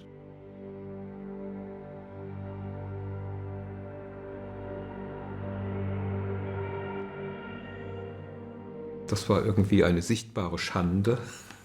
There was a conspicuous, in inverted commas, defilement of the German people. And they tried to minimize the damage by sterilizing these people of mixed race, that they called Rhineland bastards. That happened extra-legally, under the direction of Eugen Fischer. Unter Anleitung von Eugen Fischer. Professor Eugen Fischer, head of the Kaiser Wilhelm Institute of Anthropology in Berlin, was Hitler's leading race scientist. He and his fanatical colleagues provided the pseudo-scientific arguments to support the Nazis' racial mania. The logic of National Socialism and the racial hierarchy it believes in certainly contain the seeds of a violent conclusion. Fischer's colleagues make pitiless judgments, life-changing decisions about human destinies, and they look so full of fun as they move the Institute's library. Among them is a man whose name one day will spread terror and fear: Joseph Mengele. As one of the most monstrous medical men in history, Mengele will carry out terrible experiments on twins in Auschwitz.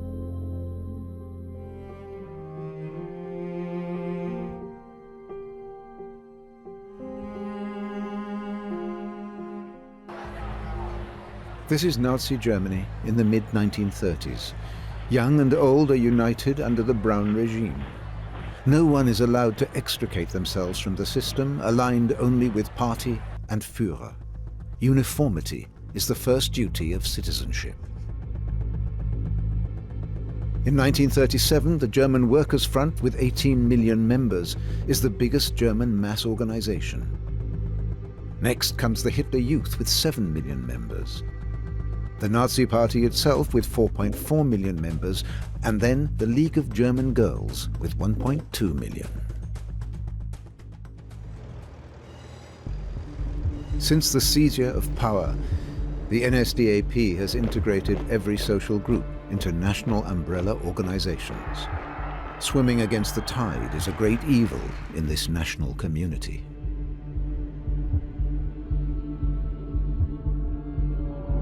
At elections and referendums, the regime receives near unanimous approval.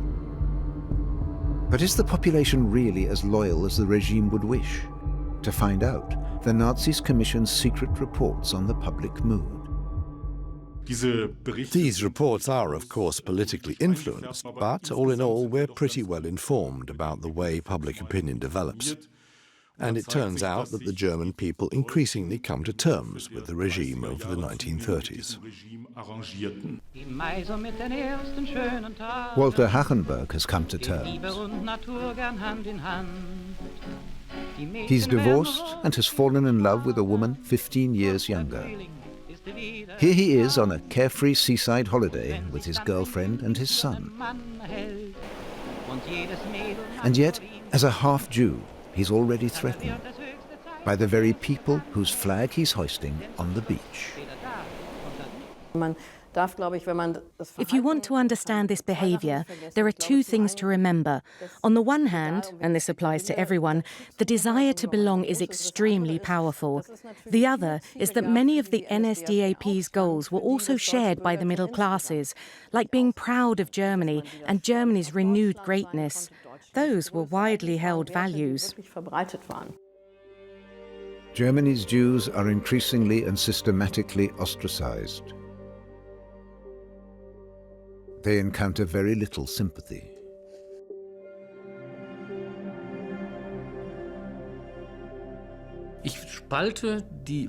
I cut off the foreign group, exclude them from the community, from our common humanity. I take away their individuality and turn them into an anonymous, inhuman band. Awful to say it, but basically they're being hunted. Jews are rejected everywhere. Why don't they go to Palestine? The display cases of the Nazi weekly Der Stürmer function like a public pillory. There were columns, headings, where these display cases were, where they would write and add photos, saying who was going into Jewish shops, or what the only Jew in the village was doing. And that led directly to an atmosphere of fear, denunciation, and backstabbing. New York. Once again, tens of thousands demonstrate against the Hitler regime and demand a trade embargo against Nazi Germany. They insist the United States must pull out of the upcoming Olympics in Berlin. Boycotting the Games would be a serious blow to Hitler.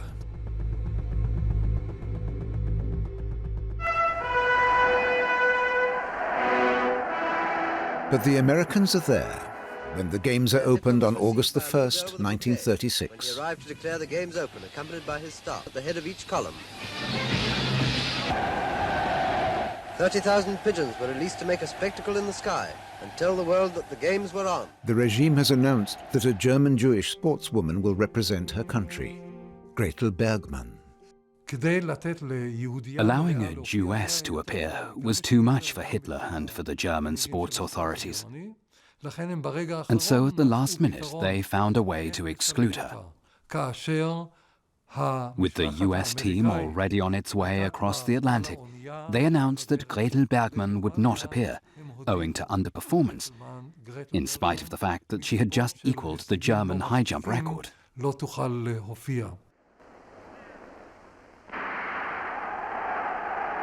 The Olympic Games are a great success for Hitler. Nella prima frazione recupera metro per metro. È già sull'olandese e sulla canadese all'esterno, poi le passa. The Olympic Games delayed the start of the Second World War. The Games were such powerful international propaganda for Germany, it now seemed far less urgent to oppose Germany from abroad.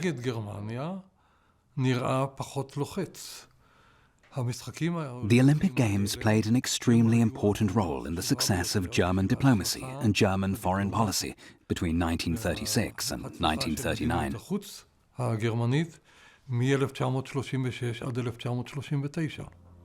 Don't trust a fox on a green sward, and don't trust a Jew to keep his word. After the Olympic Games are over, hatred of the Jews in Germany reaches a new peak. Children's books and a board game with anti-Semitic stereotypes appear on the market. The message? Jews out.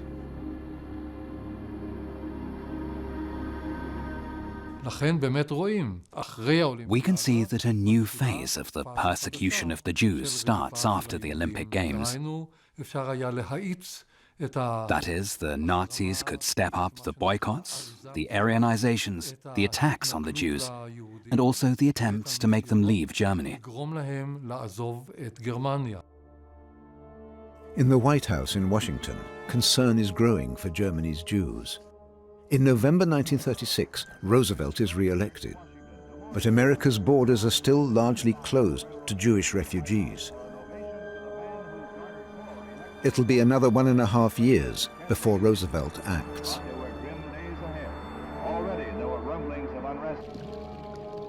On July 6, 1938, after Germany has absorbed Austria, and with pressure mounting on Austria's Jews to leave, diplomats from around the world meet in the French spa town of Evian. Their governments are to agree to take in more Jewish refugees. That's Roosevelt's plan, but the conference fails. Roosevelt understood what was going on, but the opposition in America was too strong. Of course, the USA had its quotas, and they could have been more generous. But the humanitarian disaster and the humanitarian failure that went with it, that was the same in every country. Jewish refugees don't seem to be welcome anywhere. After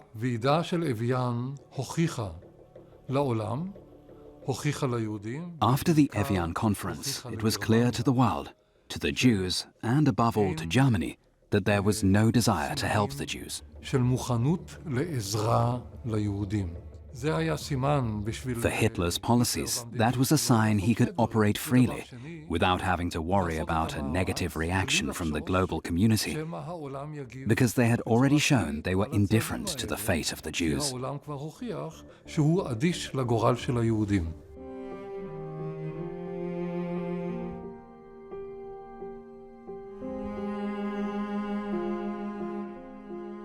The next move against Germany's remaining Jews comes in October 1938. Their passports are stamped with a red J, the forerunner to the Yellow Star. Soon after, Hitler and Goebbels use the assassination of a German diplomat in Paris to unleash a campaign of brutal violence. The burning of synagogues through the night of 9th to the 10th of November, the smashing of Jewish shops and businesses and homes. This is a wave of violence across Germany. November 38 is a really crucial turning point. 1,400 synagogues and temples are destroyed or badly damaged in fires started by the SS and the SA. 1,300 people die, either killed outright or as a consequence of their violent treatment. The SA and the SS didn't just throw rocks at windows. They broke into people's apartments and destroyed everything. And of course, they didn't hold back from beating up the people in those apartments. Men and women, young and old, children, throwing them downstairs, kicking them in the stomach. This was a degree of violence that hadn't been seen before, and it went so far beyond what we think of as civilized behavior that for many people, it was the abyss. Thousands of Jewish men are taken from their homes. They're made to gather at collection points to be transported to concentration camps. It all happens in plain sight. 30,000 Jewish men, Jewish adult males, were arrested, marched off to concentration camps, and very often as they were marched down the road, there were crowds on either side, jeering, waving, laughing. The day of the pogrom, Willie Cohn's eldest daughter Ruth celebrates her 15th birthday. She's scared and wants to leave Germany as soon as possible. Her older brother Wolfgang, who emigrated in 1933, encourages her. But her father wants to stay. He confides to his diary, "In spite of everything, I am attached to Germany." After the November pogrom, the second most powerful man in the Reich takes control of state violence against the Jews. Hermann Göring announces the new measures in the ceremonial hall of the Reich Air Ministry. Göring says more or less this: the pogrom was not the solution. A pogrom cannot be the solution. From now on, we are getting to work properly. The result will be a Germany that is free of Jews. What that means is that following this session, the solution to the Jewish problem has become more radical than ever before. More harassment follows. No cars, no walking in the park, no sitting on benches. Jewish school children, the ones that are still at normal schools, have to leave those schools, and people who managed to emigrate before the outbreak of war are robbed of almost all their money and property. The night of the pogrom persuades many Jews who until then had been in two minds that it's time to escape. Their destinations of choice are ever further from Europe. But emigrating to America now becomes even harder. They had to have a guarantor to prove that they wouldn't be a burden on the state. But since many of them didn't even start making plans to emigrate until after the November pogrom in 1938, they didn't have time to emigrate to America before the outbreak of war in 1939. So in fact, the US immigration quotas for German and Austrian Jews remained unfilled. As the Kohns despair, in the weeks after the pogrom, Walter Hachenburg marries his fiancée in Bremen Cathedral. Afterwards, there's a magnificent reception. Hachenburg is baptized as a Protestant, yet in the inhuman jargon of the Nazis, he is a half-Jew. But he refuses to admit that he's in danger.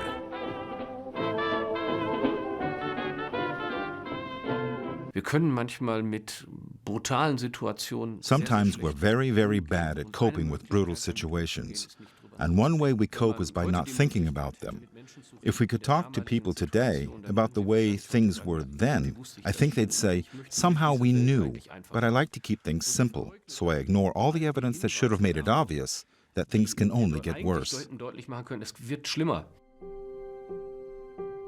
6 weeks later, Joseph Hachenburg, Walter's Jewish father, cuts his own throat. After the November pogrom, he had fallen into a deep depression.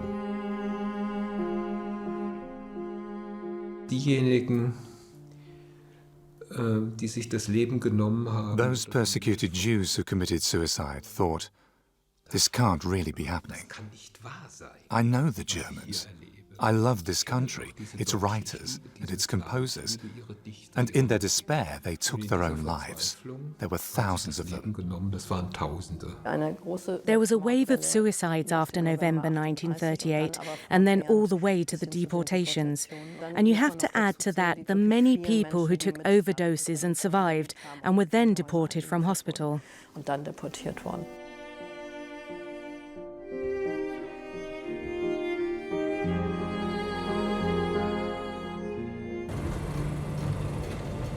May Day, 1939. Hitler has just turned 50 and is at the peak of his power. The majority of Germans support him. It's important to remember that in free elections, only about a third of Germans had voted for Adolf Hitler, had voted for the Nazi Party. However, by the time of his 50th birthday in 1939, Hitler's popularity was far greater. Adolf Hitler was seen as the guy who at least for some, was maybe a bit extreme and maybe did things that not everyone approved of. But people said, well, but at the end of the day, he's still getting things done. In May 1939, the Hachenburgs leave on their American honeymoon.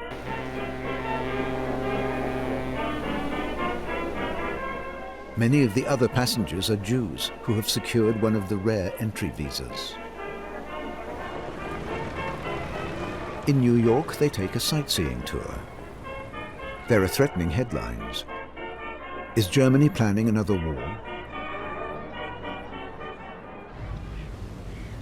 At exactly the same time, 2,000 kilometers away, The passenger ship St. Louis sails into Havana harbor. It has more than 900 Jews on board. They've come from Hamburg. The Cuban government refuses to recognize their immigration papers. After days of fruitless negotiation, the St. Louis departs. Then, both the USA and Canada turn the refugees away. The odyssey finally ends in Antwerp in Belgium. There the Jews can disembark. But when the war starts, most of them will once again fall into the hands of the Nazis. In the new Reich Chancellery in Berlin, Hitler is completing top-secret plans for the attack on Poland. German mobilization is imminent. Walter Hachenburg was a sergeant in the First World War. On his return from honeymoon, he reports to his barracks. He wants to fight for Germany again and sets to work on the home front.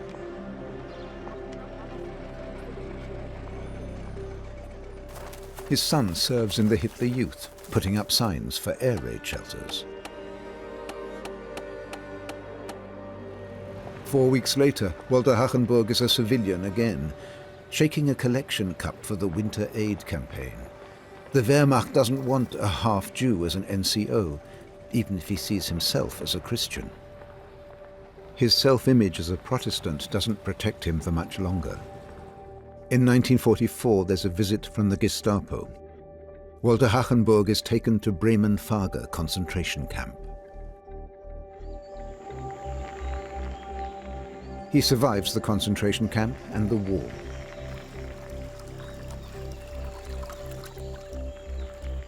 But he's a broken man. He was lucky because most of those classified as half-Jews had rather poor chances of survival. And those chances got worse as time went on because the conditions in the camps got worse. And in that sense, he was really lucky to survive. In November 1941, 53-year-old Willy Cohn and his 40-year-old wife Gertrude are deported from Breslau with their daughters Susanna 9 and Tamara 3. Their oldest daughter Ruth has fled to Denmark, and from there she has made it to Palestine.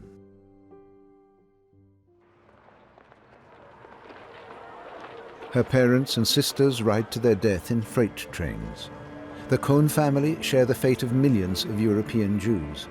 Cattle wagons of the German Reichsbahn transport them to occupied Lithuania. There they are led to pits where shootings have been taking place for months. On November the 29th, 1941, rifle bullets end the lives of the Cohn family.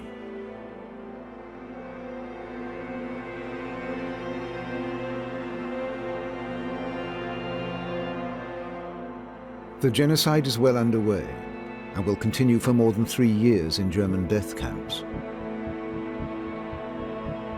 But the Holocaust really began back in the 1930s with marginalization, the deprivation of rights, and physical violence.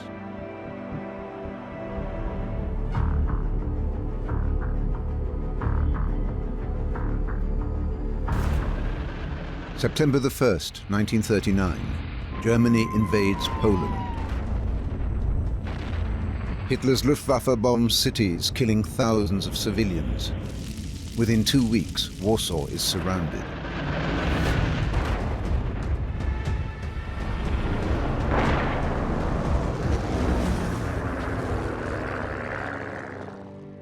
American photographer and cameraman Julian Bryan has been visiting Warsaw.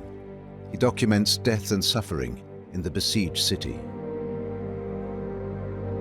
In a broadcast on Polish radio, he appeals directly to the US president.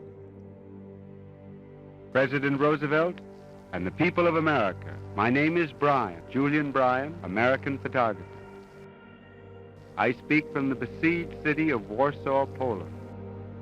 Yesterday I saw 4 women picking potatoes in the open fields outside of Warsaw. 50 yards away lay the bodies of 2 other peasant women, dead only a few hours from the machine gun bullets of a German plane. A little girl of 10 rushed up, sobbing hysterically, and fell on her knees before the body of her dead sister. She shrieked, "Oh, my sister!"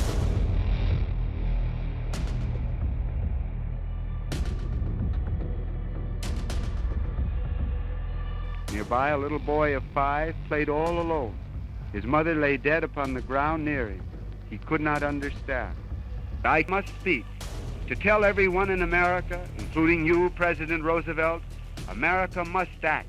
It must help. Hitler is working on the assumption that the US will not lift a finger to help Poland. Neither will Britain or France. No one will hinder his campaign to extend his sway to the east and subjugate other peoples there. Just a few days after his appointment as Reich Chancellor, Hitler made a speech to the General Staff where he made it abundantly clear that his foreign policy would lead to a war for Lebensraum, living space. The Second World War is the war Hitler always wanted, because he thought that it was only in that kind of conflict that the Germany that could survive for all times could be created. Britain and France declare war on Germany, but take no action. The last chance to put a check on Hitler has been missed. It would have been the right thing to do to march into Germany, to make war on Germany.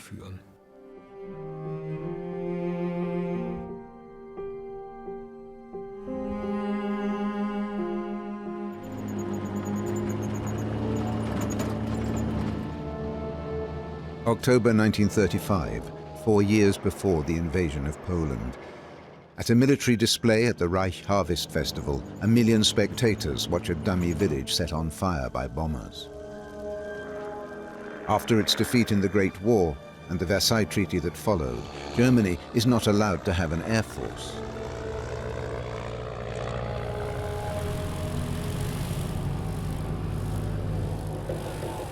Hitler greets his guests on the podium. This military display was also of interest to foreign military attachés. They were sitting there, observing the rearmament of the Third Reich at close quarters, and all its newest weapons. 6 months later, German troops march into Cologne. Once again, Hitler is breaking the treaty with the victorious powers, since the Rhineland, on France's border, is supposed to remain demilitarized. Germans like the fact that the Führer isn't scared to take action. The occupation of the Rhineland, where the French had imposed an unpleasant police administration, gained him colossal approval. It extended way beyond people who'd voted for the NSDAP. In 1936, say, it would have been easy to send a French division against the few soldiers who marched into the Rhineland, and the whole thing would have been nipped in the bud. And that is the criticism that is now made of France and Britain. But then that's from today's perspective. By letting Hitler get away with it, the Western powers helped to enhance the dictator's prestige.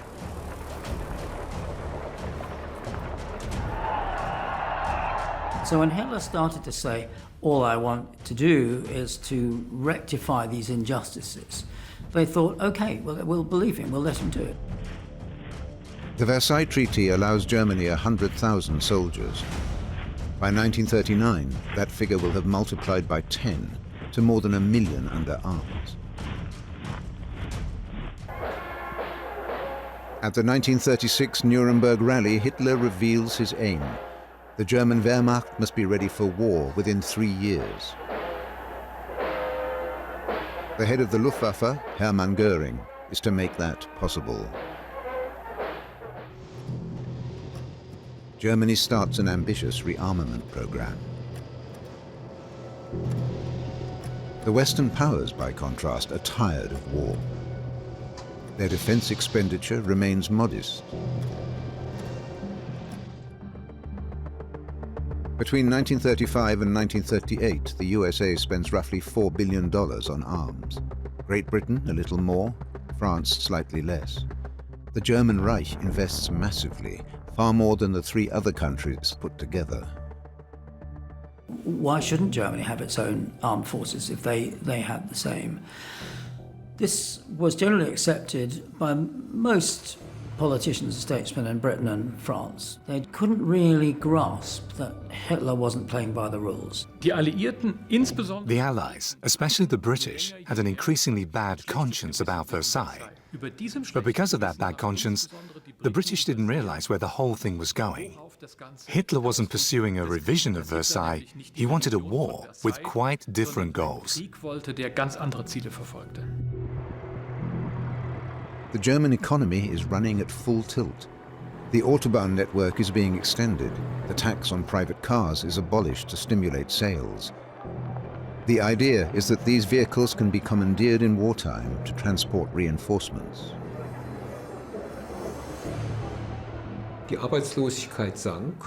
Unemployment dropped. That was achieved above all through the rearmament program and the planned economy, by the awarding of contracts by the state using unbacked checks and forced loans that were kept secret. The unbacked checks are the idea of Reichsbank President Hjalmar Schacht. They're known as MEFO currency.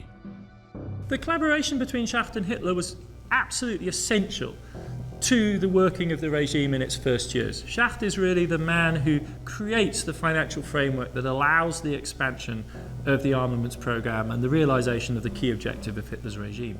Since the unbacked MEFO currency doesn't appear in the official balance sheets of the Reichsbank, Hitler can keep the true level of arms expenditure secret. The MEFO, in a sense, is in the position to print money. It's an indirect mechanism for financing armaments expansion, which takes on huge dimensions, in which the Reichsbank collaborates with the military authorities and the Nazi regime to use this off-balance sheet vehicle, the MEFO, as an intermediary to finance huge expansion within the armaments industries. In 1934, MEFO currency is printed to a value of more than 2 billion Reichsmarks. 3 years later, debts have accumulated to a level of 12 billion Reichsmarks. In 1938, the MEFO currency is due to be redeemed by the government. But Hitler wants to delay the redemption indefinitely. Schacht refuses to continue the policy of debt financing and resigns. The workers in the armaments industries couldn't care less where the money comes from. They're just glad to have a secure income. The NSDAP won a lot of approval, particularly from the younger generation. The mass unemployment at the beginning of the 1930s had been a formative experience for them. And of course, with their massive rearmament program, the Nazis had eradicated unemployment by the mid-1930s. At the Wehrmacht's autumn maneuvers in 1937, Hitler reviews his troops. The generals are enthusiastic about the Führer's rearmament policies. And of course they know that at the end of it, they will go to war.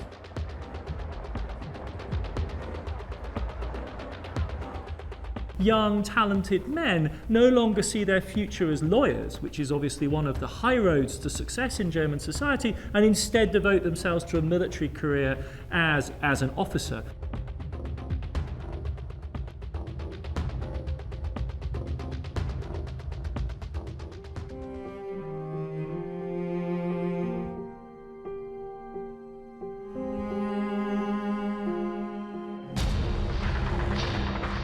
Mid-July 1936. In Spain, fascists launch a military coup against the elected leftist government. Bloody battles follow.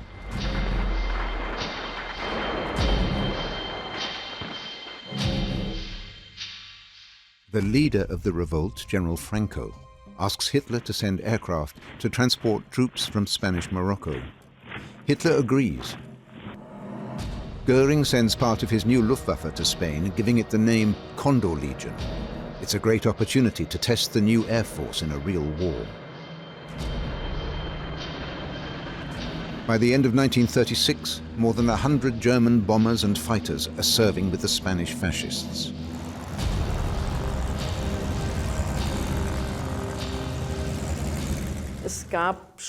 As early as December 1936, there were raids on several Andalusian villages, whose only purpose was to test the weapons. Hundreds were killed. And the results were measured and documented to improve Germans' military capabilities. The men of the Condor Legion want to show what they can do.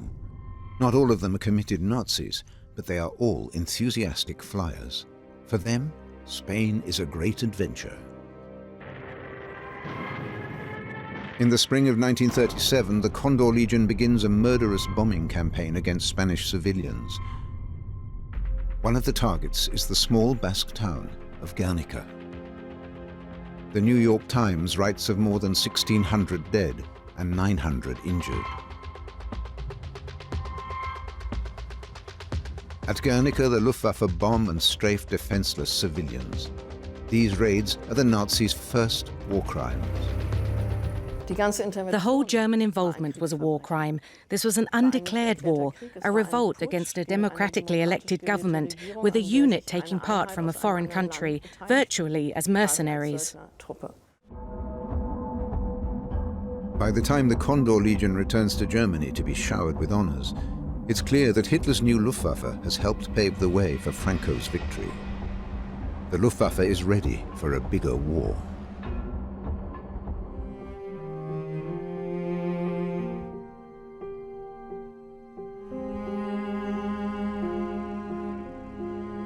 The Berghof at Obersalzberg.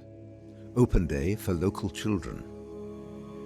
The Führer appears as a civilian, friendly and approachable. The Berghof now becomes the second center of government, after Berlin.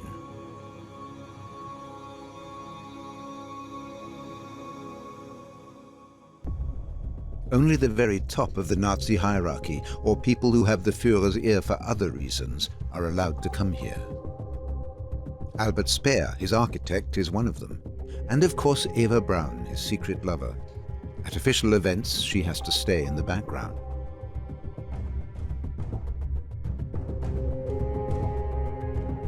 It's a closed community, with courtiers and hangers-on, loyally devoted to their Führer.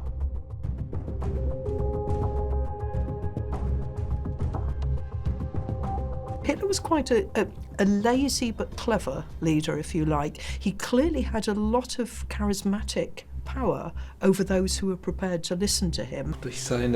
His difficult background, the marginal existence he had led for decades, meant that he developed a remarkable social intelligence.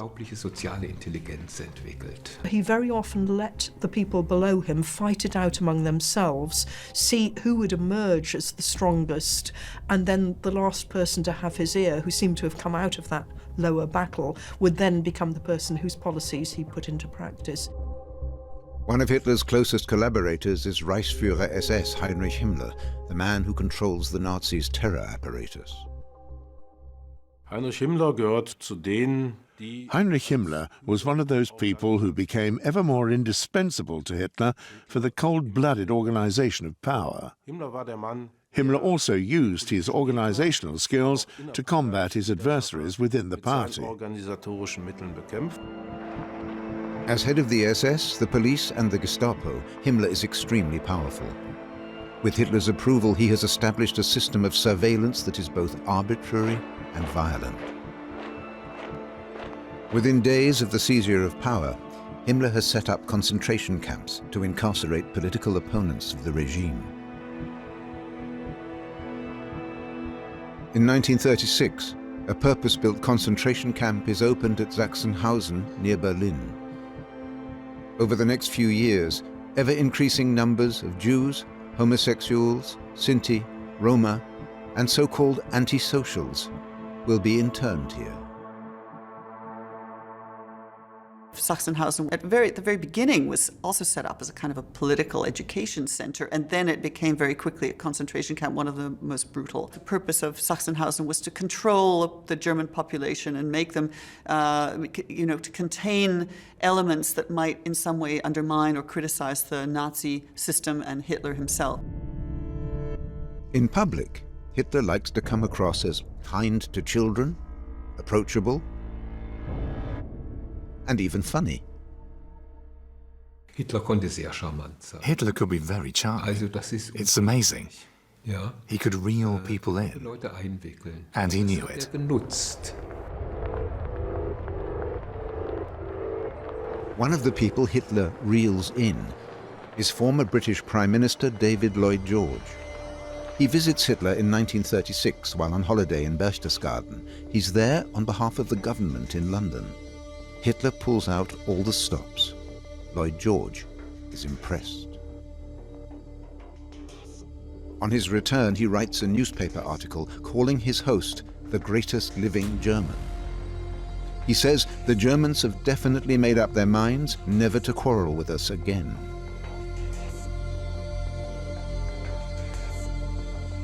Other foreign politicians make their pilgrimage to Hitler. Hitler sends one a signed photo, like a pop star to a fan.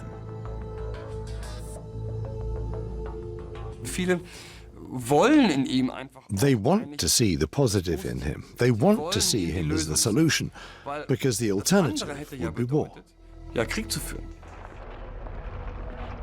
In September 1937, Benito Mussolini makes a state visit to Germany and receives a hero's welcome. Hitler and Mussolini are kindred spirits, sharing the same fascist ideology and the goal of aggressive territorial expansion. Hitler looked up to Mussolini as the first fascist dictator. So it was very much a kind of master-pupil relationship. But as time went on, the relationship changed. Both dictators are allied with Japan's Emperor Hirohito, whose army is currently fighting a brutal war of conquest in China. Japan's soldiers are committing war crimes against the civilian population. In Asia, the Second World War, with its unimaginable atrocities, has already begun.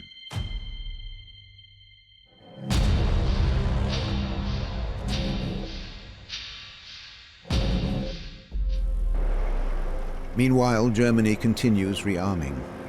Hitler wants to start his own conquests without delay. First in his sights is his homeland, Austria.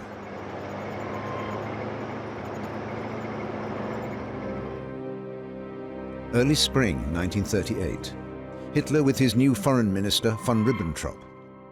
Ribbentrop has been chosen because his predecessor opposes Hitler's plans towards Austria. It was at this meeting that Hitler revealed his plans for expansion. He made it clear he was planning a war against Austria and Czechoslovakia, that he wanted to absorb these territories into the German Reich. Many think these scenarios are unrealistic. There are people who warn him that he is underestimating the readiness of the British and the French to go to war. Hitler believes his critics are simply scared. He wants to get moving.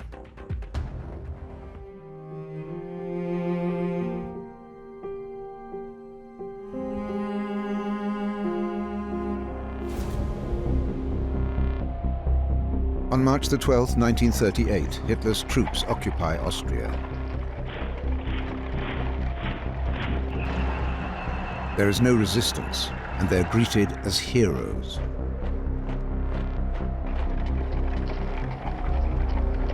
Even if the Anschluss of Austria takes place peacefully, it's a further breach of international treaties.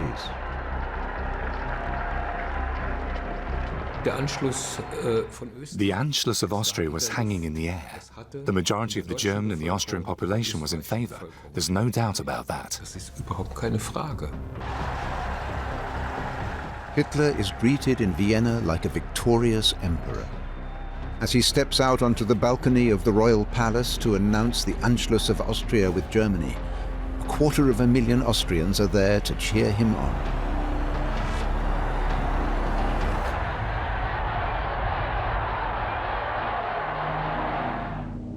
The humiliation and persecution of Austria's Jews starts at once.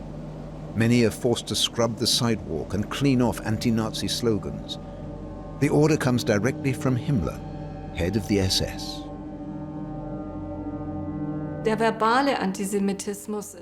Verbal anti-Semitism is already unbelievably harsh, and yet it still needs the Germans' drive and the German Anschluss in March 1938 to unleash unimaginable violence and unbelievable brutality against Vienna's Jewish population.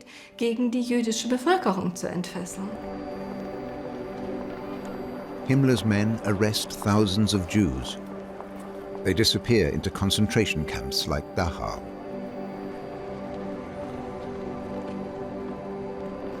The Anschluss of Austria is a great success for the Nazis. There isn't so much as a protest from Britain and France. To Hitler, it must seem like an invitation to take more territory.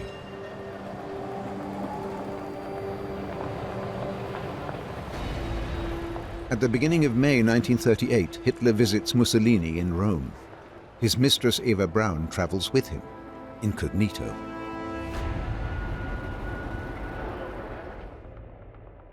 Mussolini gives Hitler his blessing for the Anschluss of Austria and carte blanche for the annexation of Czechoslovakia.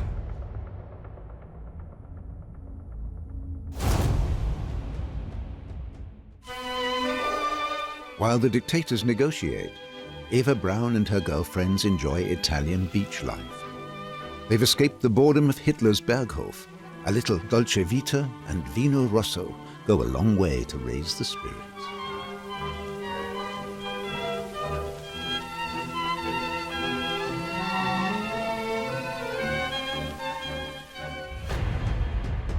Meanwhile, the situation for Jews in Austria is becoming more and more precarious. Many are queuing up for papers to leave their homeland as soon as they can. They leave their empty apartments behind. Jewish photographer Robert Haas keeps a record before he has to leave himself. In Florence, sightseeing and shopping are the order of the day for Eva Braun's group. Shoes from Ferragamo are a special attraction. Back at home, the criminally expensive shoes feature on camera. The Berghof ladies indulge themselves, while their husbands spread terror and violence.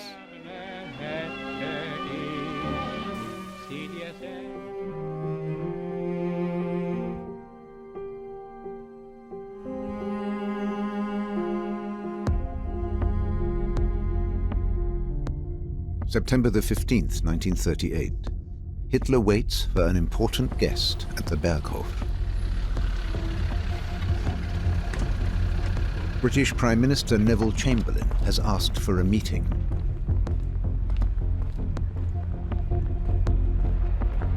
When Neville Chamberlain announces that he is going to meet the Führer, it is the most amazing diplomatic coup that anybody can remember. His reason for wanting to meet Hitler face to face is the question, is this man mad? If he is like clinically mad, then that we need to know that. If he is in some way capable of acting rationally, then maybe we can have a bargain. Chamberlain is fascinated by Hitler, and Hitler wraps him round his little finger. Back in Britain, Chamberlain is sure he can negotiate a non-aggression pact with Hitler and avert the danger of war in Europe. But Hitler seeks escalation by provoking increased tensions with Czechoslovakia. Following the Anschluss of Austria, the democratically elected Czech president Edvard Beneš fears a German invasion. He proposes to buy Hitler off by handing over a small part of the Sudetenland. But Britain and France are against the plan. The majority of the Sudetenland's population are German. Since the end of the Great War, it's been part of Czechoslovakia. But Hitler doesn't just want the Sudetenland, he wants the whole country in the Reich. And Poland and Hungary also claim border regions in eastern Czechoslovakia. Hitler has no intention of negotiating. He wants to make war and march victorious into Prague. At a second meeting, Chamberlain offers a deal. Hitler gets the whole of Sudetenland, and London its peace agreement. if you want to understand appeasement, to realize that they live under the shadow of the bomber. There is a fear of air power which is grossly exaggerated in terms of its impact, but is very potent. And that Germany is building up air power which can have almost devastating effects on a city like London or Paris. It's that atmosphere of fear that helps to explain why they treat a country like Czechoslovakia as a minor pawn on the chessboard of Europe. On September the 29th, 1938, the leaders meet again in Munich. Hitler hopes the British will abandon the proposed treaty so that he can go to war. Goering urges caution. It's too soon for a war against Czechoslovakia. The Italian leader Mussolini is also against war. Late that evening, Hitler reluctantly signs the Munich Agreement.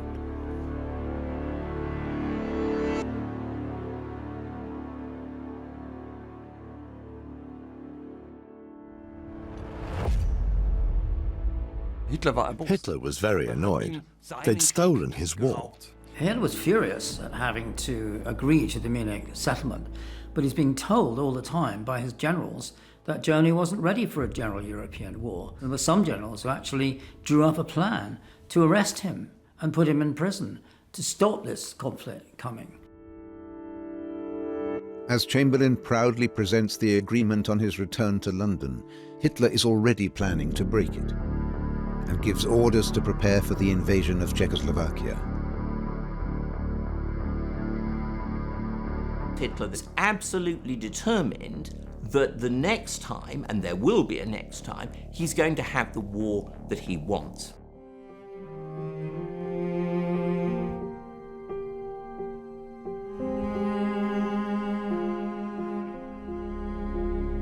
In mid-March 1939, Hitler summons Czech President Emil Hácha.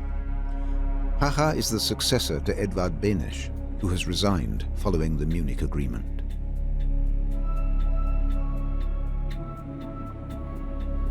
Hácha is put under such pressure that he agrees to the occupation of his country. Once again, war is avoided. Another democracy has been erased from the map of Europe. The German Reich has absorbed Austria, most of the Czech Republic, and the Memel territory next to Lithuania. There is a fascist alliance with Italy. Hungary and Poland have authoritarian regimes. Suddenly, democracy no longer seemed to be a form of government that could cope with the problems of those times. That led to a politics of looking the other way, of caving in the hope that if we give in, he'll stop, then he'll be quiet. While Hitler's admirers celebrate his successes, cracks are beginning to show. Fear of a new war is losing Hitler's support with ordinary Germans. Hitler was popular as long as he could appear as the Prince of Peace, coming up with a solution at the 11th hour under extreme circumstances. Now his popularity waned. The first serious doubts arise during the Sudeten crisis, the fear that there may be a war. And that does make people wonder whether this is the right regime. And at the same time, domestic terror is growing, domestic surveillance. People are being sent to concentration camps or even shot for the slightest reason. And not everyone approves of the brutal persecution of the Jews. After the November pogrom, more than 6,000 Jewish men are imprisoned in Sachsenhausen concentration camp. Most are released on condition that they leave Germany at once. The world is upside down. A trunk is collected by a courier company. It's June 1939. Eva Braun is going on a cruise. The government airliner Grenzmark is flying her and her family to Hamburg. Eva's father, brother and sister and 2 friends are going as well. The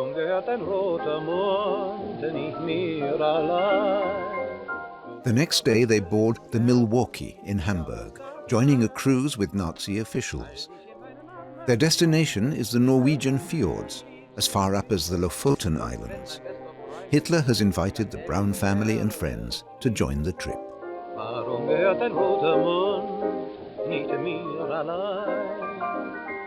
There's no lack of luxury on the ship. Eva takes a dip in the heated pool before a luncheon of lobster.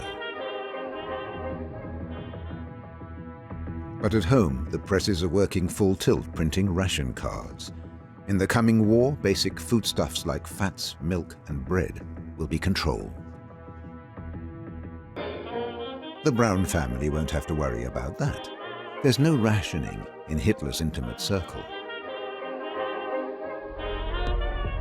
At the same time, Britain is mobilizing. Hitler has broken the Munich Agreement.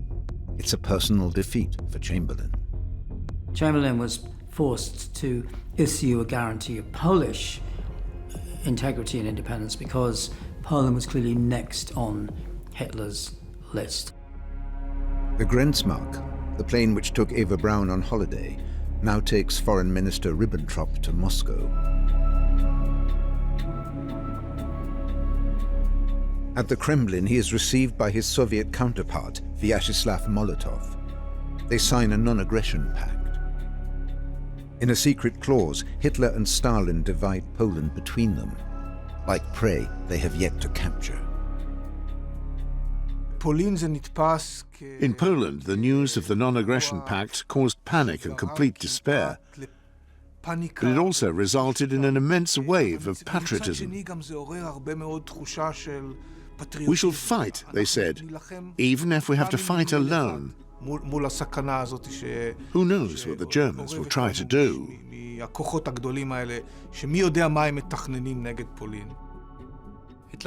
Hitler gambles on the diplomatic shock effect of this pact, and many Germans believe that the Western powers will protest again, but they don't have the guts. For Joachim von Ribbentrop, the pact is a great personal success. For Hitler, it is a coup. The war he has always aimed for is now within his grasp.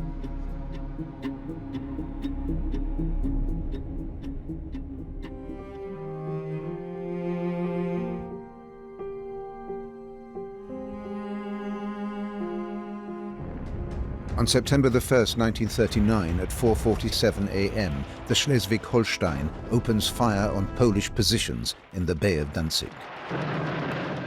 German planes destroy the Polish Air Force, on the ground and in the air.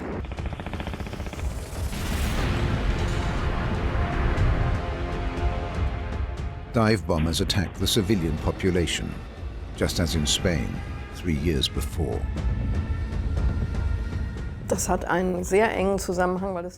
There was a close connection because the people who carried out those first raids in Poland in September 1939 were the same ones who'd fought in Spain. That was exactly what they had practiced in Spain, transferred one-to-one to Poland. On the very first day, bombing raids kill 1,200 people in the town of Wielun. According to Nazi propaganda, the war has been forced on Germany. Reservists are called up throughout Hitler's Reich and given rapid training. Fear spreads in families for fathers, brothers, and sons.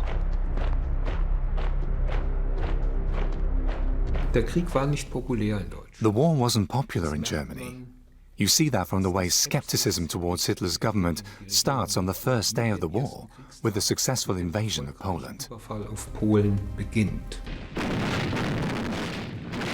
But there is no direct opposition outside Poland. On September the 3rd, Britain and France declare war on Germany and do nothing else.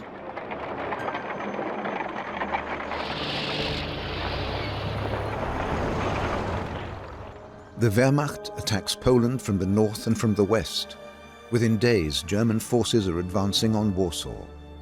After 2 weeks, the Polish capital is surrounded.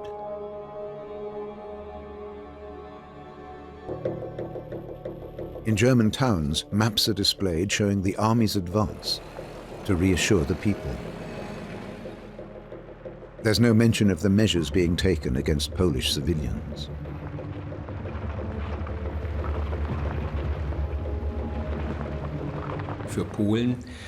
Poland's population has been divided into three. One part is to be murdered, a second can work, and the third, smaller part, can become German.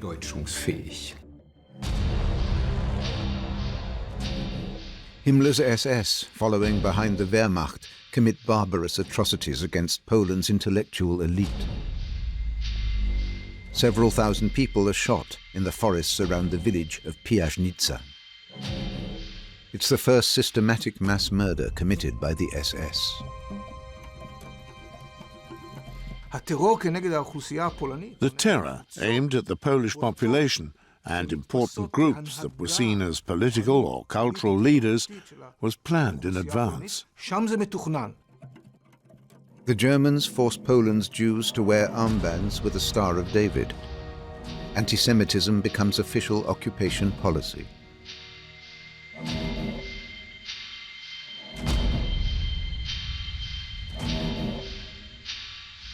At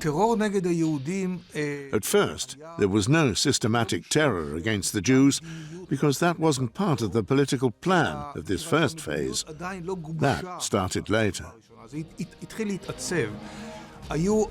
Of course, there were thousands of cases of harassment of Jews and murders. There are lots of photos showing Wehrmacht soldiers bullying ultra-Orthodox Jews in the street.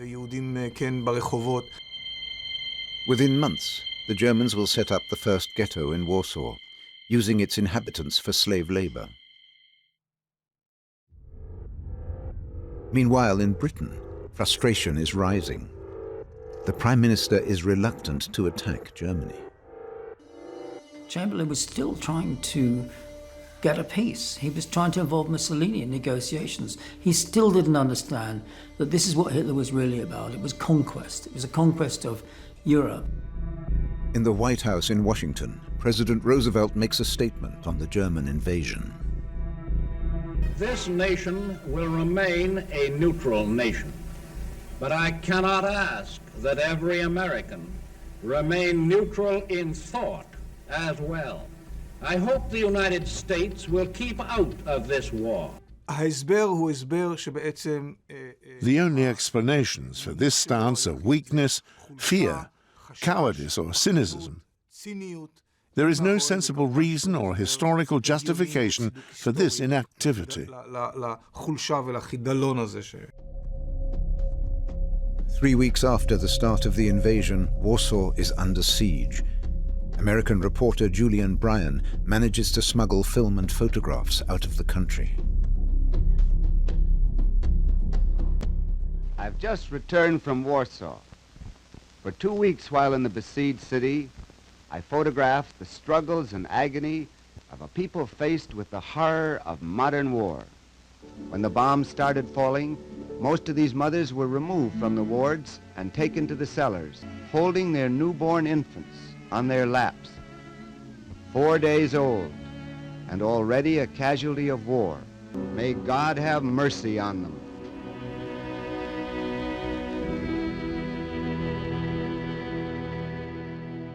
Bryan takes his footage to the White House.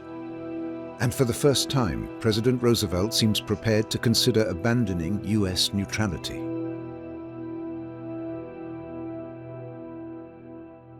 There's a major meeting at the White House on November the 14th, 1939, where he calls in the chief military people and he says, look, I am not actually very proud of what I wrote to Hitler urging a peace settlement during the Czech crisis and so on. And what we need in the United States is more muscle to ensure that we're taken seriously on the diplomatic stage. Hitler believes that none of them, neither the USA, nor Britain, nor France, can stop him.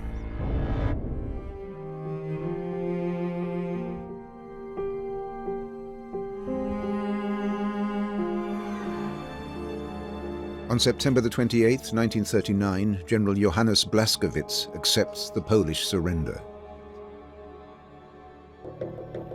Several times, Blaskowitz has protested to his superiors at the brutal treatment of the civilian population by his own troops and by the SS. Does the German military have a conscience?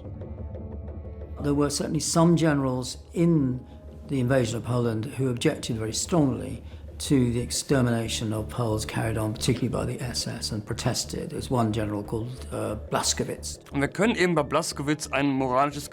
We can certainly recognize a moral conscience in the case of Blaskowitz.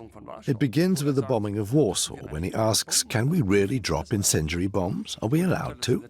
But Hitler gets his way. Blaskowitz is certainly also morally horrified by the Einsatzgruppen, but that doesn't make him some kind of angel. Blaskowitz's army committed serious war crimes in Poland.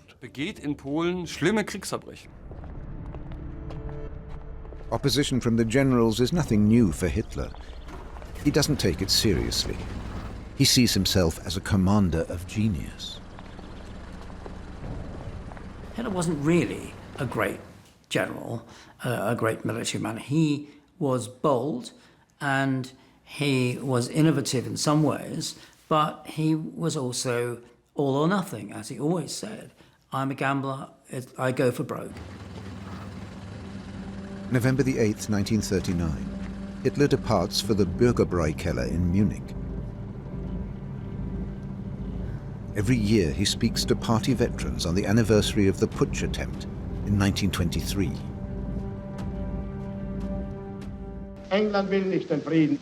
Ich habe schon in meiner Reichstagsrede erklärt, dass ich persönlich nichts mehr dazu zu sagen hätte. Das Weitere werden wir mit den Engländern in der Sprache reden, die sie wahrscheinlich schon verstehen werden.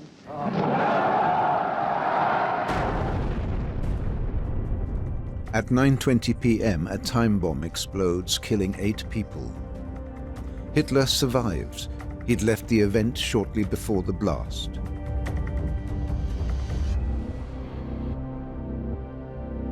The would-be assassin is soon caught. Nazi propaganda accuses carpenter Georg Elser of being a British secret agent. Today, we know that Georg Elser was working alone.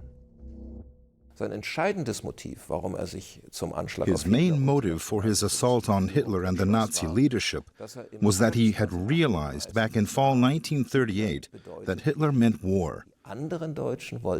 Other Germans didn't want to acknowledge that Hitler was preparing for war. Elser saw it, he thought about what he could do, and then he carried it out with remarkable technical precision. He knew exactly what he was doing. Under interrogation, Elser explains that he hid the bomb inside one of the pillars of the Bürgerbräu-Keller. On his own. The Gestapo don't believe him and torture him.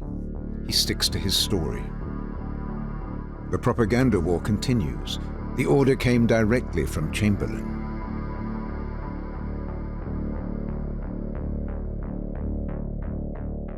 Elsa is thrown into Dachau concentration camp without trial. After the final victory, there's to be a show trial.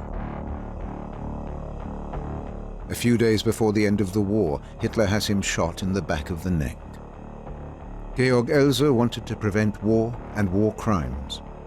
He was a courageous hero, alone against Hitler.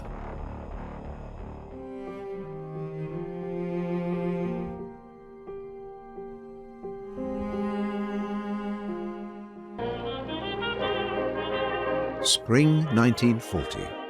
Once again, Eva Braun flies back from a shopping holiday.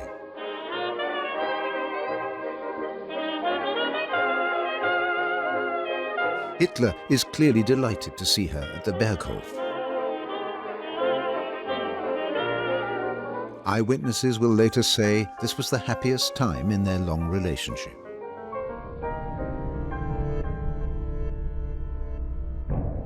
At this moment, final touches are being put to the plan of campaign against France. Hitler has chosen a daring strategy. Most of his generals are against it. The greater part of the German tank force gathers in eastern Belgium.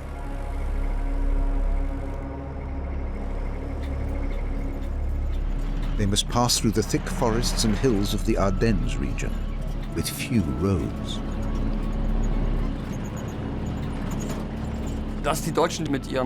To German military minds, it was impossible for tank divisions to advance through the Ardennes. The Ardennes are impassable. The tank drivers had to drive 3 days and nights to get through them.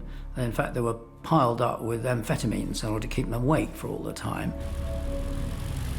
The risky plan succeeds.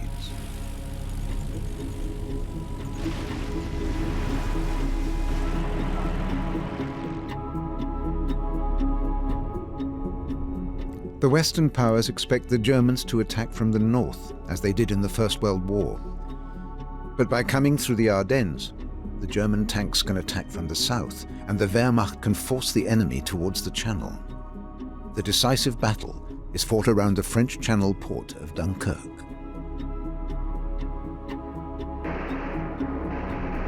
Hitler's Luftwaffe attacks not just Allied troops, but also fleeing civilians, just as in Spain and Poland. Hitler accepts his general's congratulations for the resounding victory over France. More than 80,000 French and Belgian soldiers are taken prisoner. The British Expeditionary Force did its best to escape from France, from Dunkirk, as fast as it could. And it looked as though Britain would soon follow France's lead and ask for peace negotiations. More than 300,000 Allied soldiers are evacuated across the Channel. Historians still debate Hitler's motives in letting the British army escape. Was it a sign that he wanted a deal with London? On his terms. Humiliated and defeated, Allied forces reach Britain.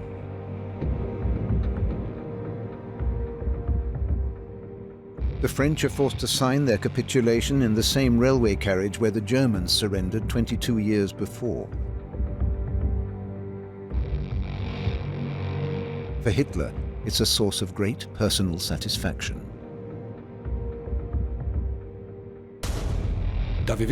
Since we know how the story ends, we can say that in the summer of 1940, Hitler is at the peak of his power and at the peak of his popularity. When Hitler hears the ceasefire has been signed, his joy knows no bounds. He now rules half of Europe.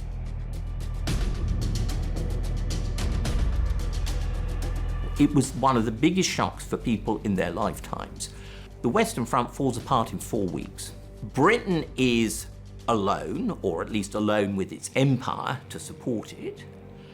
And Roosevelt is sitting there thinking, what's going to happen next? At last, America is rearming. Roosevelt wants to have the ability to intervene in the war against Hitler.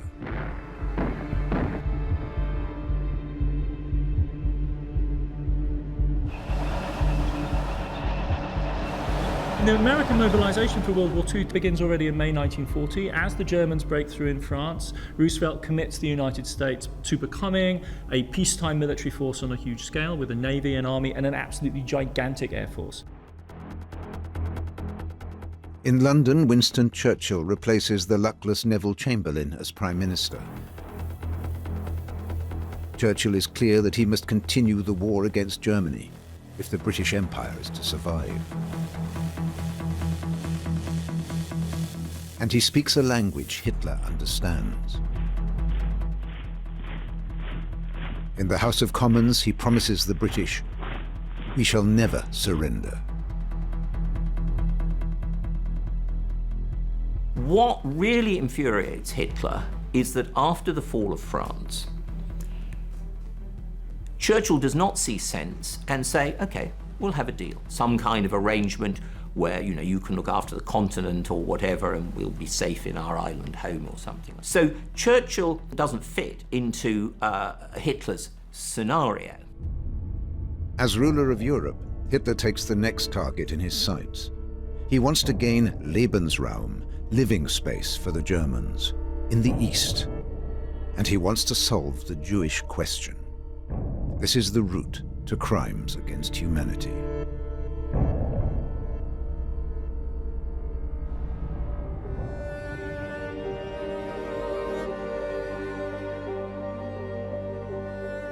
May 2nd, 1941. Senior Nazi officials gather for a meeting in Berlin. Presiding is Herbert Backer, State Secretary in the Reich Ministry of Food and Agriculture. Herbert Backer war einer für die jüngere Generation. Backer is what you would call a typical younger Nazi high achiever. He was both an ideological fanatic and a political pragmatist. Bezeichnete sich selbst als Leistungsmenschen. Top of the agenda is nothing less than the planned mass murder of millions by starvation. The hunger plan is to be implemented right after the Wehrmacht has invaded the Soviet Union. Vast quantities of grain and cattle will be siphoned off, stolen to feed the army, and shipped back to the Reich. Millions will die from famine. This is a systematic, deliberate policy designed to starve the Soviet civilian population. It has been integral to military planning from the start. There was going to be a quick victory, and then they would starve these people. First year would be 12 million, and then, quite soon 30 million people. I mean, the concept is so unbelievable, it's so horrific. But this was carefully detailed. Herbert Backer and his team in Berlin. The hunger plan is just one piece of an inhuman strategy. German farmers will replace entire populations of Russians and Ukrainians, turning the East into German Lebensraum, ethnically cleansed living space. It's been meticulously planned. German settlements will spread from Crimea all the way to Leningrad, the kernel of a new empire of land and slave labor. A vision that Hitler shared with his German military as early as 1933. A few days after being first elected, Hitler used a speech to his generals to tell them, you can only Germanize foreign soil, not foreign people. They must be replaced by Germans. So this is a phased plan, a military conquest to be fed by the hunger plan, in which the Soviet urban population will be starved, and to make space then for a program of German settlement. This hunger plan is one element of the planned invasion of the Soviet Union, and not even the most ruthless. The Wehrmacht intends to ignore all the rules of war. With regard to the hunger plan, everyone in the military administration is deliberately brought into the circle. This is not a closely held secret. On the contrary, this is the official policy of the German army in the East. The gate to hell has burst open.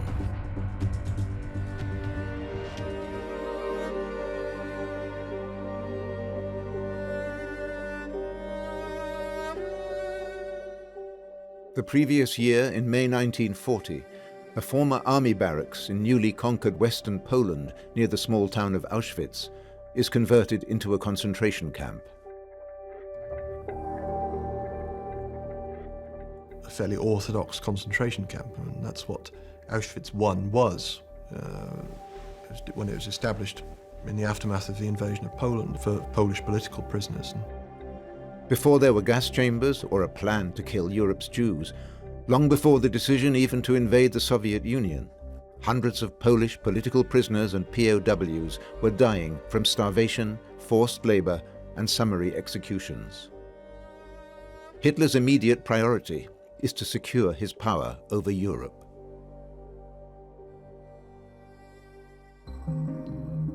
By summer 1940, the map of Europe has been completely withdrawn. Germany and her allies dominate half of it.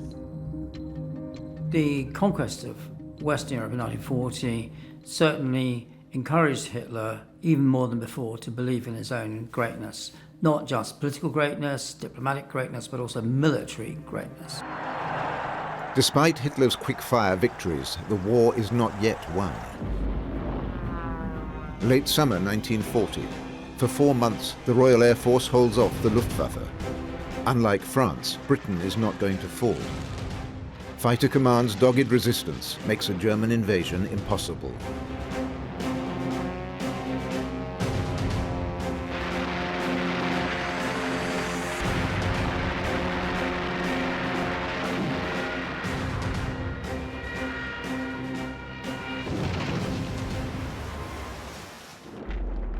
German bombers reduce British cities to rubble.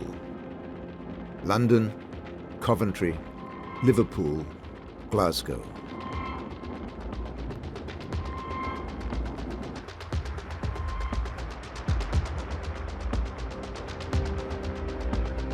British Prime Minister Winston Churchill refuses any negotiation with the Germans. Britain has the largest empire the world has ever known. It has the largest global trading empire the world has ever known. So it can get whatever it wants, basically. And Germany has not defeated Britain in the Battle of Britain. Britain is still there. After losing the Battle of Britain, time is running out for Hitler. It's a gamble by a man who knows that he is in a race against time, because the longer the war goes on, the more likely it is for opposition to mount, and in particular, the United States. Time is limited. My life is limited, Führer feel. Alongside Britain, the only remaining great power in Europe is the Soviet Union, with whom Hitler has a non-aggression pact. But he is not a man who honors agreements. He has never made a secret of his obsessive loathing for Bolshevism. And there is the worry Stalin could ally himself to the British. The Soviet Union is the only power still capable of taking on the Germans. But if it were defeated, Hitler's principal foe, the British, would have no choice but to come to the negotiating table.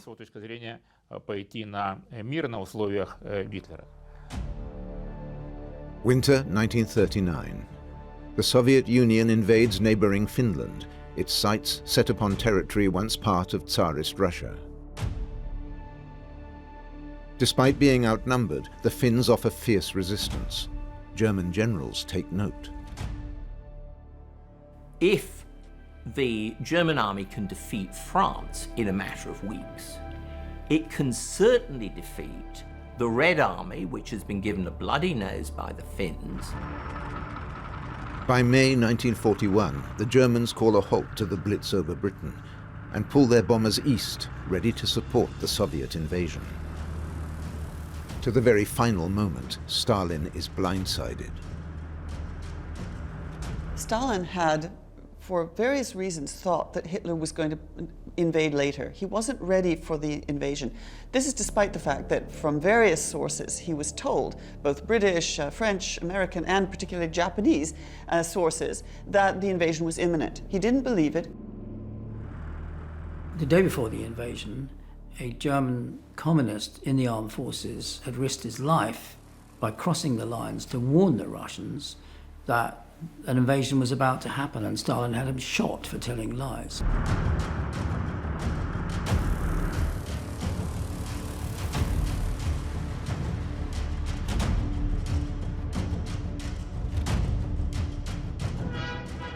The German Football Championships.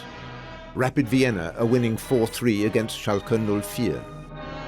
In the crowd is the national team coach Sepp Herberger and world boxing star Max Schmeling. June the 22nd, 1941. As the fans cheer, little do they know the greatest land war in history has just been launched in the east. Just a few hours before kickoff, 3 million Wehrmacht troops crossed the Soviet frontier in what the Germans have named Operation Barbarossa. German forces pour into the Soviet Union, divided into army groups north, center, and south. They cover a vast front line from the Baltic to the Black Sea. In barely 8 weeks, the Baltic states, Belarus, and part of Ukraine are overrun. Among the invading force, there's a medic serving with a forward tank division. Alongside his medical equipment, he has a film camera, as well as pen and paper. No one can believe the speed of our advance. Nearly 300 kilometers in the last 3 days alone. We are the spearhead of the force. Our job is to locate the enemy, secure our position, and clear the way with lightning skirmishes.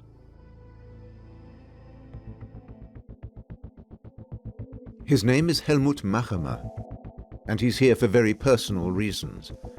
An eye doctor in his mid-30s, he volunteered for the most dangerous posting. His wife Erna is half Jewish and therefore a target for Nazi persecution. She is back home in Münster with their 3 sons. He's only too aware of the threat she and the children now face. But there is an escape clause. In exceptional cases, the family of a soldier awarded the Iron Cross can be redesignated as Aryan. Machemer is desperate to win the medal to save his wife and family.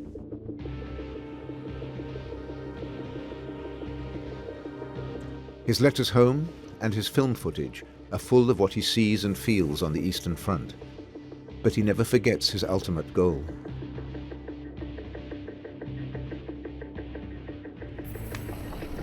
Operation Barbarossa is no normal war. Every German soldier has been given firm instructions from the top.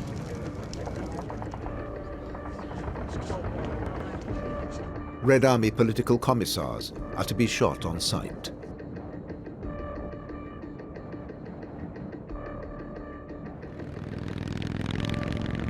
The martial law decree exonerates all German soldiers who commit crimes against Soviet civilians. It is the green light for military atrocities.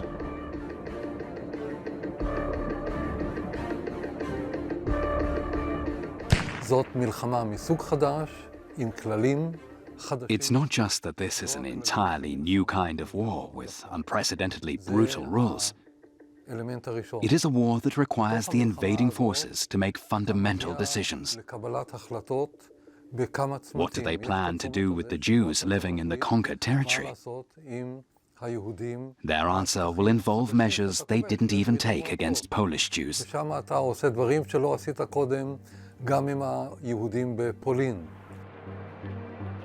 For years, the Nazis have bombarded their soldiers with anti-Semitic propaganda. In Hitler's ideology, the Jews don't just run the Red Army, they are the very agents of Soviet Bolshevism. In the summer of 1941, many hundreds of thousands of Jews now find themselves behind Nazi lines and targets of racial madness. Der Genozid an den sowjetischen Juden beginnt aber im Grunde genommen. The genocide of Soviet Jews started on the very first day of the military campaign and then gradually expanded to all other parts of Europe. Ausgeweitet auf andere Teile Europas. Behind the Wehrmacht come the Einsatzgruppen, SS troops who hunt down and shoot enemy civilians village by village, especially Jews. These task forces total barely 3,000 men, and yet they are soon killing many times their own number. Task Force A advances through the Baltic region towards Leningrad. Task Force B through Belarus towards Moscow. Task Force C is sent through Ukraine, and Task Force D along the Black Sea coast towards the Caucasus. The value of a human life on the Eastern Front was nothing to these people, nothing. That you could extinguish a human life with just the snap of a finger. And indeed, there were many of these top SS criminals who actually enjoyed killing and were proud of the numbers of people that they killed. Ich denke, Württemberg ist reich.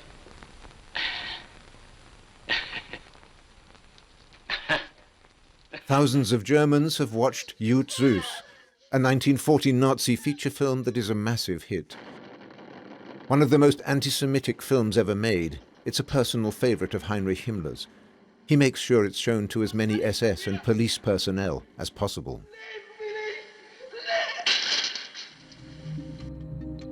Many of the invading troops have seen the film too, and feel emboldened to regard every Jew as their enemy. There are significant meetings that take place between SS representatives and representatives of the army, and we know that from the documentation. that there are orders and directives issued which allow the army to either approve of or participate in attacks on civilians. The Einsatzgruppen are commanded by the head of the SS Reich Main Security Office, Reinhard Heydrich, second in command to Himmler himself. Next to Hitler and Himmler, Heydrich is without doubt one of the central figures in the escalation of anti-Jewish persecution in the Holocaust, a role he has played since the mid-30s, well before the Jewish question held the central priority for Himmler that it would later. His strategy is to incite local anti-Semites in the occupied territories to attack Jews, a policy with benefits for German forces. As many people as possible will be involved in the killing process. Many of these people will know where the Jewish communities are, where Jews are hiding.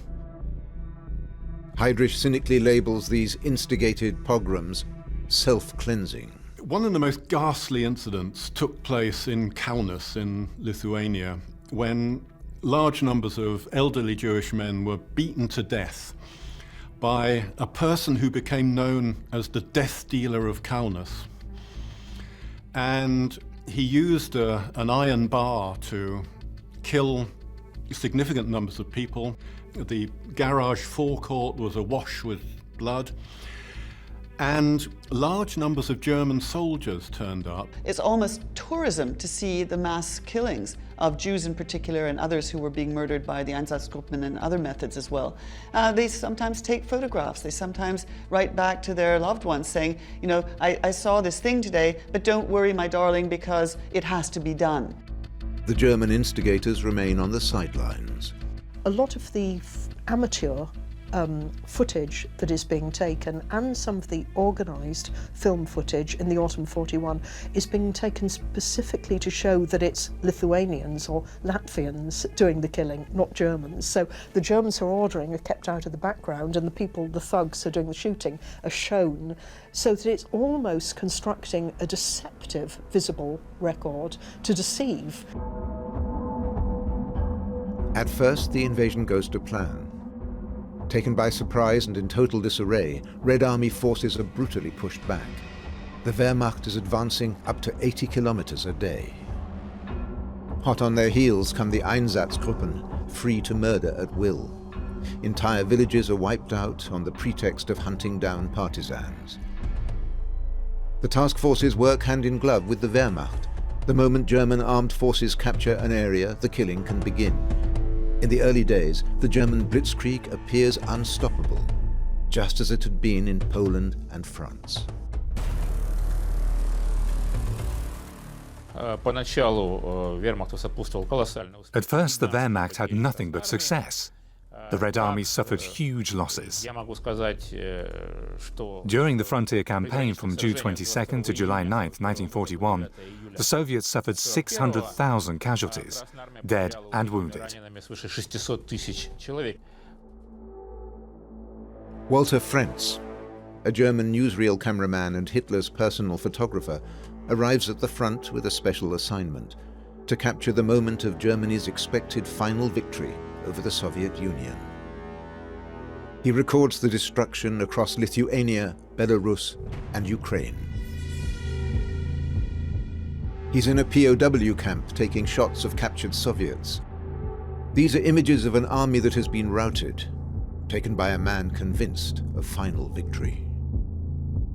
Army medic Helmut Machemer is also busy documenting the Wehrmacht's triumphant progress.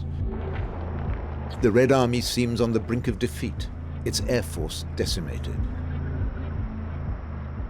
It was no illusion. The Wehrmacht was clearly stronger than the Red Army in the war's early stages, better trained and better prepared. The Germans are encircling and capturing hundreds of thousands of Soviet soldiers, seen here in Machemer's cine films. What is to be done with them? Herbert Backer's plans provide the answer. They will be left to starve.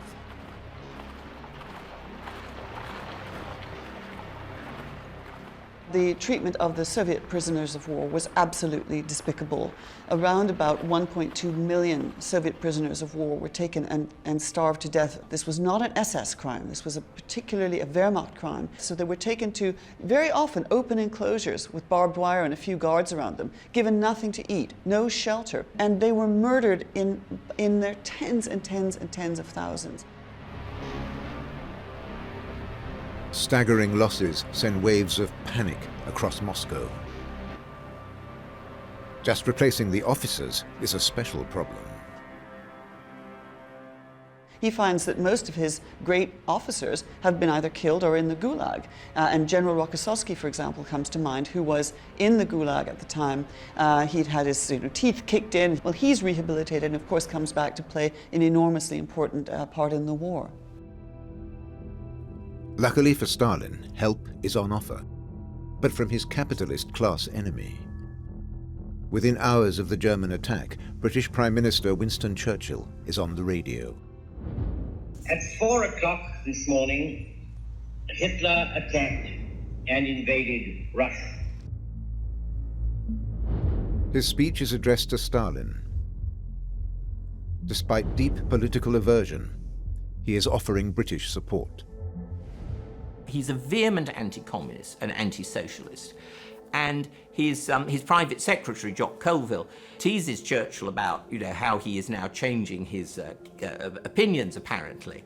And Churchill looks at Colville and he says, "If Hitler invaded hell, I would at least make a favourable reference to the devil in the House of Commons." Hitler is a monster of wickedness, insatiable in his lust for blood and plunder.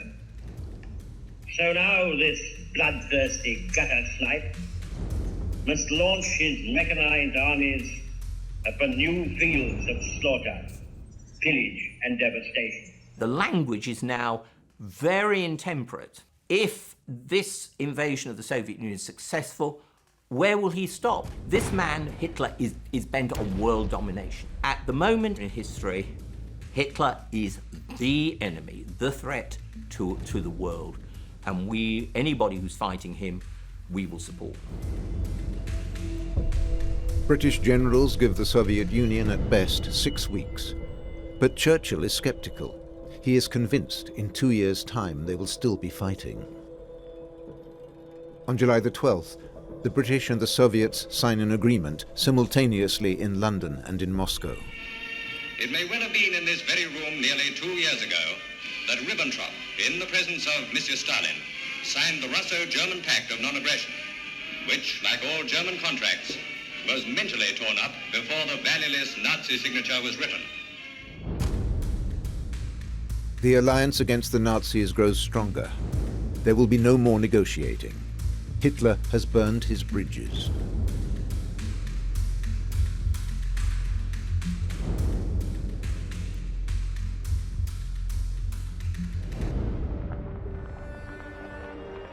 This is Steinsdorf in Silesia. It's the summer of 1941, and an amateur filmmaker captures an everyday scene. A Polish forced laborer and a young German girl are being harassed in the street. Bronja and Gerhard are accused of being lovers, a Nazi race crime. Dehumanizing people is the mechanism by which individuals or groups are singled out for exclusion from the wider community. And it's what makes it possible to act brutally against them in all sorts of specific ways, and eventually to kill them. The whole village takes part in the ritual humiliation, including the youngsters. But they leave the actual killing to others. Bronja is sent to a camp, Gerhard to the front line. Neither survives the war.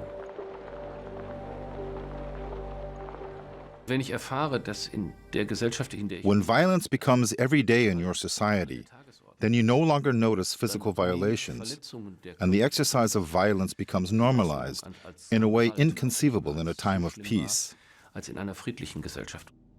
Liepaja in Latvia, 1941. A German soldier is busy filming actions that are by now all too common in occupied territory. Soldiers and sailors who've been having a nice dip in the sea on the Baltic coast after work all day are called in to come and watch. This is mass murder in front of eager spectators. Jews are being brought in there in trucks, are being unloaded from the trucks, made to run to the mass grave and are shot into it.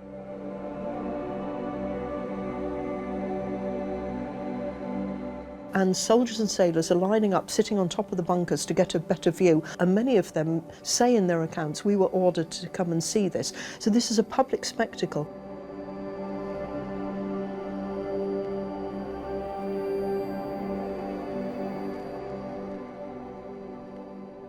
It was commonplace for Germans to complain that the Einsatzgruppen hadn't done quite a good enough job because people were crawling out of the pits where they'd been shot into. And they were complaining because the Einsatzgruppen hadn't done a good enough job killing everybody. You know, this was the reversal of humanity, the reversal of what it means to respect another human life. The mass murder of Soviet Jews begins from day one of the campaign. The SS continually refines its methods. SS General Friedrich Jeckeln devises what he calls sardining. If he layers them like sardines, he will take less space. So the victims are ordered to dig their own graves and then lie on the corpses of the already dead friends and families before they are murdered. It's a kind of Fordism. You know, thinking of the American manufacturing system, how can we improve this process of mass murder? How can we improve these simple ingredients of this process, the pit and the rifle? Head of the SS, Heinrich Himmler, who frequently tours the conquered areas, calls for only Jewish men to be shot. But after a few weeks, he extends the order to include women and children.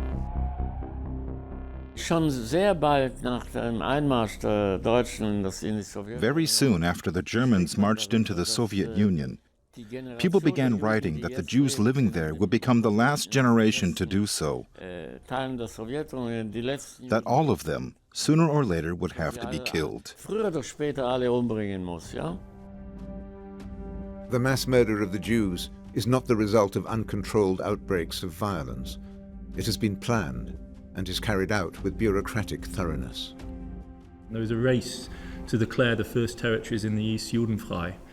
And there are these extraordinary reports that come back looking like modern PowerPoint presentations with little coffins to represent the number of Jews that were killed by each part of the Einsatzgruppen.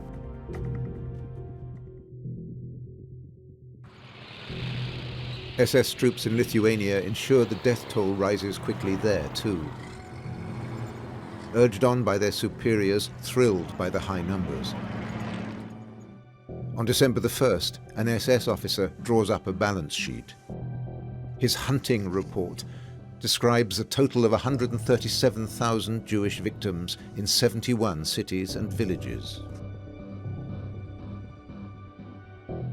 The SS bureaucrats who are monitoring their progress and in many cases urging them to kill more people, kill more, take more action. In the vicinity of Kiev alone, German task forces shoot over 33,000 Ukrainian Jews in 2 days. About 2 million, although again the figures are very hard to ascertain, are committed by the Einsatzgruppen and other such groups. And bodies, police battalions and so on, that are deliberately sent in by the SS for the specific reason of targeting and murdering people that the Nazis have identified as criminals or Jewish Bolsheviks or whatever label is put on these people. Diese Horden, unter ihnen ungezählte Juden, sollten in Marsch gesetzt werden, die deutschen Städte und Dörfer in Schutt und Asche zu legen. Sie hätten ein Blutbad ohnegleichen unter unserer Bevölkerung angerichtet. Die Gesichter dieser Untermenschen sind von Raubgier und Mordlust gezeichnet. In der Tat würdige Verbündete Churchills und seiner Plutokratenklicke.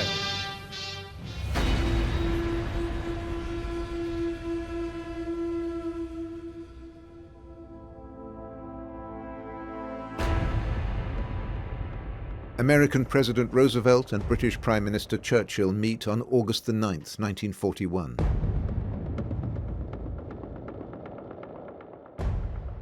Barely 4 weeks after signing the treaty with Stalin, Churchill arrives off the coast of Newfoundland on a battleship.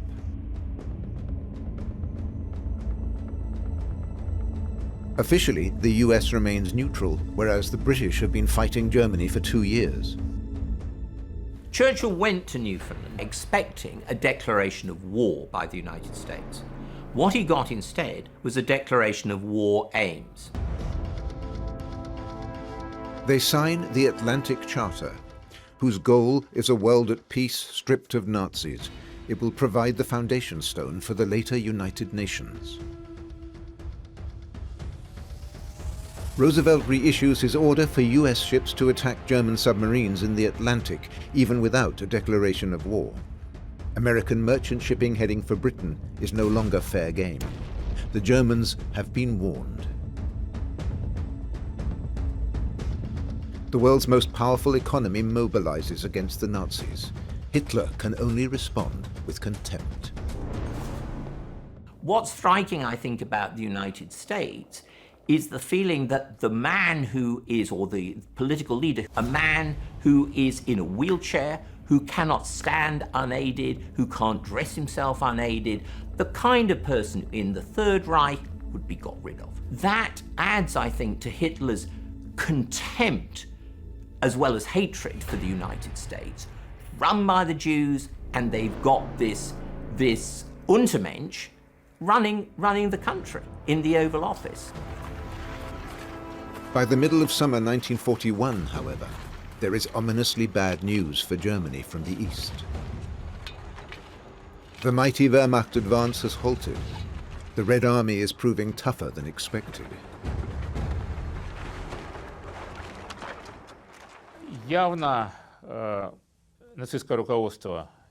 Nazi leadership, both Hitler and his generals, clearly underestimated the scale of Russia, their mobilization capacity, and even the Red Army's equipment. For example, the famous T-34 tank came as a total surprise to German panzer leaders. They had no idea of its existence. The USSR was also able to replace losses sustained by its 5 million-strong Red Army in very short order by doubling conscription. German losses rise dramatically. Volunteer army medic Helmut Machemer has a lot to do. There will be no easy blitzkrieg victory, just more and more murders. We see two dynamics of escalation in August 1941. One is the slowing down of the Barbarossa offensive, which was supposed to have been done by August and is clearly going to stretch deep into the autumn. And the other logic is the external international escalation with the increasing moves towards an open commitment of the United States to the British war effort, which will culminate in the Atlantic Charter. The German army is not prepared for a long war in the east. And in the West, the Allies are just getting stronger. For Hitler, there is only one explanation. In his worldview of race hatred, only one power would be able to unite Soviet Bolsheviks, British imperialists, and American capitalists against Germany. The idea of a Jewish conspiracy ties together all sorts of otherwise ostensibly opposed elements. Hitler's sense of a Jewish conspiracy is ubiquitous, it's everywhere. 6 months before the war began, Hitler connected the war with the idea of murdering Europe's Jews. Wenn es dem internationalen Finanzjudentum in und außerhalb Europas gelingen sollte, die Völker noch einmal in einen Weltkrieg zu stürzen, dann wird das Ergebnis nicht die Bolschewisierung der Erde und damit der Sieg des Judentums sein, sondern die Vernichtung der jüdischen Rasse in Europa. The kind of rhetoric, which of course is self-reinforcing, if you make a statement of that sort, it's pushing us down that road towards the final solution. 4 days after the publication of the Atlantic Charter, Hitler launches a tirade of hatred against each of its 8 paragraphs. Goebbels records in his diary, "The Führer is convinced that his prophecy is coming true, that if Judaism were to succeed in provoking another world war, it would end with the annihilation of the Jews."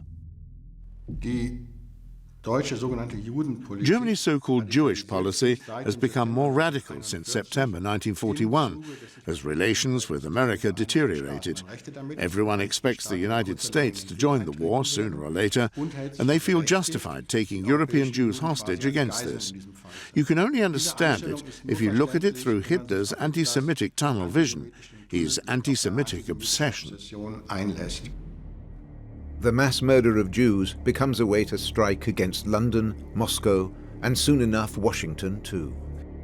It's a strain of propaganda that many German soldiers believe. A German non-commissioned officer stationed in France writes, "Now Jewry has declared war on us all along the line, from London and New York, plutocrats all the way to the Bolsheviks. Everything that is Jewish is in one front against us."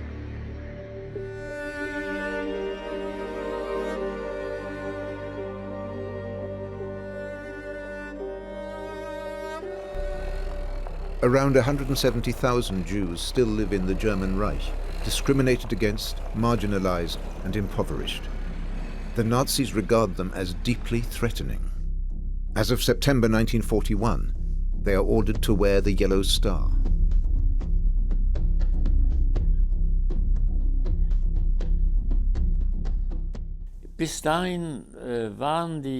Till this point, the SS and the police had been unenthusiastic about marking the Jews with such a sign,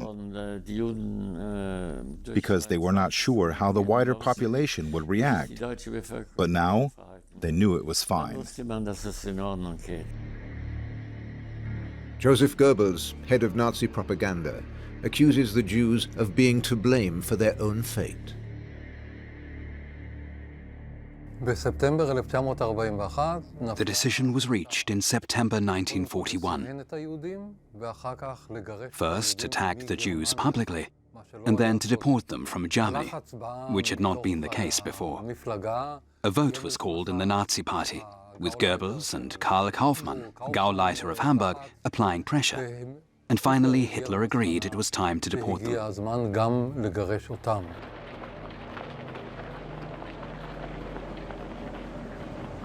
German Jews are rounded up in open daylight.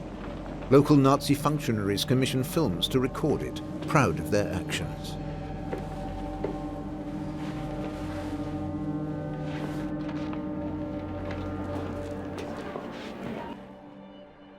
The first train leaves on October the 15th, bound for the Lodz ghetto, renamed Litzmannstadt by the Germans.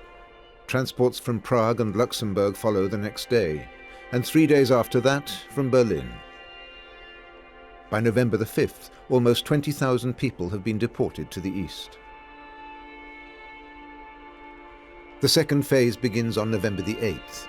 22,000 more Jews are sent to Riga, Kaunas, and Minsk.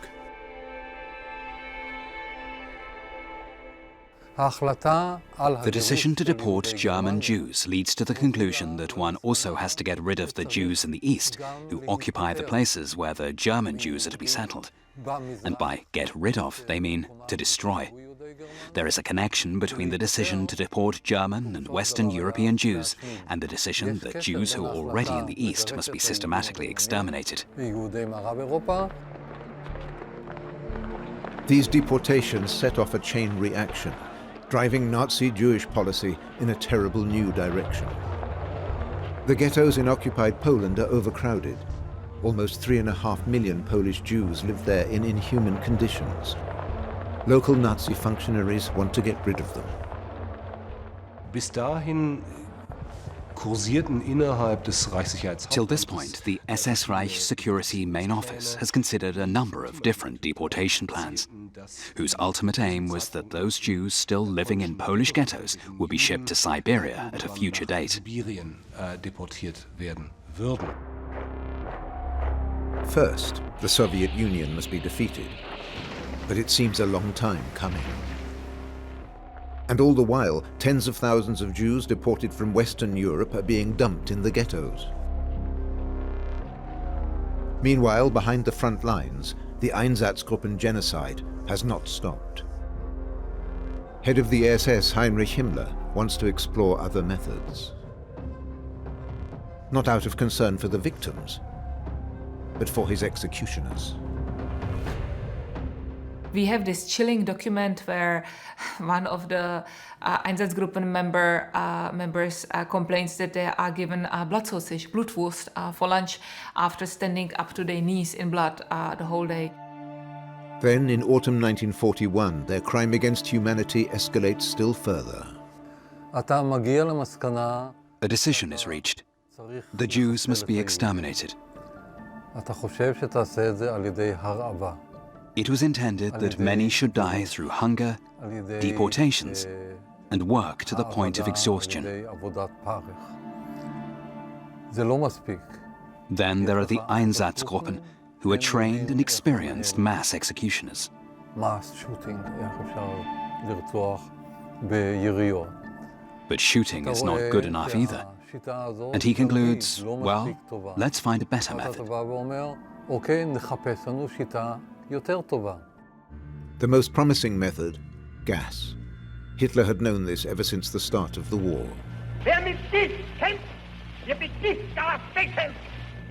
Words become actions. Then they fall back on ideas originated by the so-called T4 campaign, which saw the murder of the supposedly mentally ill with carbon monoxide gas. So they experiment with gas vans, that is, trucks whose exhaust gases are piped back into the rear compartments.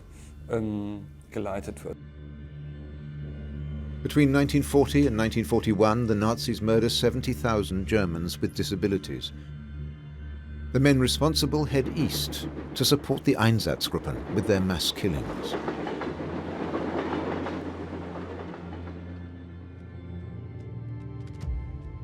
The SS start their own experiments with poison gas in camps such as Auschwitz. Camp officials are keen to provide solutions to SS leadership. At the start of September 1941, Zyklon B, a hydrogen cyanide gas, is used for the first time. 600 Soviet POWs and 250 camp inmates are murdered in a barracks cellar. The Auschwitz camp staff hail it a great success. The Germans had wanted to accelerate the extermination ever since early 1942. They were on the hunt for new killing methods and settled on the idea of using gas chambers. But in actual fact, if we study the statistics, more Jews were killed by shooting than in the gas chambers during the Holocaust.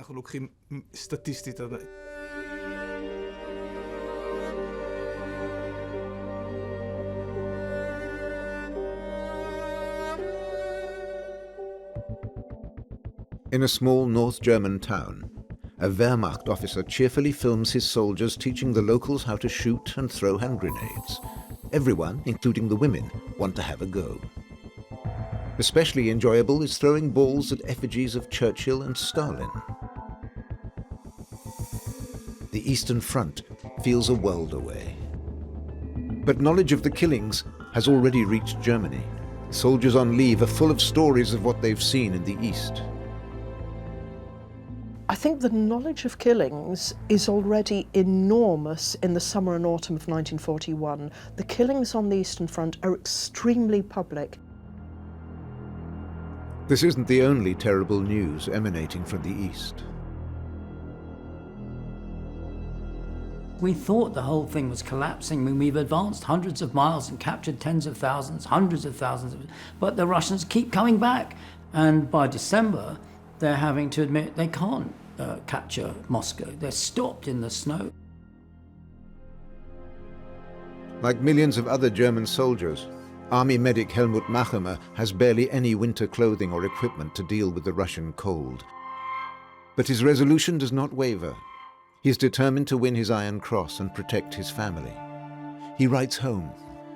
You should now have a clear picture of our struggles from my letters, which I am sending you now, so long as you promise not to get upset. What help is that?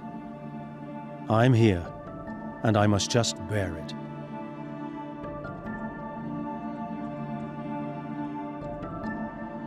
Machama achieves his final goal, winning his Iron Cross. His wife and children are reclassified as German-blooded. Despite their Jewish background, they are not persecuted. It's the only known case of its kind. In May 1942, Helmut Machama is killed by shrapnel. Anna and their children survive the war.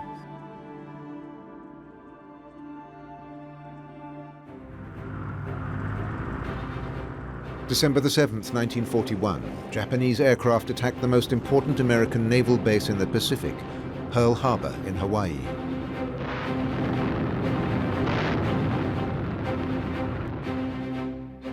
The Americans enter the war.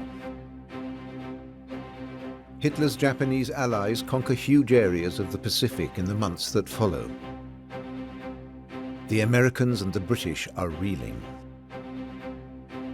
The threat even reaches Australia. The Second World War is now truly global. Hitler is relieved. How can the Americans threaten him in Europe if they have their backs to the wall in the Pacific? In an act of megalomania, Hitler declares war on the US 4 days later.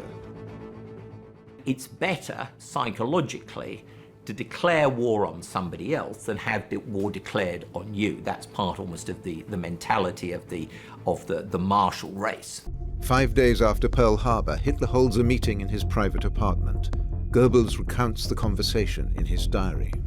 With regard to the Jewish question, the Führer wants to wipe the slate clean. That's not just a turn of phrase. Global war is here, and the annihilation of world Jewry must be its necessary consequence.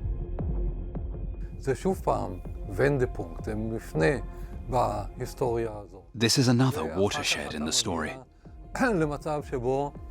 The Nazis realized that the war won't be over in 1941, and that makes them contemplate even more radical action against the Jews.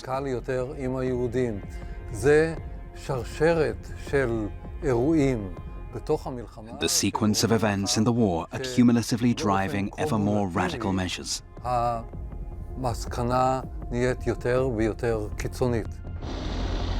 Reversals on the Eastern Front make the Nazis tighten the screws of their Jewish policy.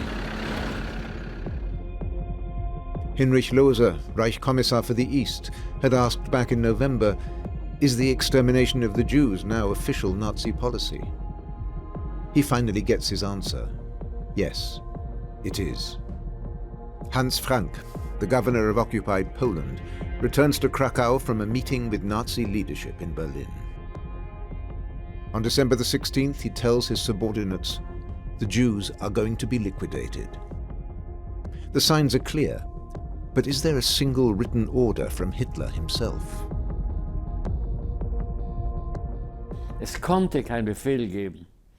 There could be no order, neither written nor even verbal. That was not how Hitler operated. Far more likely, Hitler approves and reinforces what is already underway. The entire regime regards the Holocaust as its most important project. That implies a decentered agency, many collaborating agencies involved in this process, driving this violence from a series of centers within the Third Reich rather than the guiding hand of one single maniacal anti-Semite. Many are involved in the murder of the Jews. SS, Einsatzgruppen, Wehrmacht, the German occupation authorities. All they lack is central coordination. To help achieve this, a meeting is held on January the 20th, 1942. Today, we know it as the Wannsee Conference. Chaired by Reinhard Heydrich, SS authorities and government ministry officials meet to discuss the final solution of the Jewish question, the murder of every Jew in Europe. Adolf Eichmann, officer in charge of Jewish affairs in the SS, shares a list of those who should die, a total of 11 million people. In fact, genocide was already well underway. In other words, the meeting was more concerned with technical issues on the one hand and the question of who takes on the leadership role on the other, with the SS staking a very clear claim to power. Two things are now clear. First, mass murder will no longer be postponed till after the war. It is to be stepped up immediately. Secondly, the Nazis have every Jew in East and West Europe in their sights. Their crime would be enormous, executed with bureaucratic efficiency and without mercy. When one looks at the final solution as an evolving project, one almost never sees a step taken backwards. The radicalization is always in the direction of more extreme, more inclusive. This is a much more terrifying view than the view of a thoroughly Führer-centric system in which blueprints are handed out and everyone else fills in the details.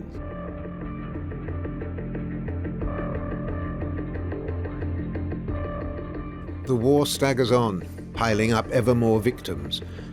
Deep behind the front lines, a previously inconceivable murder plan takes its course. Hundreds of thousands of perpetrators, millions of victims, share the same destination, the Nazi death camps.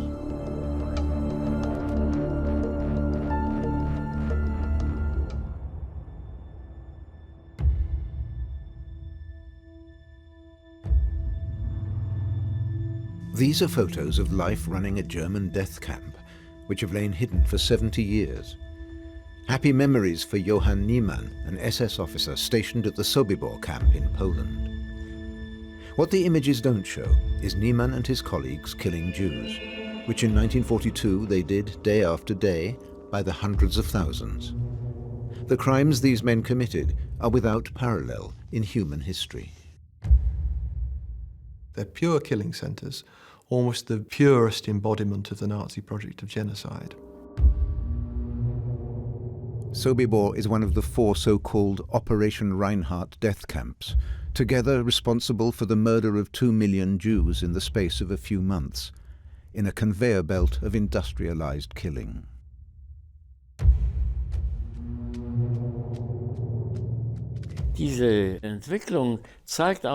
This development shows us today how easy it is to murder a vast number of people with seemingly little effort.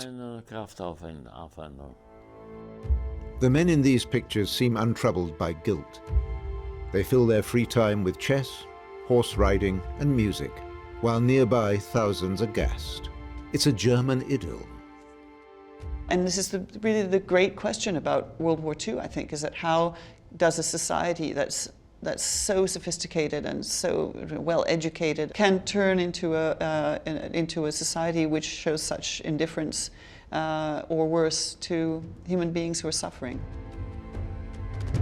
Spring 1942 is the dawn of humanity's darkest day.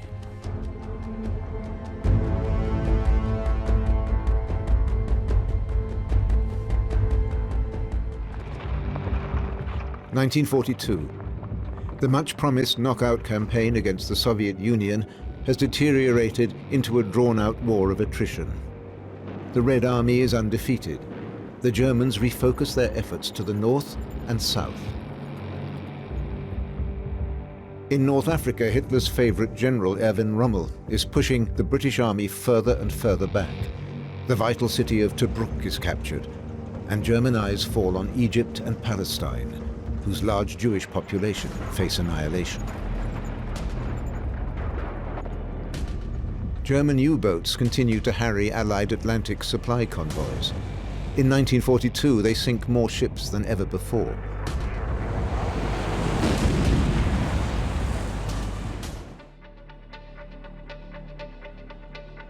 Hitler's domination extends from the submarine bases of Western France to the Black Sea, from Norway to the deserts of North Africa. Everything changes when a new power joins the war against Germany and her Axis partners, the USA. At the outbreak of war, American arms production lags far behind Germany's. President Roosevelt is determined this will change. We must be the great arsenal of democracy. For us, this is an emergency as serious as war itself. Everyone thinks that America enters the war in December 1941, fully fledged as the arsenal of democracy.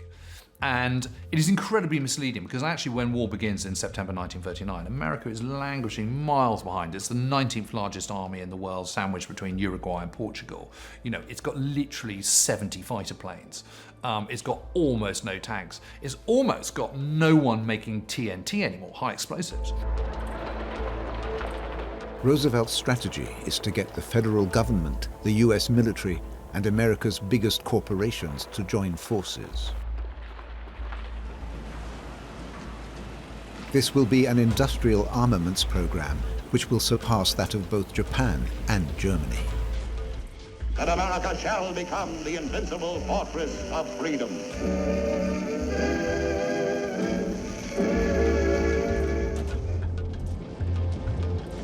Roosevelt's wild promise to build 50,000 aircraft in a single year is soon more than doubled. America's industrial capacity is simply second to none. It has all the resources that it needs to mobilize an unprecedentedly large war effort, and it has extremely high technology that will put America in a different league by the end of the war. The Nazis recognize that for all their triumphs, victory is still out of reach. They ready themselves for a simultaneous war of attrition and systematic mass murder.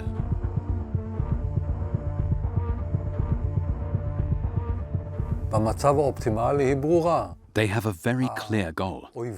Our enemies will perish, and our people will live. Over the next few months, what they call a final solution to the Jewish question will plumb new, unimagined depths. There must be no survivors to seek vengeance. So once started, the Nazis will not stop till the bitter end.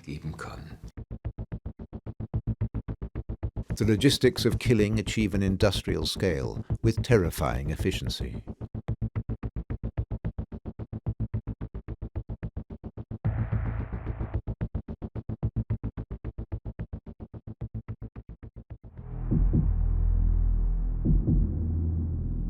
A boat trip on the Danube, 1938. Leading Nazis are celebrating the German annexation of Austria. One of them is a 34-year-old SS colonel called Odilo Globocnik.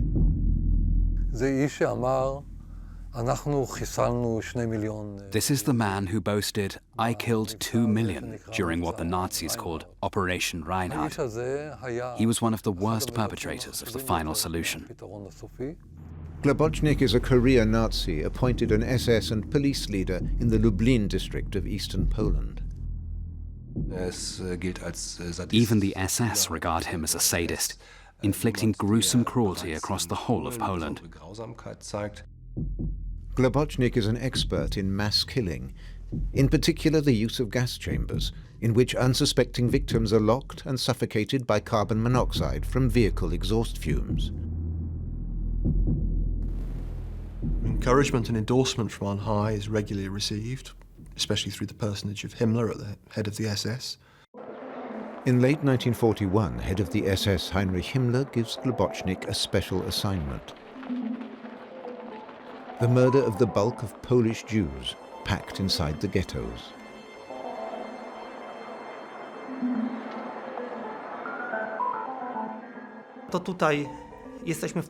This was a region that was home to the greatest number of Jewish communities. Before the war, there were 3.5 million living in Poland, many of them in the east of the country. Parts of western Poland are absorbed by the Reich, like the city of Lodz, renamed Litzmannstadt. Here the Germans force 160,000 Jews to live in a ghetto under appalling conditions. They were completely cut off, and their world got smaller and smaller, and the brutality and the violence and the starvation and the illnesses in the ghettos got worse and worse. Anyone physically able to is forced to work for the German economy. Occupation authorities, including the man who took these pictures, run a regime of exploitation, starvation, and deportations. Civilian administrators everywhere were deeply implicated in the implementation of anti-Jewish policies, the implementation of segregation, expropriation, moving them out of their houses, moving them into slum areas, ghettos, cutting their rations, ensuring that there were penalties for not wearing the star. Jews in the Lodz ghetto hope their slave labor will protect them from being killed.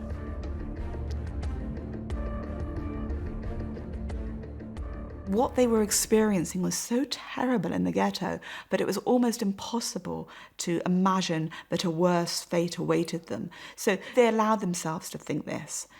If we make ourselves useful, if we show that we can work, we'll be allowed to survive. In early 1942, the Nazis begin emptying their Polish ghettos, sending their populations to camps built with only one purpose: mass extermination. Kelmo is already up and running. In 1942, the Germans build 3 more camps as part of Operation Reinhardt in occupied eastern Poland: Belzec, Sobibor, and Treblinka. A 4th, Majdanek, is added later. They are disguised as transit camps to fool arrivals. Only at the last minute do people realize they're being herded into gas chambers. That's when the policy switches from we go to a place, we find all the Jews, we kill them pretty much where we found them, to we bring Jews from somewhere else to a place where we will kill them. The operation is posthumously named for Reinhard Heydrich, the SS general in charge of the final solution, recently assassinated by Czech commandos in Prague. His plan will continue without him. Running the Reinhardt camps requires barely 20 or 30 SS personnel, supported by 100 or so Ukrainian guards. The Jews were unarmed. They couldn't fight back, and by and large, they had no idea what was going to happen to them.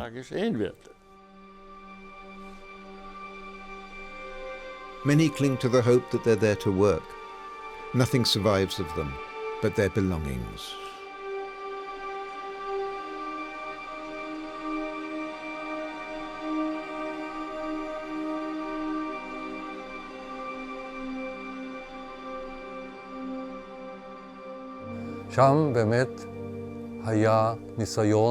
It was only ever about murdering the Jews. The sole economic gain was the property the Jews brought with them to the camps.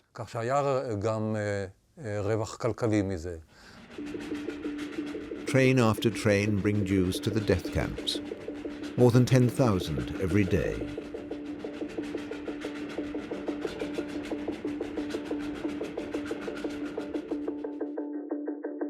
Recent research suggests that close to 1.75 million people are killed in Belzec, Sobibor and Treblinka alone, in less than 18 months. Roughly around 5 in 6 of the victims of the Holocaust are from Poland and the Soviet Union. And the Operation Reinhardt camps are devoted to the slaughter of the Jews in really the heart of the old Tsarist Pale of Settlement, where most of the European Jews live. An enormity without equal across human history. This was a killing machine that functioned right to the bitter end. Its sole purpose was the mass extermination of Jews deported out of the ghettos. As a token of appreciation, Johann Niemann and his fellow Operation Reinhardt killers are invited on a VIP trip to Berlin. The Führer's office makes sure its executioners and their wives are well looked after. October 1943. A rumor spreads through Sobibor. The SS are about to kill the Jews they'd forced to work as auxiliaries. An uprising erupts, during which Johann Niemann's skull is split with an axe. 200 Jews flee, hunted down by the SS. Most are caught and executed, but almost 50 hide out in nearby forests, survive the war, and tell the world their story.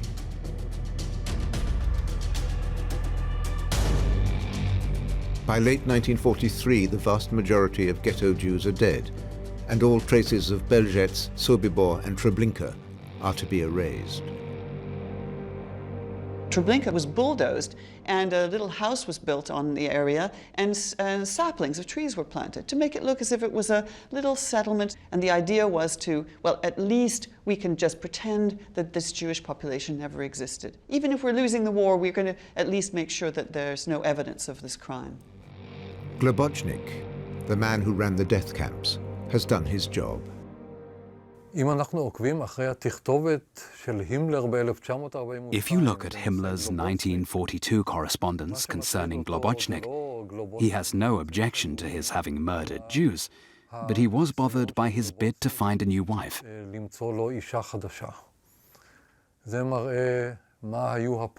That tells us what the killers found important. Himmler would take a very dim view of Globocnik marrying inappropriately. But the fact Globocnik killed millions of Jews was perfectly fine. Operation Reinhardt is at the dark heart of the final solution. But Himmler plans to expand the killings and the mass exploitation of Jews in new and terrible ways.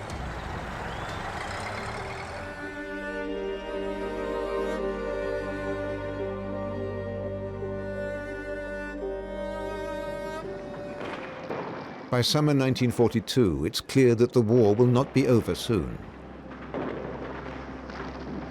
The Red Army and partisan forces are fighting to the death. The Germans lose 100,000 casualties a month, wounded, dead, or captured. The Eastern Front is just a bloodbath. And in the end, hundreds and hundreds of thousands of young men lie dying or dead in the snows or the fields or the wastelands of Central Europe, and they just cannot be reproduced. The home front has been stripped of manpower. Arms factories employ women instead. Die Frau hat vielfach in selbstverständlicher Pflichterfüllung den Arbeitsplatz des Mannes eingenommen, der an der Front das Vaterland verteidigt. From 1942, Hitler's architect, Albert Speer, takes over the arms factories. He reorganizes the entire war economy, introducing mass production. Speer's answer to the labor shortage is to form a vast new army of slaves, POWs, camp inmates, foreign workers. 12 million of them by the end of the war. The increasing organisation of labour, that corresponds with the phase of the war, the fact that more and more men are being called away to the front, the fact that the army needs more material, equipment, aircraft, uniforms and so on. So there is a need for labour, and so this affects the way in which the extermination of the Jews has this double side to it, some instant death, some slower death through work. With its millions of slaves, the SS becomes an economic empire, building new types of camp which combine mass murder and economic exploitation.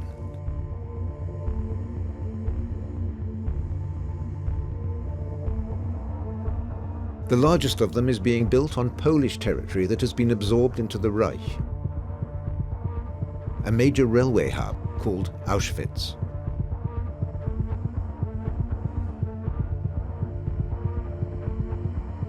Unlike the Reinhardt camps, Auschwitz serves multiple functions. Alongside the original concentration camp, the Nazis build a second, the death camp of Auschwitz-Birkenau. And then a third, an industrial complex called Auschwitz-Monowitz. The scale of the industrial projects there is immense. An entire region of brown coal is going to be transformed into the foundations of a huge chemical industry. Head of the SS, Himmler, visits the construction site in July 1942. It's a joint venture with German industrialists. They will run the factory. He will provide camp inmates as slave labor. Principal among them, IG Farben, manufacturing synthetic fuel. The IG Farben industrial complex at Auschwitz is the largest single investment program in industry in the Third Reich in the period of World War II. IG Farben and arms manufacturer Krupp are just two of the corporations who run Auschwitz-Monowitz, and alongside the SS, profit massively from slave labor. The war against the Jews is the core of the Third Reich project, but that doesn't mean that it can't be at various moments synthesized with programs which are dictated by an economic logic. The question they ask, what use can we make of our enemies before they die? The firms pay a daily rate of between 4 and 6 Reichsmarks to the SS per prisoner. Average life expectancy is 3.5 months. Their hair shaved, numbers tattooed on their arms, they're ready to be worked to death.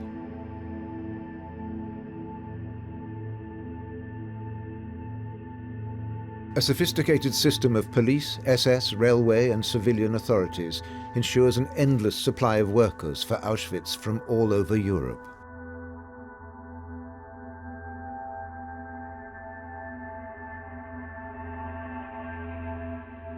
Those being loaded on the trains are told they're simply being relocated. It's a lie. Children, women and the old are murdered in the gas chambers and their bodies incinerated within hours of arrival at Auschwitz-Birkenau. Over 1 million are killed. Only their possessions remain, which the SS steal and reuse.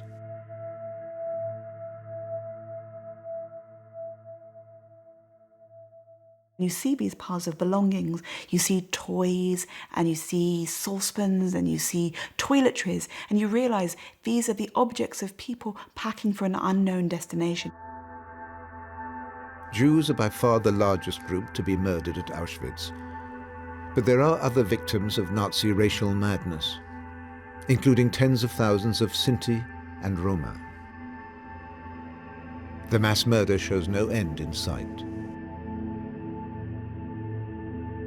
This extermination machinery was designed to last. In 1943, Auschwitz regional planners assumed the camp would operate for at least another 20 years. SS personnel are drawn from all social classes and from every corner of the German Reich. These are ordinary men and women whom nobody has forced to come to Auschwitz, unlike their victims. It costs people nothing to say, I just can't shoot these Jews. Or, as a National Socialist, I'm just not capable of murdering the mentally ill. Nothing happened to them. Auschwitz only works because its personnel feel no guilt. They tell themselves murdering Jews is right and necessary.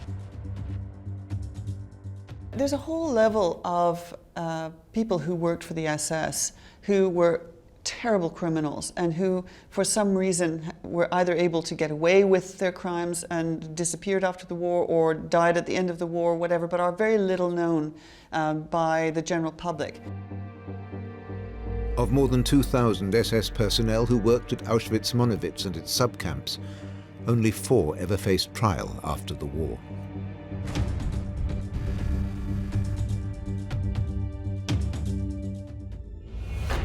Auschwitz-Monowitz is just one of 42,000 camps run by the SS.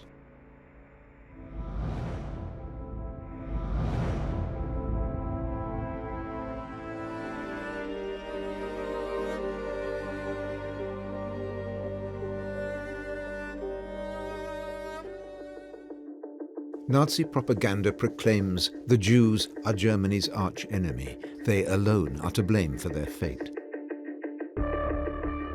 The newspapers report nothing.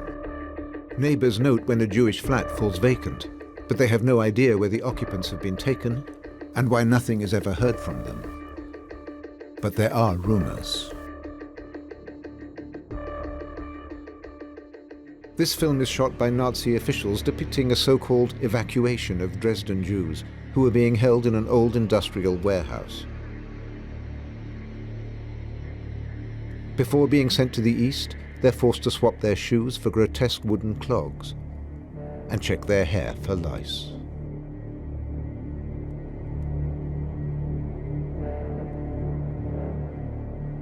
After they've gone, their belongings are auctioned off in full public view. Thousands bid. Working class women from poorer neighborhoods suddenly start to dress in much more affluent ways, in some cases fur coats. Wenn Sie in die Wohnung eines Juden gezogen sind oder nur ein Klavier oder If you moved into an ex-Jewish apartment in 1943, or even just bought a piano or a household item, and millions of Germans did this, 400,000 in Hamburg alone, are you going to be nervous one of them might come back and confront you? Sie zur Rede stellt. Millions of people help themselves to Jewish property. Few voice any protest, not least for fear of the Gestapo.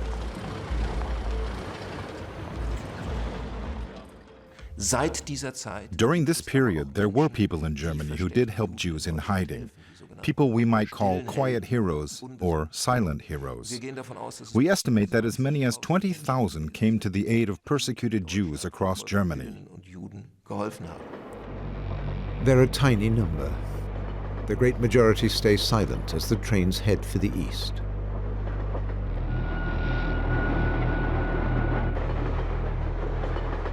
That, of course, spreads its own information all across Western Europe. And so Jews in hiding in Belgium, in the Netherlands, in France, start to pick up the information. Across half of the continent, Germans and their collaborators hunt down Jews. Every day, trains arrive at the death camps.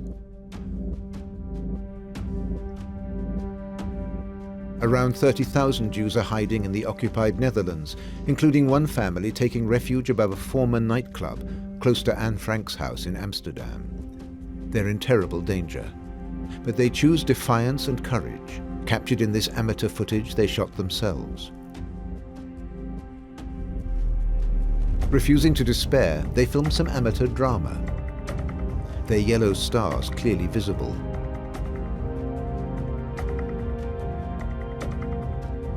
Their flat is a theatre set and includes a secret cupboard in case the Gestapo comes calling.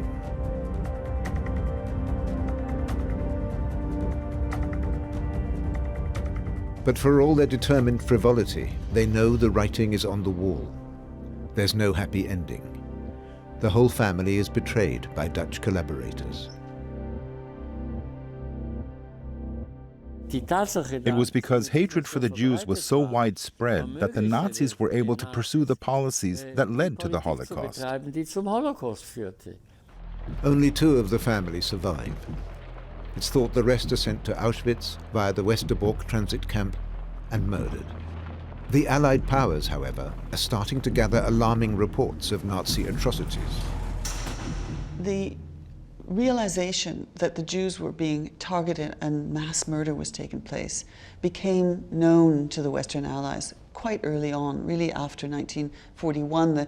The knowledge of the ghettos was certainly in place. Intercepted German radio communications and telegrams provide early clues.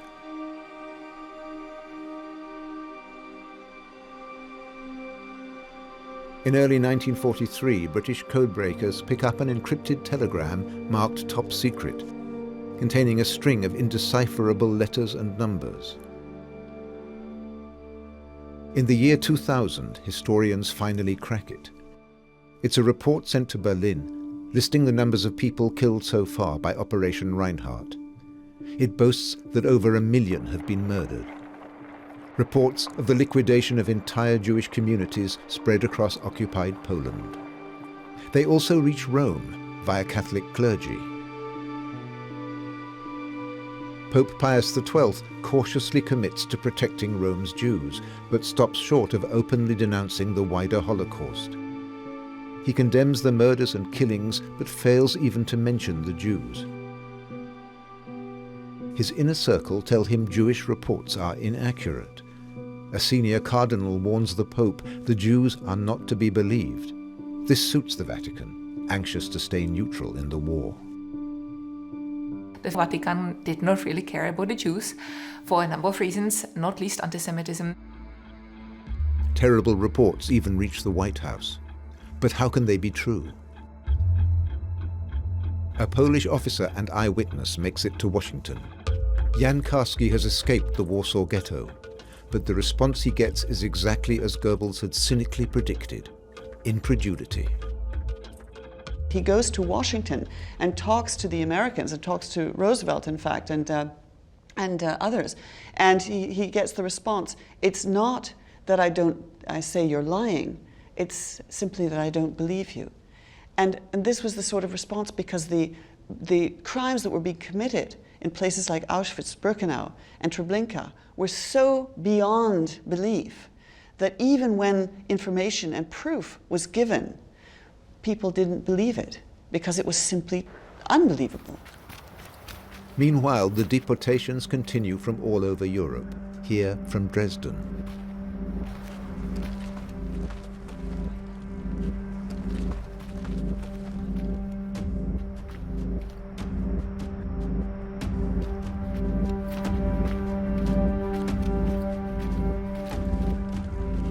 Jews in both America and Great Britain implore their governments to intervene, to no avail.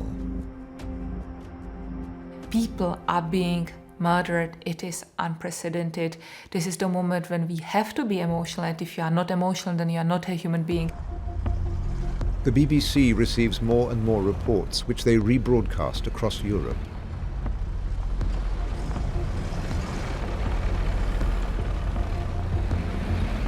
Listening to enemy wireless is punishable by death in Germany. In autumn 1942, the BBC reports the deportation and murder of Polish Jews. A German engineer secretly tunes in from his North German home in Celle. Karl Duckerfelden puts together what he's heard on the radio of the deportation of the Jews being broadcast and the gassing of Jews, which is broadcast by the BBC. And he puts it together with Hitler's prophecies and threats. And he realizes that it's really happening. Karl Duckerfelden's brother is a soldier on the Eastern Front. When he comes home on leave, Karl asks him if the rumors about the Jews are true. And instead of denying it, his brother-in-law justifies it. And Duckerfelden tries to protest. They have classic argument. And at a certain point, you can see that he cannot argue back, because all of the public information, all of the moral authority of outside social opinion is on the side of his brother-in-law. Over the course of 1942, awareness of the mass murder of the Jews grows in Germany.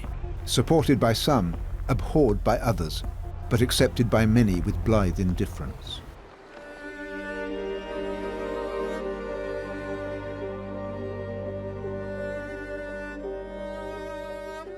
Warsaw, summer 1939.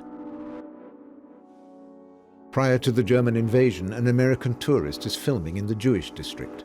Life seems good, despite the increasing danger. People are oblivious to the threat facing them. May 1942, Warsaw 3 years later. A German propaganda cameraman films just some of the 450,000 Jews now trapped in an inhuman ghetto, hungry and terrified. Some refuse to accept their fate quietly. Emanuel Ringelblum leads a group of historians who are determined to open the eyes of the world. Polish couriers succeed in smuggling their reports out of Warsaw into the West. Ringelblum's group are convinced America and Britain in particular will act when they discover the truth about what is happening. Ringelblum's reports are quoted by BBC radio broadcasts. But still, no help is forthcoming. And as the life in the ghetto got worse and worse, starvation increased, disease increased, and the deportations began to happen, it just felt that those who were still left in the ghetto were so isolated. The Jewish people are going through this on their own, without any help from the rest of the world. Ringelblum hatches an extraordinary plan to document every aspect of Jewish ghetto life in unsparing detail while they still have the chance, in the hope of better times. Ringelblum's group, formed in secret, call themselves Oneg Shabbat, after the Sabbath, the day they regularly meet. They collect everything that speaks to Polish Jewish culture in the ghetto, letters, photographs and artifacts, in a desperate bid to save them from destruction.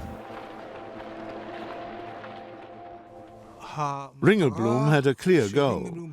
It was to assemble an archive from reliable sources that would form the basis for a total post-war reconstruction of Jewish history from a Jewish perspective. His collection comprises over 1,000 separate items, leaflets, newspapers, diaries, but also secret communiques from the Jewish resistance, anything to save memory from annihilation.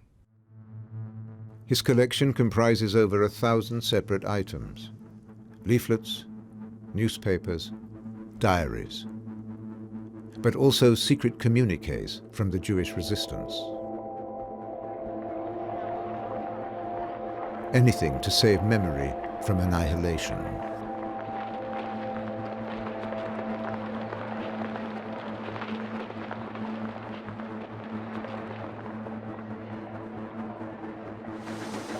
Ringelblum continues his work, even when Jews are being deported to the death camp at Treblinka in June 1942. The people from the Ringelblum archive understood that the end was coming, that they were not going to be able to avoid death. In April 1943, Jews still alive in the ghetto rise up in revolt, in an act of desperate courage.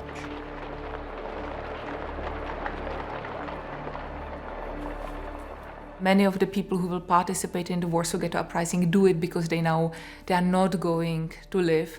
The one thing that they can decide is on which terms they die. SS and army forces crush the uprising. 56,000 Jewish insurgents are killed or deported. The crushing of the ghetto uprising is handed over to an SS guy called Jürgen Stroop, who is particularly brutal and unpleasant man, virulently anti-Semitic, and sees his job of crushing the ghetto as part of the German destiny to erase Jewish culture from Central Europe completely. Ringelblum buries the archive in boxes and old milk churns, in the hope that one day they will be rediscovered for posterity.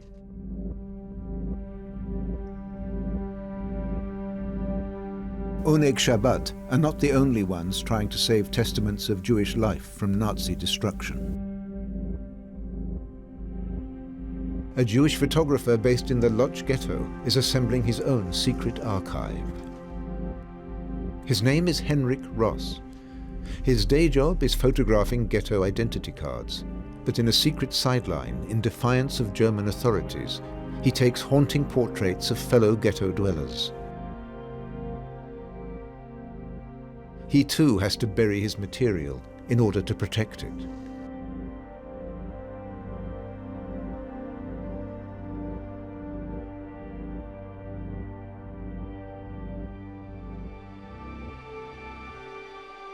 After saving his archive, Ringelblum, his family, and Oneg Shabbat members go into hiding.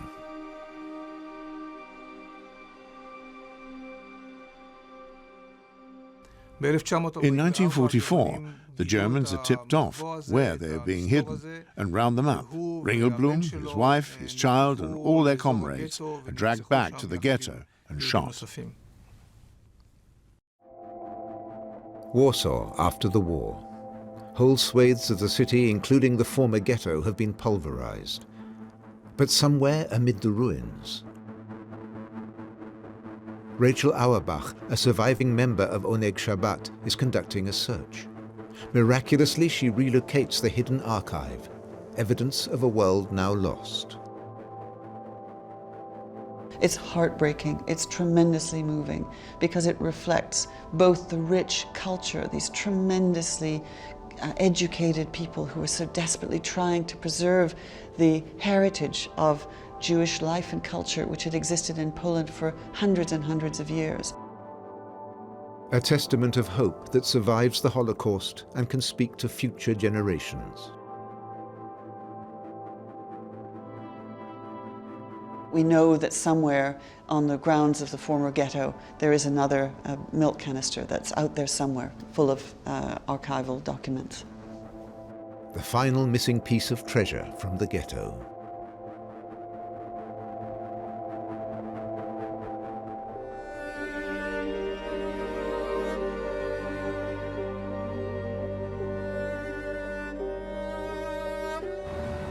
The longer the war goes on, the more powerful the Allied war effort.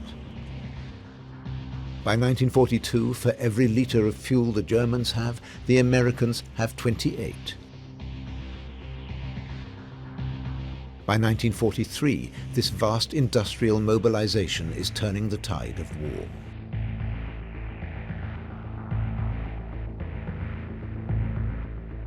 Marauding German U-boats are routed in the Atlantic and have to be withdrawn. Vast tons of supplies can now pour into Britain unimpeded.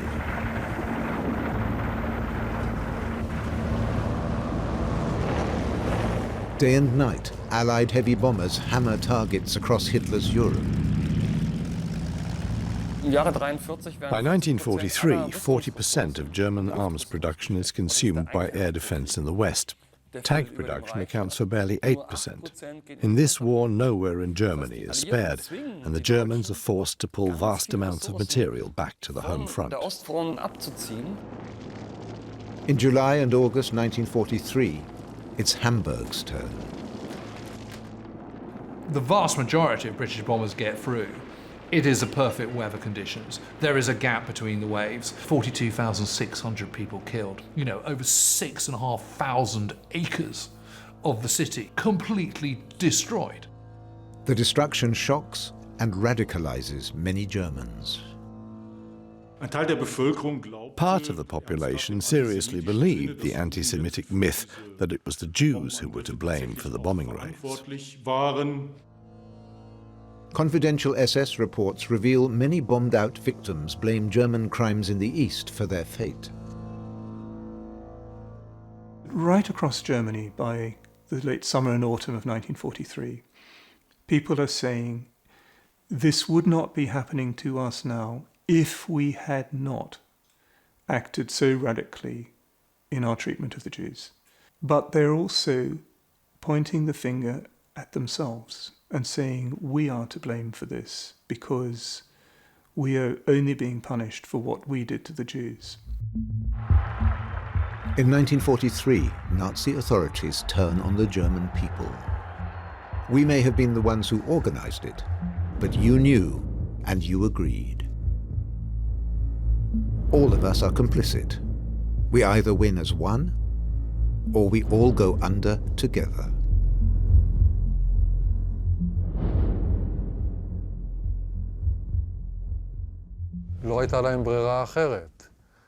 They had no other choice. That was Goebbels' point. We have burned our bridges. Our terrible crimes mean there is no going back. In October 1943, Heinrich Himmler gathers together senior SS, party and administration officials for a conference held in occupied Poznan. He even has his speech recorded. Ich meine die Judenevakuierung, die Ausrottung des jüdischen Volkes. Es gehört zu den Dingen, die man leicht ausspricht. Das jüdische Volk wird ausgerottet.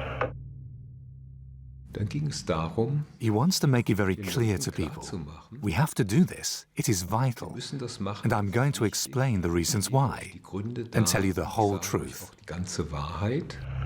Dies durchgehalten zu haben. Und dabei, abgesehen von menschlichen Ausnahmeschwächen, anständig geblieben zu sein, hat uns hart gemacht. He wanted to incriminate them. He wanted to make sure that nobody had a plausible deniability, as we used to say. That it was a way that they couldn't say I wasn't there and I didn't know and I'm not responsible. Meanwhile, the Holocaust is moving ahead at full speed. The Nazis target ever more Jewish communities for destruction. In April 1944, top diplomatic, police and civil service officials convene in a spa town in Silesia called Krummhübel.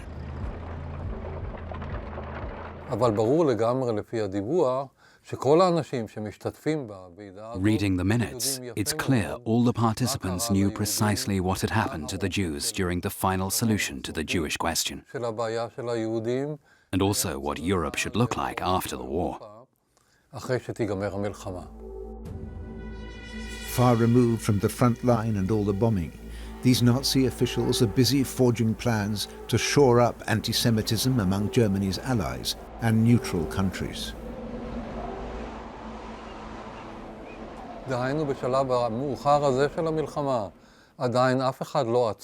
Even in the war's dying stages, no one paused and said, maybe this has all been a mistake. Maybe we should never have made this our goal or even discussed it. Instead, they carry on, in a way typical of the regime, trying to resolve the final solution of the Jewish question. But one of those invited cannot attend. He's in Hungary. Just before the conference, German forces occupy their erstwhile ally. They fear Hungary is about to make a separate peace with the Red Army. To prevent this, they take over the government. It's also a chance to help root out the country's large Jewish population. Himmler's deportation specialist, Adolf Eichmann, is already there. Eichmann arrived in Hungary with about 120 staff. It was really quite a small unit to carry out a huge task of deporting hundreds of thousands of people. He relied on his relationship to members of the Hungarian Interior Ministry who were equally committed to purging Hungary of its Jewish citizens. The SS, Wehrmacht and Gestapo, together with Hungarian policemen, work closely together under Eichmann's direction. Within weeks, they round up hundreds of thousands of Jews, as well as thousands of Roma and Sinti. It is a death sentence. Their destination is Auschwitz-Birkenau, where new railway tracks have been built to receive them.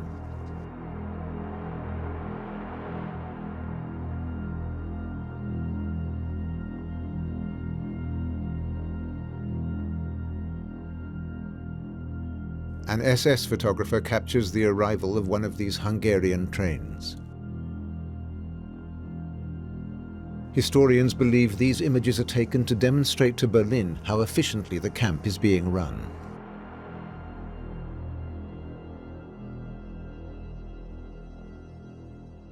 They begin deporting Hungarian Jews at a rate of 12,000 people a day to Birkenau. And that takes place over the next few months until the beginning of July.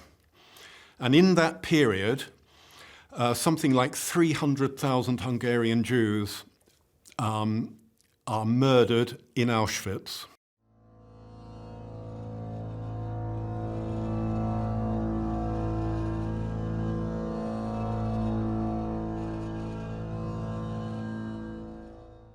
Just as this is happening, Allied reconnaissance aircraft fly over Auschwitz. The vast complex is clearly visible in the aerial surveillance pictures. Finally, the camp is in range of American bombers. If you'd managed to destroy Auschwitz and Auschwitz-Birkenau, then you might have stopped the actual killing, and you might also have stopped the extermination of the Hungarian Jews. The Americans refused to risk innocent lives by bombing Auschwitz. But was the decision a tragic mistake? Well, I personally think that more should have been done, more could have been done, even the bombing of the camps and so on, because I've talked to so many Auschwitz survivors who said, we didn't care if we even died in a bombing. If the crematoria and the gas chambers could have been destroyed somehow.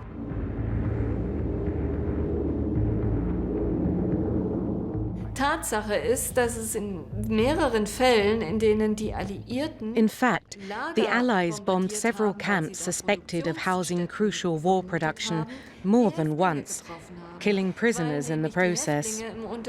Because inmates were not allowed access to the bomb shelters used by civilian workers.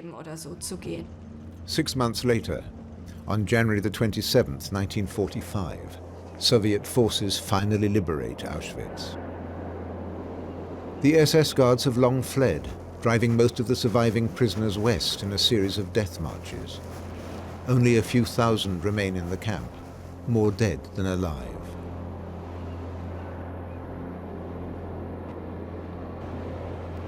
By this point, almost 6 million have been murdered, out of a total of 11 million marked for annihilation by Eichmann at the Wannsee Conference.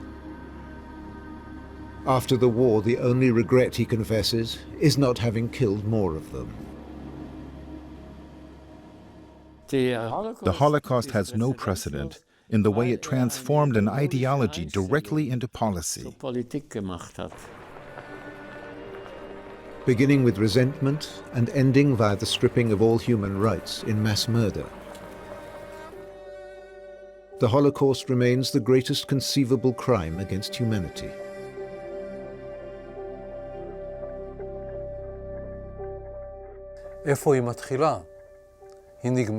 Where does it begin? It ends with murder and death. But does the Holocaust start with plans for murder from the outset, or just with a desire to discriminate? War and mass killing are inseparable. To keep killing, the Germans must keep fighting. Only total defeat can break Hitler's deadly compact with his people.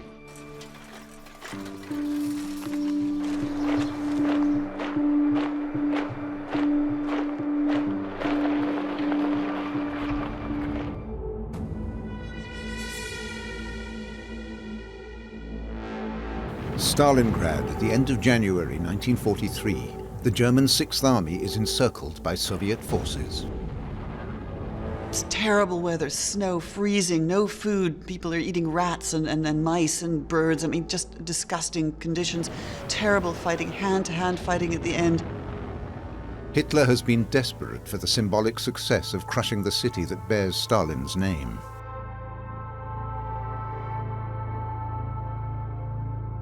At least 750,000 German and Allied troops were killed before Stalingrad. It's a catastrophe of unimaginable proportions. 100,000 German soldiers are now taken prisoner, all that remains of the million-strong German army at Stalingrad. All of a sudden, there was a realization that the Germans, the mighty German Wehrmacht, can lose. And the shock was palpable in Germany. On the home front, it was also palpable amongst the high command as well. The regime's reaction: there will be no relenting, no negotiations, no peace. For Hitler, surrender is treason. In the Nazi vision that Hitler has, it is a 1,000-year Reich or it is Armageddon. Either the German people are up for it or they're not. And if they're not, they deserve to be crushed. Most Germans follow Hitler through 2 more years of death, destruction, and murder. More Germans die in the last 12 months of the war than in the entire First World War. Blind loyalty to the end. Why do so many Germans fight on so stubbornly, though the war is long since lost? Why is there so little resistance?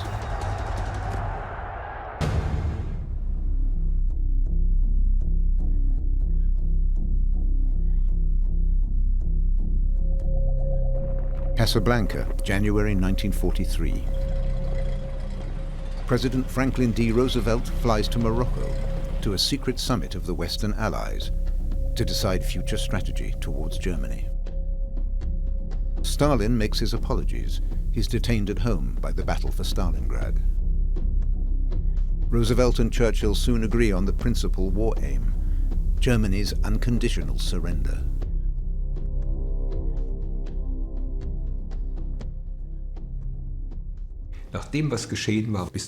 Considering what had happened by 1943, that was the only alternative for Germany. Unconditional surrender was absolutely essential.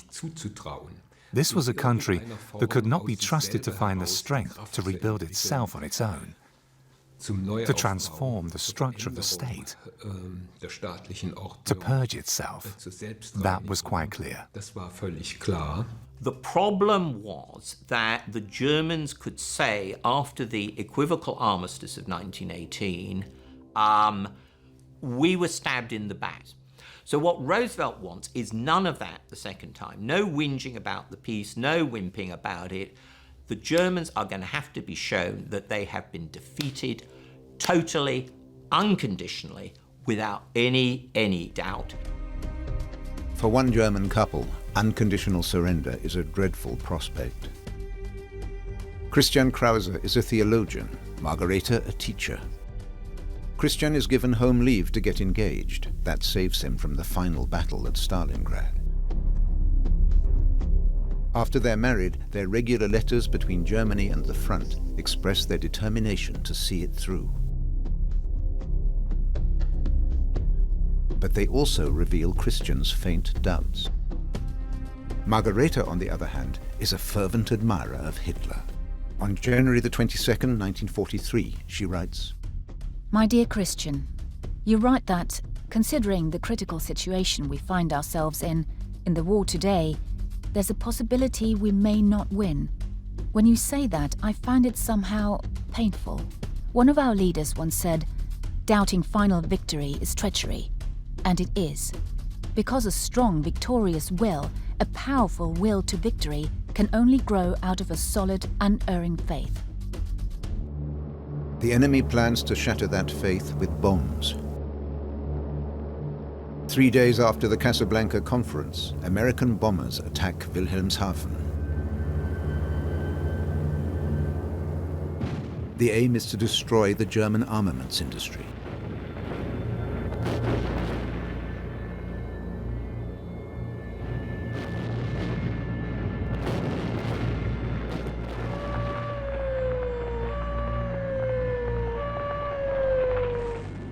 But the Americans and the British have a second aim: to break German morale with raids on civilians. The British believe that it must be extremely stressful to live under a dictatorship, and if they have bombs falling on their heads too, then the stress and dissatisfaction will become so great that there'll be a repeat of November 1918. That's what they want to believe. But of course it doesn't happen. A minimum of 500,000 Germans die in the Allied raids. Big cities like Berlin and Hamburg are the most severely hit. In these two cities alone, 70,000 die. But smaller towns like Düren, Wesel or Paderborn are also devastated. In 1943 and 1944, British and American planes dropped more than 750,000 tons of bombs on Germany. Propaganda Minister Goebbels uses the bombing raids to create the impression that the regime and the people are united in a shared destiny. In Mannheim, die schwer geprüfte Bevölkerung bekundet in machtvollen Kundgebungen ihren unbeugsamen Willen zum Sieg. Nazi propaganda stokes the people's anger by talking of terror attacks in order to create a siege mentality. The disaster of Stalingrad serves the same purpose. The regime's propaganda had to react in some way to this terrible defeat, and Goebbels decided on a kind of diversionary strategy by calling for total war.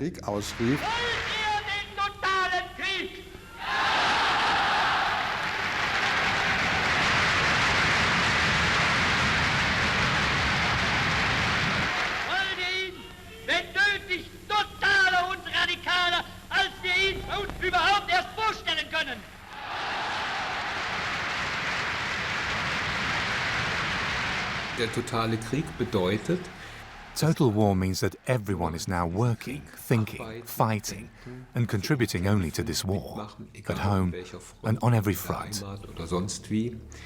They will be absolutely loyal to the state and trust it blindly. That is the logic of total war. There is now only one goal: victory. After Goebbels' speech at the Sportpalast, Margareta writes to Christian. Now the desire to be fully involved in the mission of the war burns great and bright again.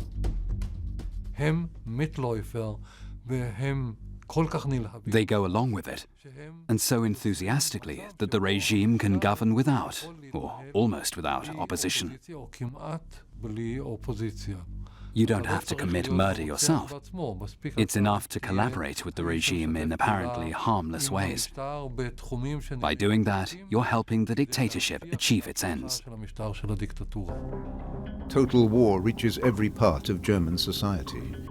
The Nazis would rather see women stay at home as mothers, but now they have to employ 3 million women, mainly in the armaments industry. Ideological compromises are necessary in the interests of final victory.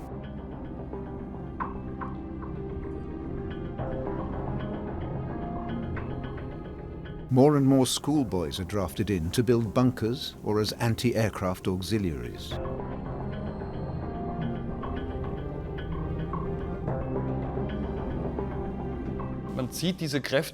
These resources are tapped to free up soldiers to fight at the front, because by spring 1943, almost 2 million German soldiers have been killed, and they have to be replaced. Hasso Pacina is a flak auxiliary. He and his friends help man anti-aircraft guns to defend Berlin against Allied bombers. The boys only receive a short training. It's deadly work, as the flak emplacements are directly targeted. And yet many of these schoolboys are highly motivated, especially Hasso Pacina. He and his family have been bombed out, their home destroyed. I was furiously angry at the people who were dropping bombs on Berlin, he remembers.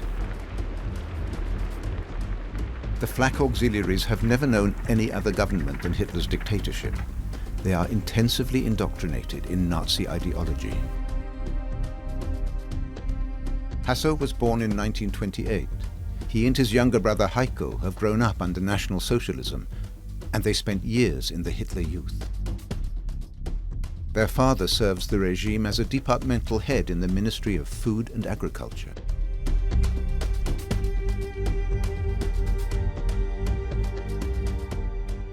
If you've got a leader in whom you've put so much faith, and he's constantly saying that somehow he's still going to manage to provide this victory, then there are always going to be people who want to believe it, let themselves believe it.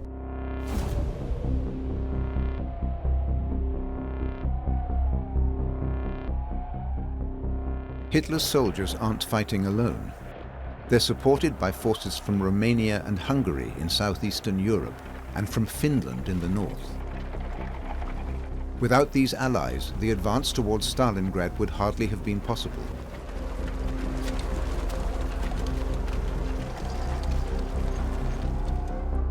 After Stalingrad, they helped slow the advance of the Red Army.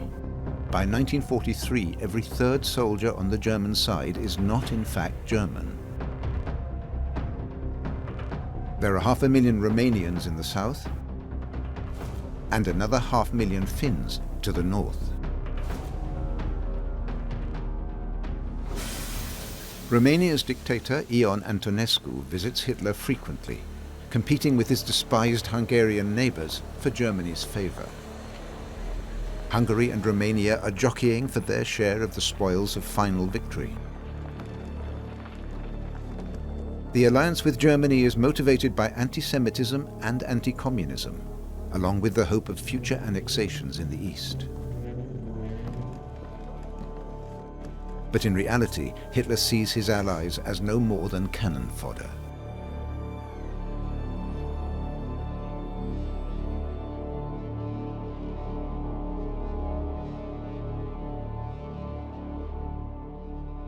Well, those Balkan allies bring different things to the party. I mean, first of all, they bring a huge amount of bulk, so they do bring an awful lot of manpower. They're not particularly modernised.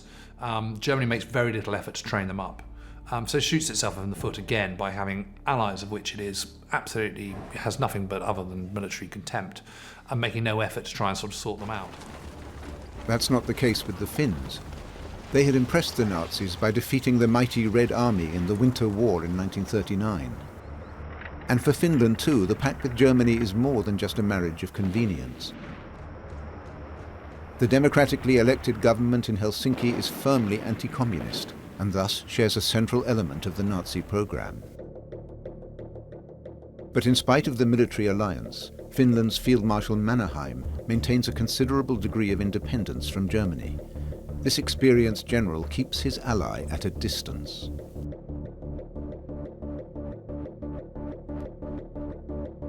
The Finns under Mannerheim have always been skeptical of Hitler and the Germans. And as the war progresses and as the Germans do worse and worse, Mannerheim becomes equivalently skeptical. In 1942, Hitler travels to Finland for Mannerheim's 75th birthday celebrations. There's a unique secret sound recording of the event. Im Namen nicht nur meiner selbst, sondern im Namen vor allem aller deutschen Soldaten, die mit einer wirklichen Bewunderung auf ihre finnischen Kameraden blicken. Es ist so leicht für uns, von Freundschaft für die finnische Armee zu sprechen, wenn man so tapfere Bundesgenossen besitzt, ein so tapferes Volk an seiner Seite weiß. Benito Mussolini is the ally Hitler values most. Here, the fascist dictator reviews his troops in North Africa. The Italians are fighting beside the Germans, but they stand no chance against the Allies' military superiority.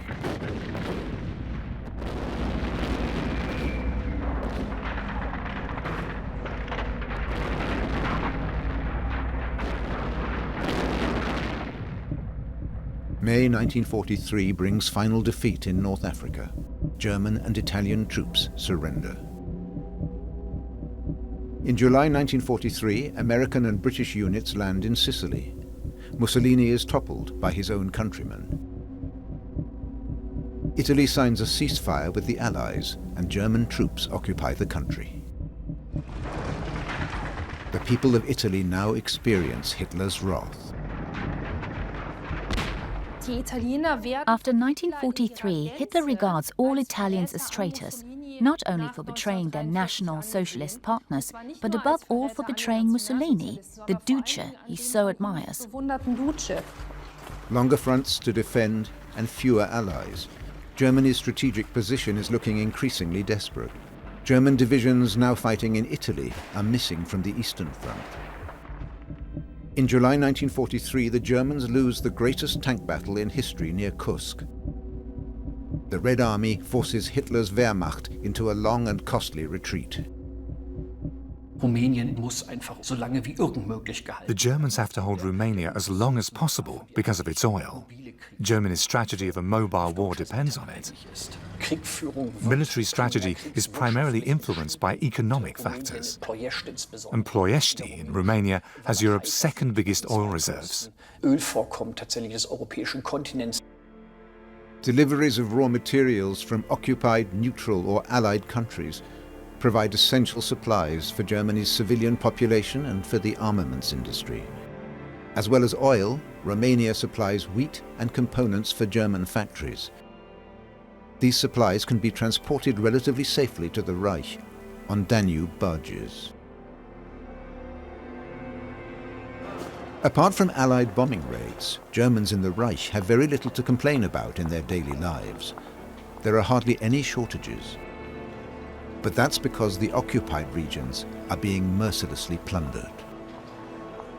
One of the things that Hitler's very keen on doing is to make sure that the home population on the home front is treated well. In other words, food is taken from Ukraine and Belarus and other places to feed the population. His big obsession is that you keep the German people happy, then you're not going to have some sort of revolution, and that everything will be fine.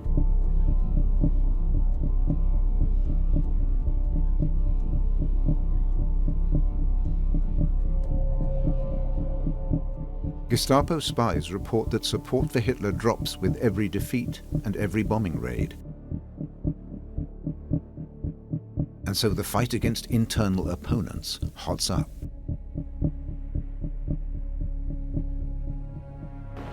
The Nazi state relies on terror and surveillance. Anyone who helps Jews or shares doubts about final victory must expect to be sent to a concentration camp. The Gestapo itself may be small in numbers, but it can rely on thousands of informers in the population. Denunciations happen daily in Hitler's Reich. There were certainly some people who acted out of conviction, who wanted to support the system and denounced dissenters for that reason. There were others who wanted to be obliging, or who expected to gain some personal advantage. And then there were those who thought it would make them more secure in an insecure situation, because they were afraid that if they didn't say anything, they would be accused too. The resistance group known as the White Rose are some of the best-known victims of denunciation. Hans and Sophie Scholl's group distribute leaflets critical of the regime at Munich University. A caretaker reports them to the Gestapo. 6 brave members of the White Rose are executed. Anything the regime might consider subversive could have consequences if local wardens and informers got wind of it.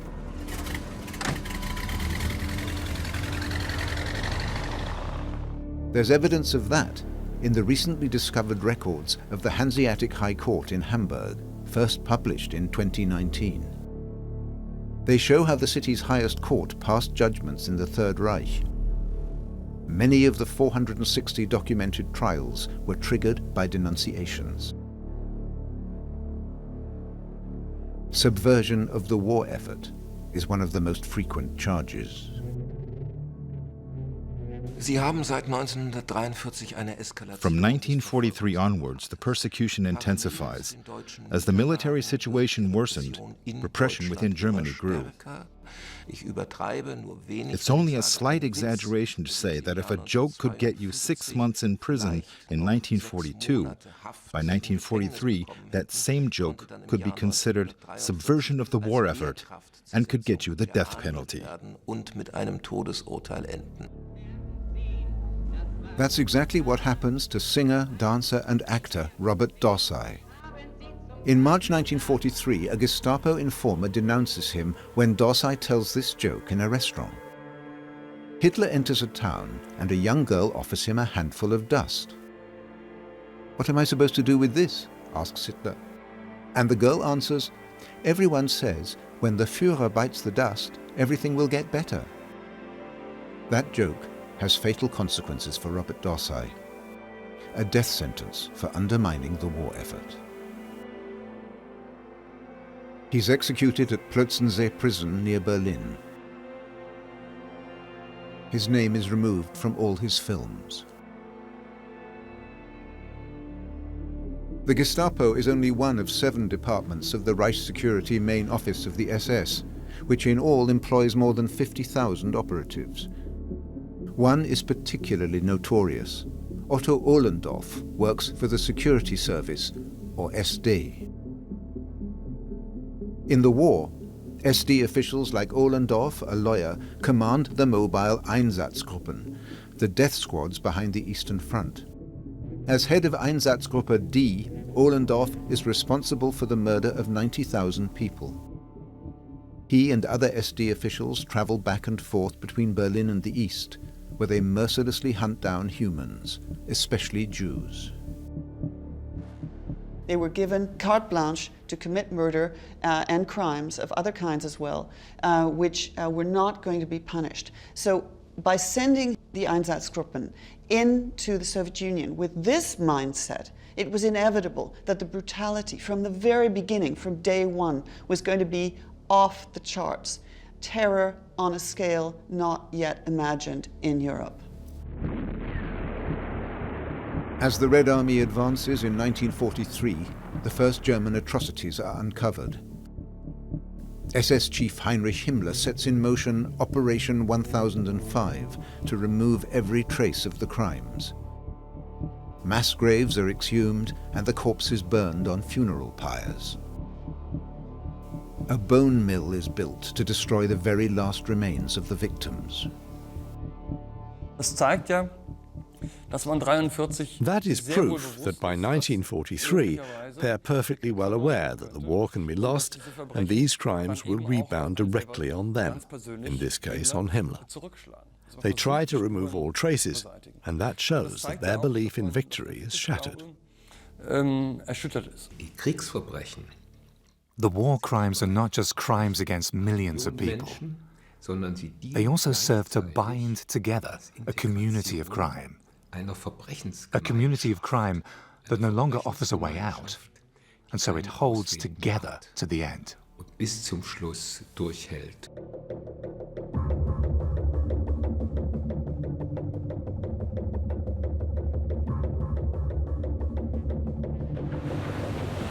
June the 6th, 1944. The noose tightens around Nazi Germany.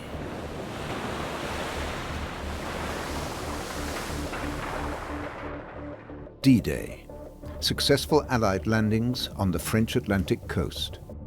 Nazi propaganda had boasted of the impregnable Atlantic Wall. In fact, these defenses are overwhelmed within hours. German forces fight on fiercely for weeks, to no avail. By July, the 500,000 German soldiers on the Western Front are outnumbered 3-1.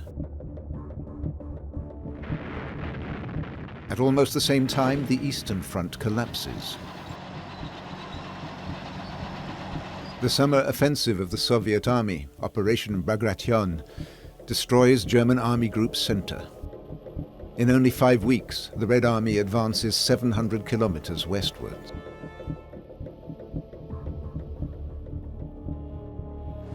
In mid-July, Stalin presents the results to the world, parading 55,000 German prisoners through the streets of Moscow, humiliating them in front of the newsreel cameras. While these pictures are being filmed, a group of officers around Klaus von Stauffenberg makes the last preparations for an assassination attempt against Adolf Hitler.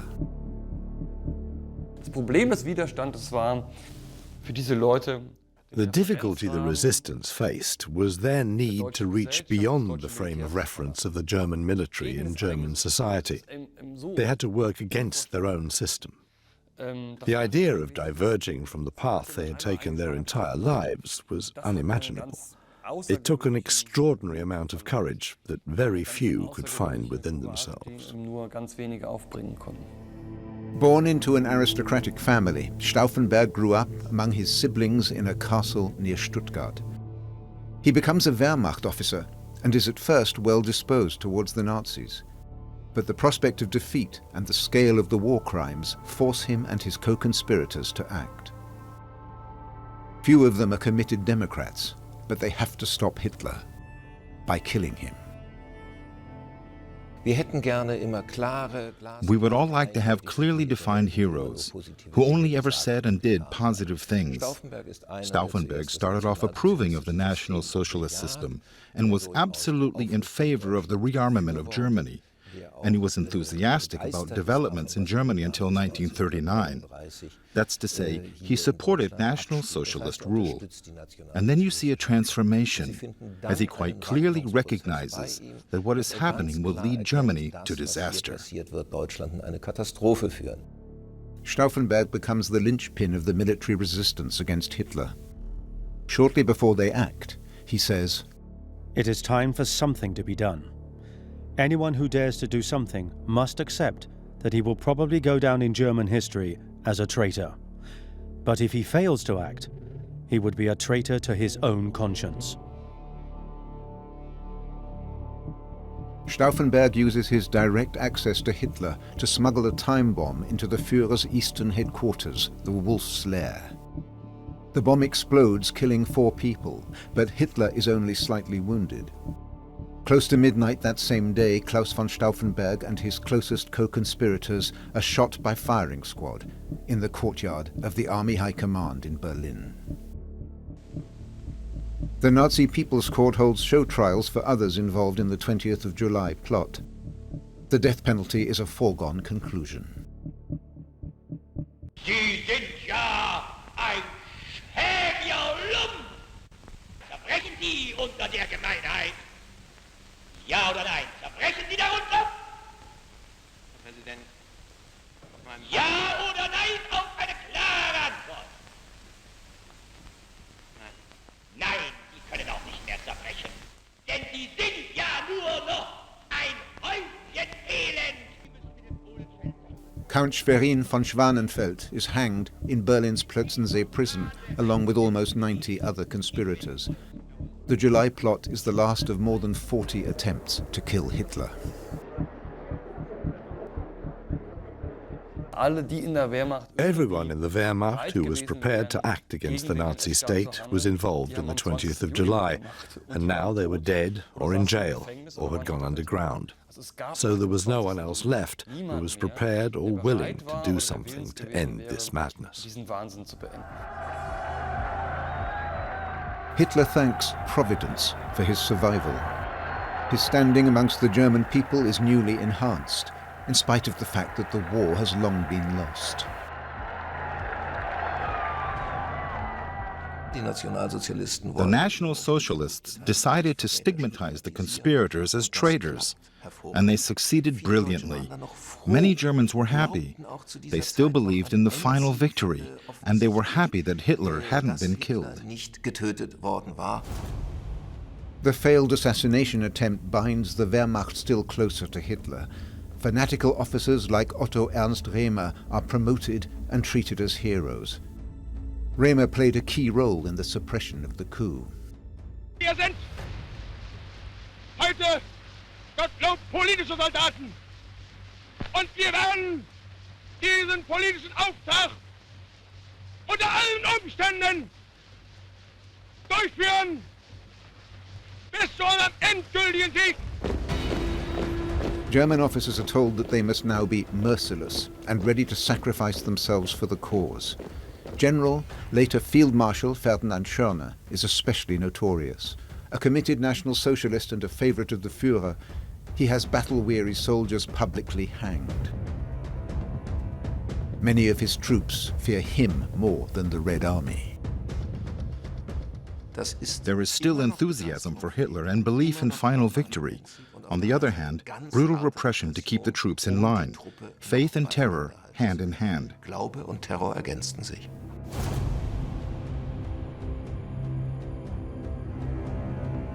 Flying court-martials seek out real and alleged deserters. Altogether, 20,000 German soldiers are executed in the Second World War. In World War I, the total was 48.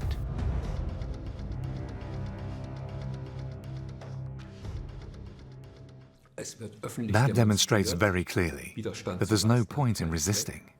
You're dead. And they also say, if the others win, you're dead too.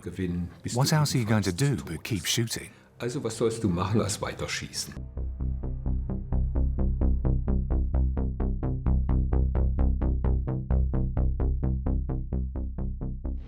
Summer 1944. On the Eastern Front, the Germans have little left to throw at the advancing Soviets. Between July 1943 and June 1944, the Wehrmacht loses approximately 1,600,000 men in the East. On September the 1st, Goebbels drums up 300,000 more men. In October, Hitler demands another 450,000. But between July and October 1944, the Wehrmacht loses another 1 million men on the Eastern Front.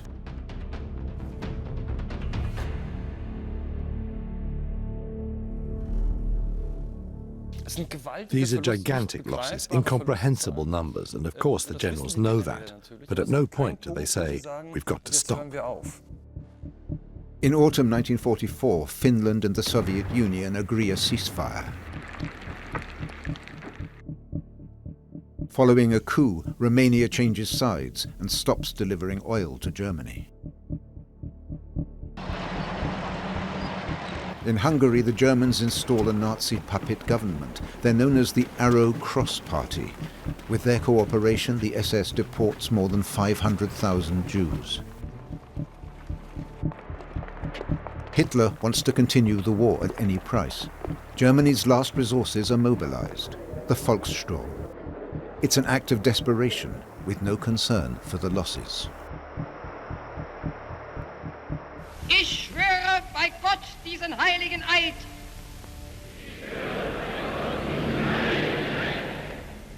dass ich dem Führer des Großdeutschen Reiches, Adolf Hitler, bedingungslos treu und gehorsam sein werde.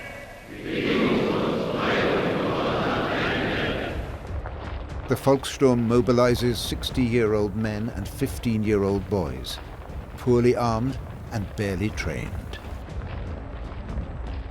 It's interesting that the Volkssturm is under the control not of the Wehrmacht, but of the party. It's another example of the way the party controls society, and the belief that it's better for morale if the party is in charge. Now it's fear above all that holds Germans together in this futile war. Fear of defeat, fear of Gestapo terror, and fear of the coming punishment for Germany's crimes. The only thing that can save Germany now, many believe, is the much vaunted final victory. Sie alle sind bereit, den deutschen Schwur zu erfüllen. Sterben kann ich, aber Knecht sein und Deutschland geknechtet sehen, das kann ich nicht. The people believed what Goebbels told them. That is, there is no way back. They won't forgive us. They'll kill us all. We have to fight on because we have no choice. 6 million young and old people could theoretically be drafted into the Volkssturm, but then they would be missing from the factories. Armaments Minister Albert Speer is competing for workers too. Allied raids are constantly hitting factories and the railway network. Nevertheless, German war production reaches its peak in 1944. The Germans solve the problem by using millions of forced laborers. Concentration camp inmates are forced to work in inhuman conditions in the armaments industry. Between 1939 and 1945, more than 10 million people are forced to work in Germany. In August 1944 alone, there are almost 8 million forced laborers.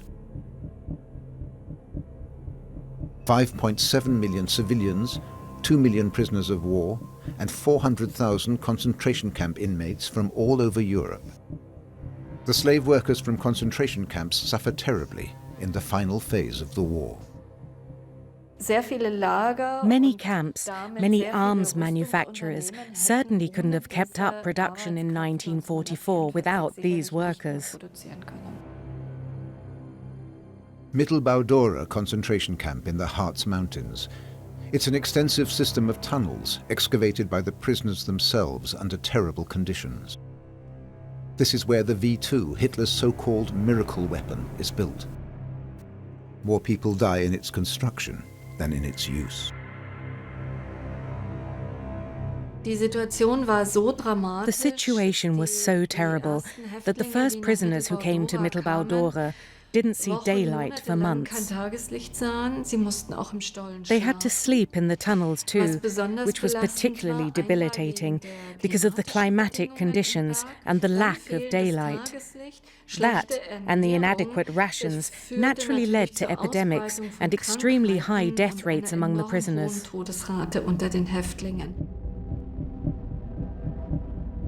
Later they build barracks above ground. Conditions improve, but the death toll remains high.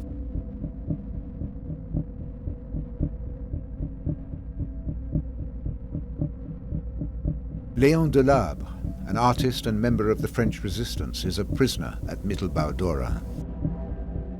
He records the conditions in his drawings. The hard labor underground claims many prisoners' lives. In Mittelbau-Dora, the prisoners didn't only have to worry about the SS, because there were also civilian workers who would immediately report prisoners who weren't fulfilling their work quotas. And they would report sabotage, which always had dreadful consequences for the prisoners. There was a long list of punishments, from withdrawal of rations to corporal punishment and execution. Léon Delabre's drawings document executions too, often of prisoners found guilty of sabotaging Hitler's miracle weapons. But survival means continuing to build weapons for the Nazis. It's a terrible moral dilemma.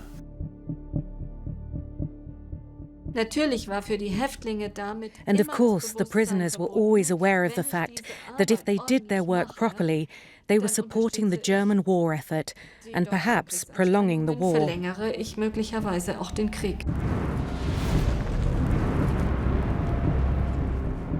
V2s are deployed from autumn 1944. It's the start of a new era in warfare, but their effects in the Second World War are limited. In total, V2s claim 8,000 lives, principally in London and Antwerp. More than 20,000 people die building them. Nazi propaganda turns the V2 into the weapon that will change the course of the war. And many Germans still believe it. Christian writes to his wife Margaret from the Western Front. Since my last letter, the war has reached a decisive turning point, and this new weapon has decisively reinforced our confidence in victory.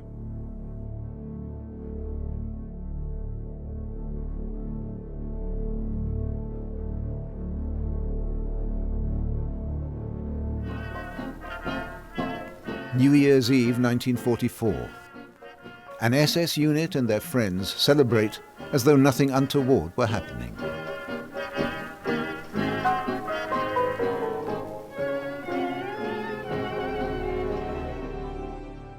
On January the 27th, 1945, the Red Army liberates Auschwitz-Birkenau. This is still the symbol of the Holocaust. Knowledge of the genocide is widespread in Germany. Now, as the world sees pictures like these, the lies and suppression of the truth begin.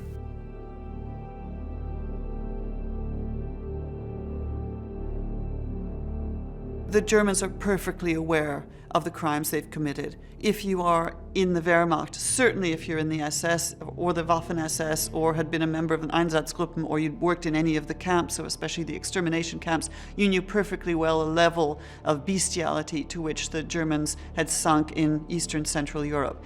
And so you know what you've done. You also know, therefore, that you can expect some sort of retribution for that. The Western Allies continue their advance. On March the 6th, 1945, they reach Cologne. Large parts of the city centre are in ruins.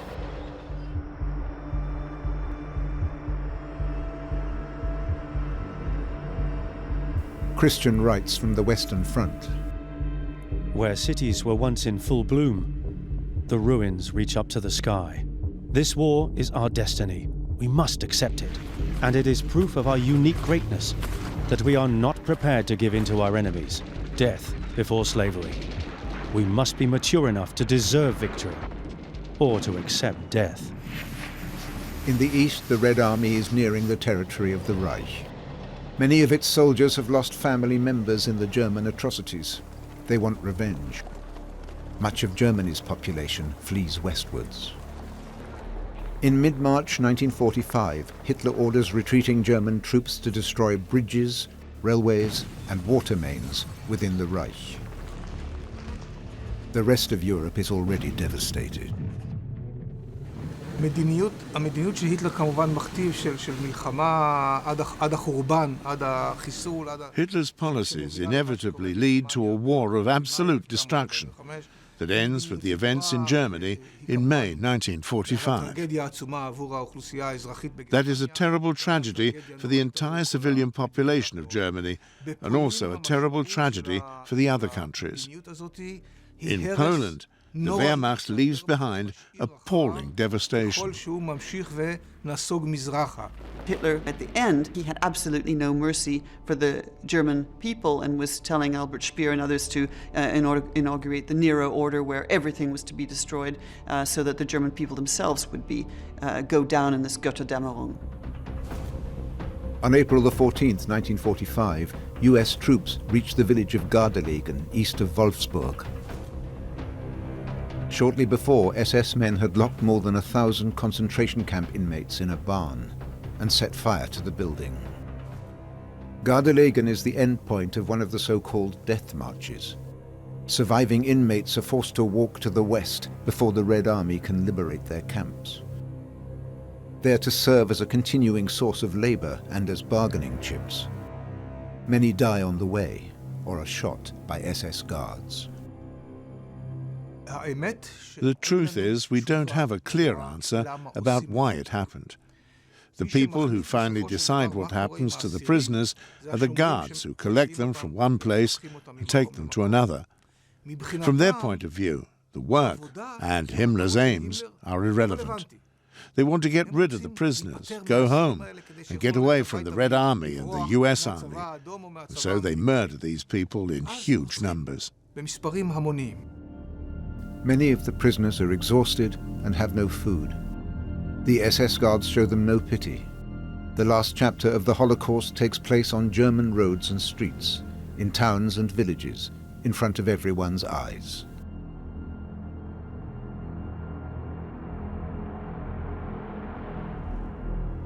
Between the summer of 1944 and May 1945, the SS forced more than 700,000 prisoners, at least 250,000 of them Jewish, on 100 death marches to and through Germany.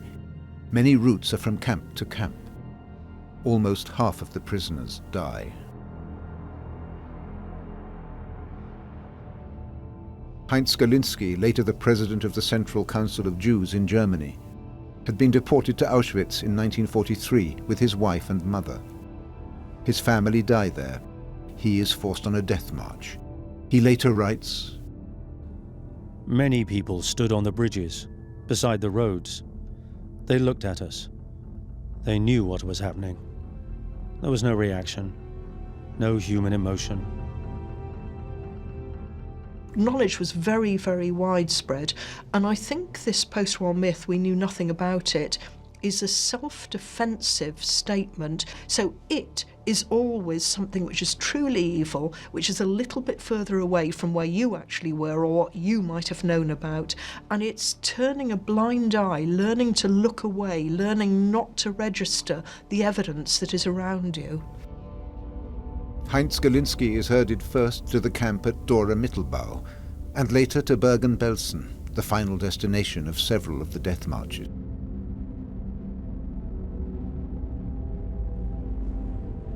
When British troops liberate the camp on April the 15th, 1945, tens of thousands of prisoners are on the verge of death, scarred by hunger, disease, and brutality. More than 13,000 die in the days after the liberation.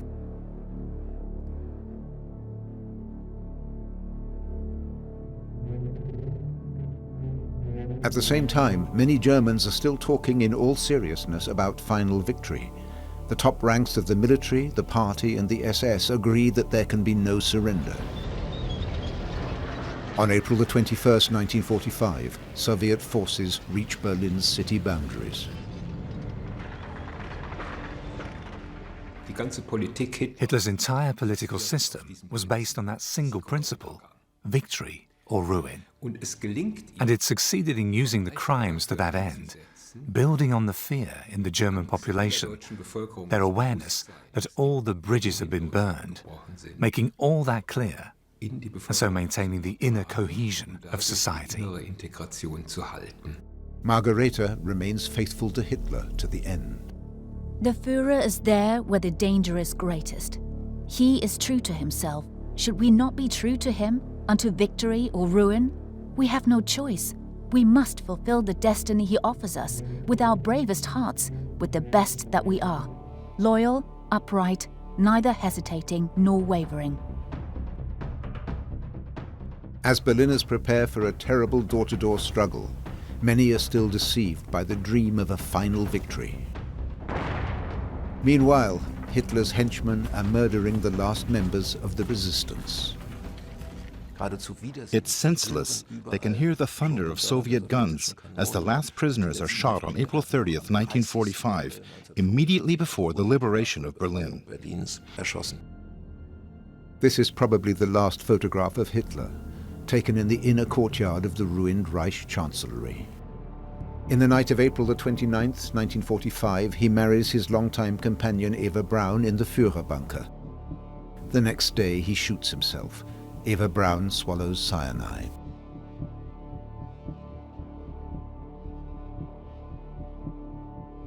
The last letters between Margareta and Christian are lost. Christian is captured by the Americans. After Hitler's suicide, Margaret writes in her diary, I sit very quietly beside the radio. My hands fall into my lap. Oh Lord. And then we know. That is, our ears hear the news. Our mind absorbs it, but the heart refuses to understand. A great, infinite emptiness gapes before us. The German people without the Führer. Is this the end? Is there any way out of this desperate situation? For Margareta and Christian, there is a future. He returns to Saxony on his release from the prisoner of war camp. They start a family and become citizens of the German Democratic Republic. Goebbels and his wife kill their 6 children and then themselves. Hitler and Goebbels were the central clique. For them, nothing remained but life or death, and they chose the conclusion that their ideology had in reality dictated from the start. Many followed them. Suicide seems the only way out in the face of the anticipated vengeance of the victors and the likely destruction of Germany. Panic and fear stoked by years of propaganda. In Berlin alone, more than 7,000 people take their own lives. That was a phenomenon that has simply not been seen in other wars.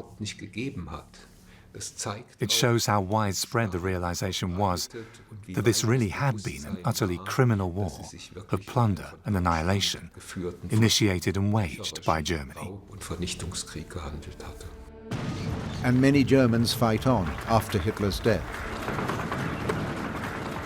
either out of obedience to mindless superiors or from a fanatical conviction that a hero's death is better than surrender. Not only in Berlin, but in Breslau, Prague, and in other places, the SS do not lay down their arms. The insane delusion lives on, even after the Führer is gone. The people supported the dictatorship. At no point did a majority of Germans ever turn against Hitler. It was always a very, very small minority of the German people who turned against him and who understood what the dictatorship had turned Germany into. The Nazis' projected 1,000-year Reich has lasted just 12 years. It leaves behind a world in ruins and a Germany stigmatized as the land of the guilty. Death, Holocaust survivor Paul Celan wrote, is a master craftsman from Germany.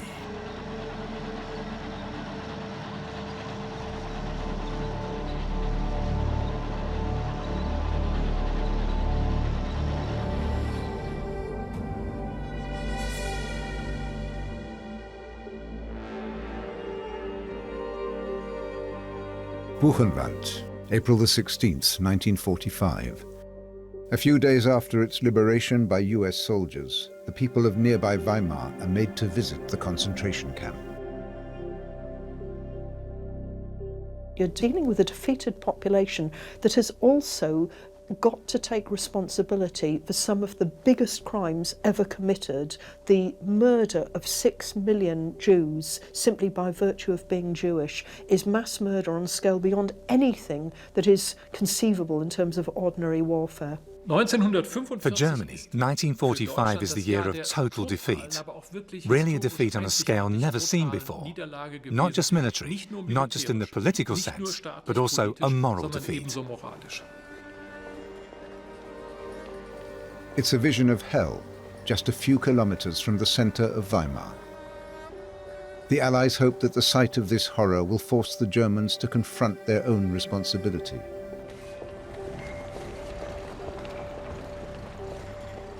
The notion that we knew nothing about it is a post-war myth.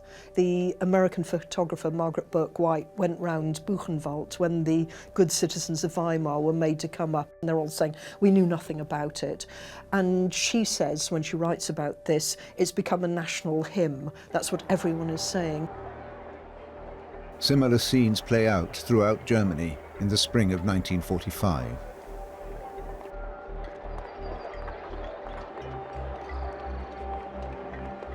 The Allies face a difficult task. What are we to do with the Germans? Many of them were enthusiastic supporters of the system for 12 years. Others looked away, indifferent. Who should be punished? How can Europe be rebuilt after such devastation?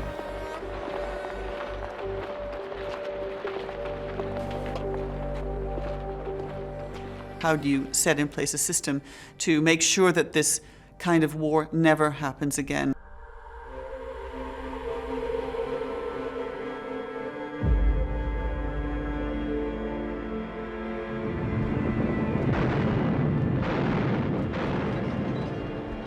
In Berlin, fanatical Nazis fight on, even after Hitler's death.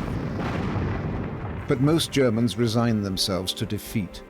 On May the 8th, Germany surrenders unconditionally. The Second World War is over in Europe.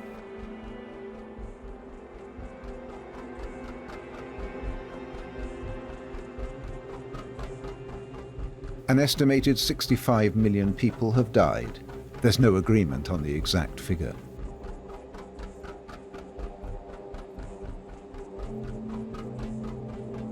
The Soviet Union, with at least 27 million dead, is hardest hit. But in proportion to its population, Poland has suffered the heaviest losses.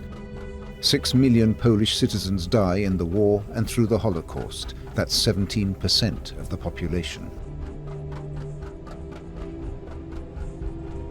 Yugoslavia, Hungary, in France, the Netherlands and Greece have also suffered heavy losses.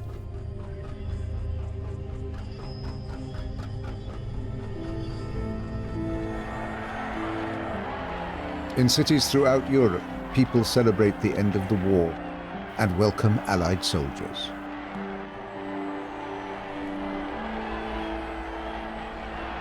But there are terrible scenes in the liberated concentration camps. For many, the Allies' help comes too late. In Bergen-Belsen alone, 13,000 prisoners die after the liberation.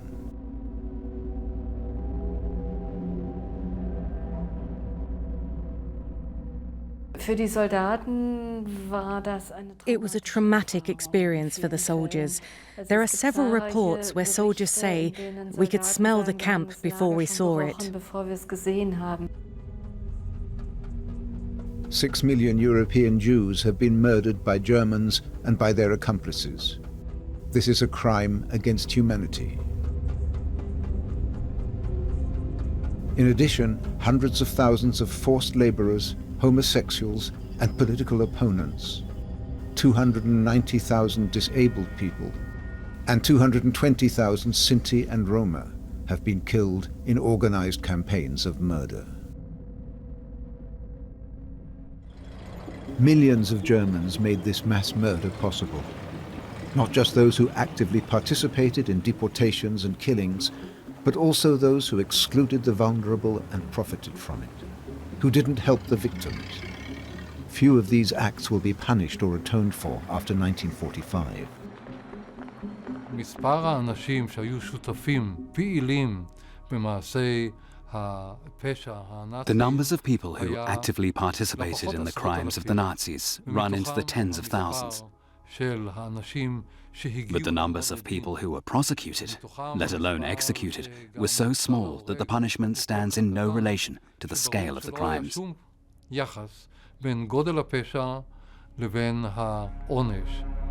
More than 8.5 million Germans joined the Nazi Party. And in 1945, it's not yet clear how comprehensively the victors' criminal proceedings will be applied. Die Deutschen haben fast alle bis zum letzten Atemzug gekämpft. Almost all Germans fought to the last breath. They had an incredibly bad conscience. They were terribly afraid that the enemy, now the victors, would treat them exactly as they had treated other peoples. German soldiers in particular know what they have done. At the end of the war, there are more than 3 million German prisoners of war in the Soviet Union. Almost 8 million are held by the British and Americans. The Western Allies don't have the facilities to cope with such huge numbers.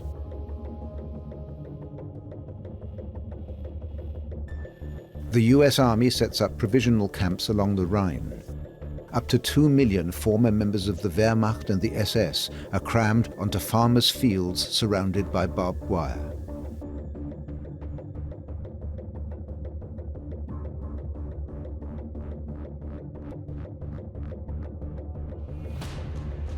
There's very little food. In the first weeks after the surrender, conditions are critical.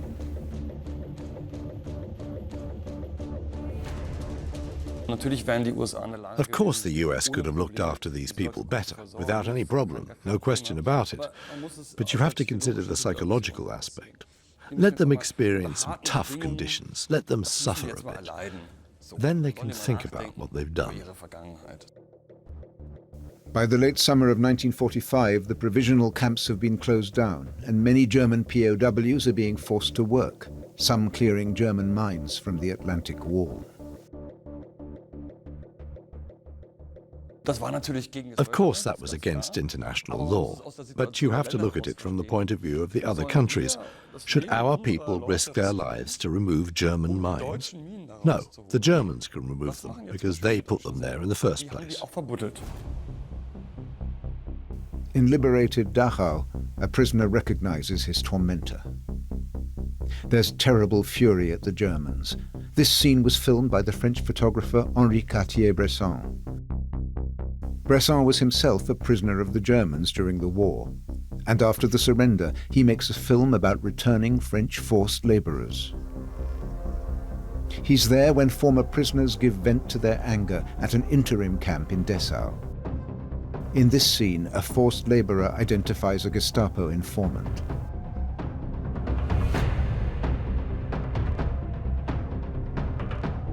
Here, former prisoners help to expose Nazis who were trying to pass themselves off as prisoners.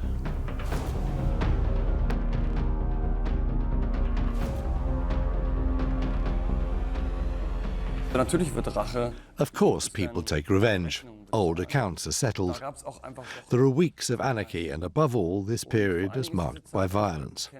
The war doesn't just suddenly end. It's like a supertanker. It doesn't just simply come to a standstill. It goes on. The violence continues. Spontaneous acts of revenge, a weak echo of the millions of German acts of violence. Many soldiers of the victorious armies see women as legitimate spoils of war. One estimate puts the number of rapes at 860,000.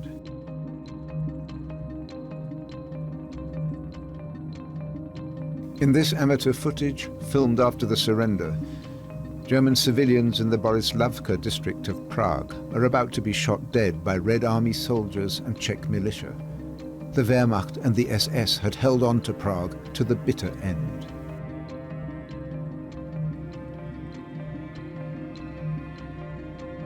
Helena Dvorashkova, seen here as a young child with her parents, was an eyewitness, as her father filmed from the balcony of their apartment.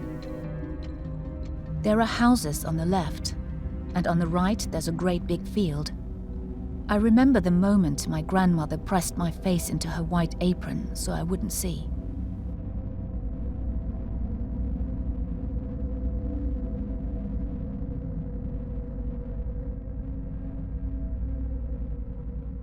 The sequence that you see is one of the examples of the extreme brutality that some of the Czechs applied to the Germans.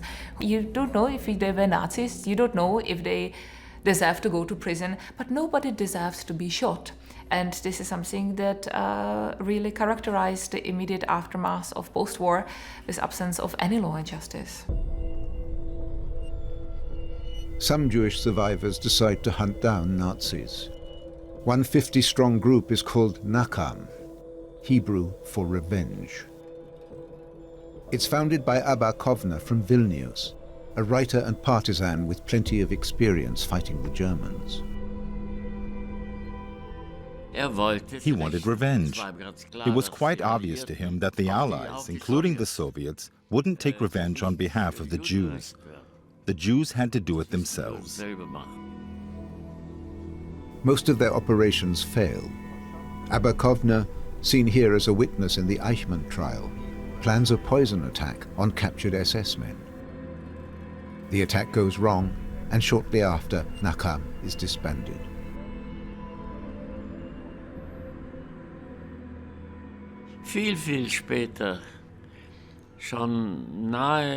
Much later, close to his death, Abba Kovner told me, "I'm glad it didn't work out." Because then we would have been the same as the Nazis. I didn't want that.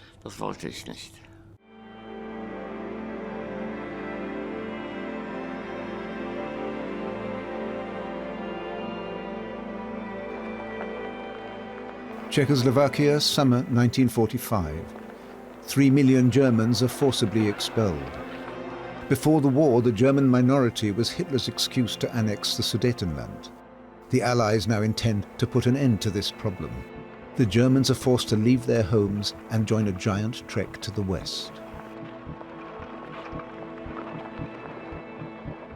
They believed that many of the problems of Second World War and the rationale for it came because the states of interwar Europe in the in aftermath of Versailles were ethnically heterogeneous. So if they were to be ethnically homogeneous, that problem would not reappear. Nobody asked about the human cost. A Czech propaganda film welcomes the expulsion. The defeat affects these Germans even more harshly than others. And so Sudeten Germans were pushed out, Germans from East Prussia, former East Prussia were pushed out, Germans from Silesia were pushed out. But it has to be remembered that the same shift of the borders happens further east as well. The Soviet Union absorbs eastern Poland. In exchange, Poland receives German territory up to the rivers Oder and Neisse. The populations concerned must leave their homeland. 1.7 million Poles in the east, and a further 3.5 million inside the country. On the German side, 12 to 14 million people flee their homes or are expelled. When we look at the expulsions, they are a terrible situation for those people who are forced out of their homes. And there's no question that a great number of people died, but it in no way mirrors the brutality of the invasion of and the expected outcome of what Hitler had planned for the Central and Eastern European lands. Further atrocities now come to light. By the end of the war, the Germans have stolen up to 20,000 children from the occupied regions in the east. This was the work of the SS Lebensborn organization, which becomes the subject of much speculation after the war. Lebensborn was not a place where young, nubile, pretty Nazi women went to have a lot of sex with young, nubile Nazi soldiers. It was a place where you went when you were a young German woman with good racial credentials and you were pregnant and not married. The Lebensborn nursing homes looked after mother and child. The SS devised a special ritual for newborn babies to receive them into the Aryan community in place of a Christian baptism. It's a race war. We have to protect our race. And outside of normal families, we have to ensure that we can expand this German super race too. So children are stolen from the occupied territories. Stolen children come to this Lebensborn nursing home in Bad Polzin, today's Polzin-Streu. Little Klaus, holding hands with his Polish grandmother, was still called Czesław when this picture was taken. In 1942, SS men kidnap him from his grandparents' home. When his mother gets back from work, he's gone. Czesław becomes Klaus. He's not allowed to speak Polish. The SS issue new papers to conceal his origins. His social security card is printed with the letters OK, Ostkind, or child from the East. In 1944, the Schäfer family take him in as a foster child. Mother Eva has 4 children of her own, and now a Lebensborn child too. Father Johannes is an SS brigade leader. They're a picture book Nazi family. Klaus doesn't learn the truth until he's 75 years old. It's a cruel fate. And for today's older adults, it's almost impossible to come to terms with the conditions under which they came into the world. Some of the youngest victims of the war don't know if their families are still alive. In a newsreel made in the Soviet occupation zone, they look for their relatives. Joachim Dilz vor einem Jahr in der Berliner Brunnenstraße in einem Pappkarton gefunden. Barbara Hoffrichter aus Ostpreußen. Sie verlor unterwegs ihren Treck. Meine Mutter ist tot, mein Vater war zuletzt in Berlin-Tempelhof als Soldat. Karl Weiß war in Auschwitz. Wurde im KZ von den Eltern getrennt. At the end of the war, every 4th German is searching for relatives. 40 million people are moving across a devastated continent. Some are fleeing their homeland. Others hope to finally return home.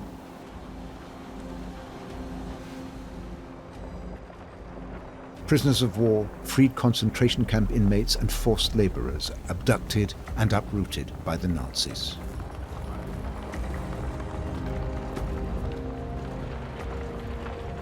It's really in 1945 that the German economy collapses, if you like, across the finish line of defeat into something close to complete disintegration at this point. This is the moment at which millions of Germans actually face starvation, the kind of starvation which they had inflicted on the rest of Europe up to that point. For the thousands of Soviet prisoners of war in Germany, the situation is especially tense. After the liberation of a camp near Paderborn, a group of men, weakened by forced labor and starvation, fight over a piece of bread. Their future is bleak. Stalin sees prisoners of war as cowards. That's how it was under the Soviet regime. Anyone who'd been taken to Germany or to any Nazi-occupied country as a forced laborer or was a prisoner of war was stigmatized for life. Stalin comes to an agreement with the Western powers that all Soviet prisoners of war will be returned, but many don't want to go back. In the camp at Plattling in Bavaria, a prisoner of war cuts himself badly to try to prevent his return. American soldiers display him in front of the camera. Instead of being welcomed home, you were immediately labeled as a treacherous possible criminal who'd possibly collaborated and so on. And so these people were very, very often, for the most part, either killed outright or largely sent to the Gulag. Stalin doesn't even spare his own family. When his oldest son Yakov Djugashvili is taken prisoner in 1941, Stalin categorically refuses a prisoner exchange. Yakov dies on the electrified boundary fence at Sachsenhausen.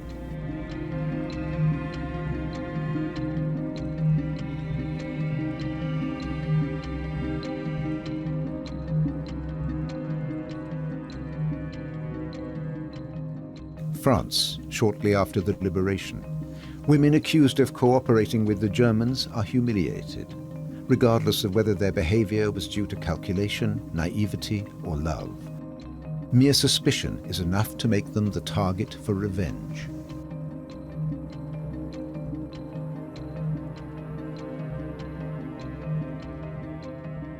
It's a sad and violent reaction after a terrible and violent war against people who are seen to have been collaborating and perpetrators of this terrible system. And it would always depend on each individual case, because some of the women really did deserve to be punished, but not in that way. And some of them were innocent or punished for vindictive and unpleasant reasons. Women are humiliated, collaborators violently attacked. Those who aided and profited from the German occupation are hunted throughout Europe. Among them are notorious figures like Pietro Koch, a fanatical partisan hunter in northern Italy. Under the eyes of the Germans, he tortured Jews and communists to death.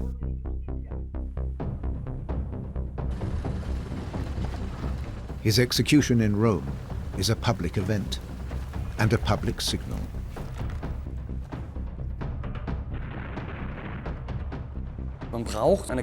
You need a small group, it mustn't be too big, that can be set apart, marginalized, made up of the most obvious collaborators, perpetrators who worked for the SS, who worked for the Gestapo, and they are executed or publicly punished.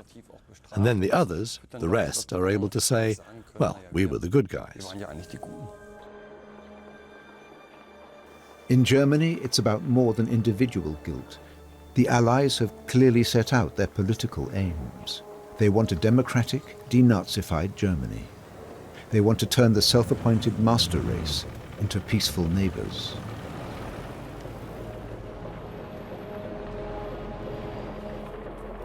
What happens is that there are so many people who've made their peace with the Nazi regime, who've been complicit in the Nazi regime, who've been involved in perpetration on behalf of Nazism, that it really is a massive problem. It's easy to remove Nazi symbols from buildings. But how do you identify and re-educate 8.5 million party members and countless sympathizers? In the American occupation zone, every adult has to fill in a questionnaire to qualify for ration cards. That's 13 million Germans.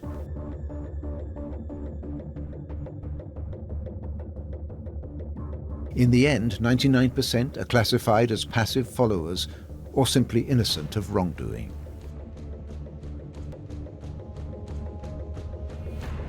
The denazification procedures themselves, I think, were not very successful. It was very easy to tell stories. So denazification itself didn't assist in sorting out who was guilty, who was not. It just assisted in a kind of massive cover-up job on the part of Germans. Das war ein pauschales, summarisches Verfahren. It was a one-size-fits-all summary procedure, but it was still important because it made a new start possible, a new beginning. It didn't damn the German people for all time. The Allies go about it in different ways. Denazification in the West is soon halted. In the Soviet zone, it becomes a communist-style purge. At the end of the war, Soviet forces set up 10 special camps in their occupation zone. The biggest is Special Camp Number 7, formerly Sachsenhausen concentration camp.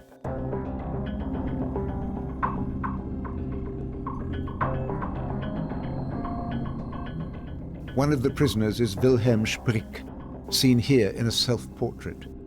He's arrested by Soviet military police, age 16, after being denounced for slandering and insulting Stalin, and he's sentenced to several years in the camp. In 1950, Wilhelm Sprick is released and forbidden to speak about his imprisonment. But he records the horror in his art.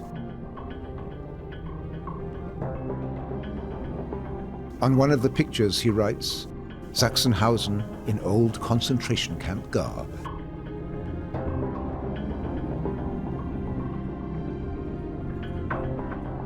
There are undeniable similarities. They were not, however, labour camps in the same way as was the case under Nazism, so they were not used as slave labourers.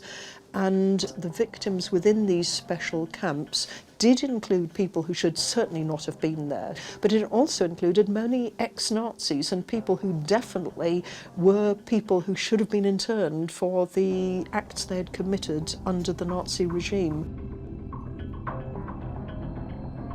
The Soviets decide that in their zone the elites need to be fundamentally replaced. 90% of the teachers and the judges must go. So-called people's judges and new teachers are trained in crash courses. The criterion is their loyalty to the new system. Even if you had been sort of some minor Nazi, if you professed your loyalty to Stalin and you took up a position and never made a fuss, and you were well-behaved Stalinist, and your children went to the Komsomol, school of whatever, then you were pretty well okay. Most of the people who went along with the Nazis got off scot-free in the West and the East. The GDR couldn't change the average citizen. They just carried on under the socialist flag. It was different with the elites. And in the West, they carried on under a new system too. That was no problem. Anti-fascism becomes the grounding myth of the GDR, Communist East Germany.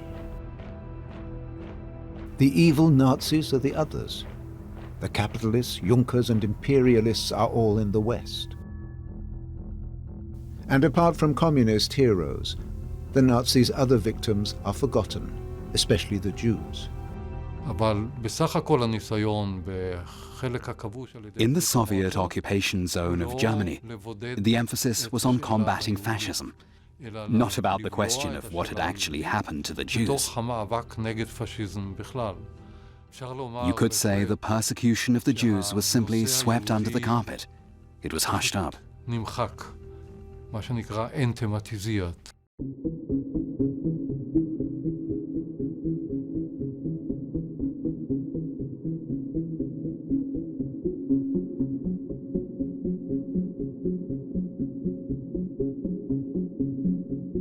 In November 1945, surviving senior Nazis face an international tribunal.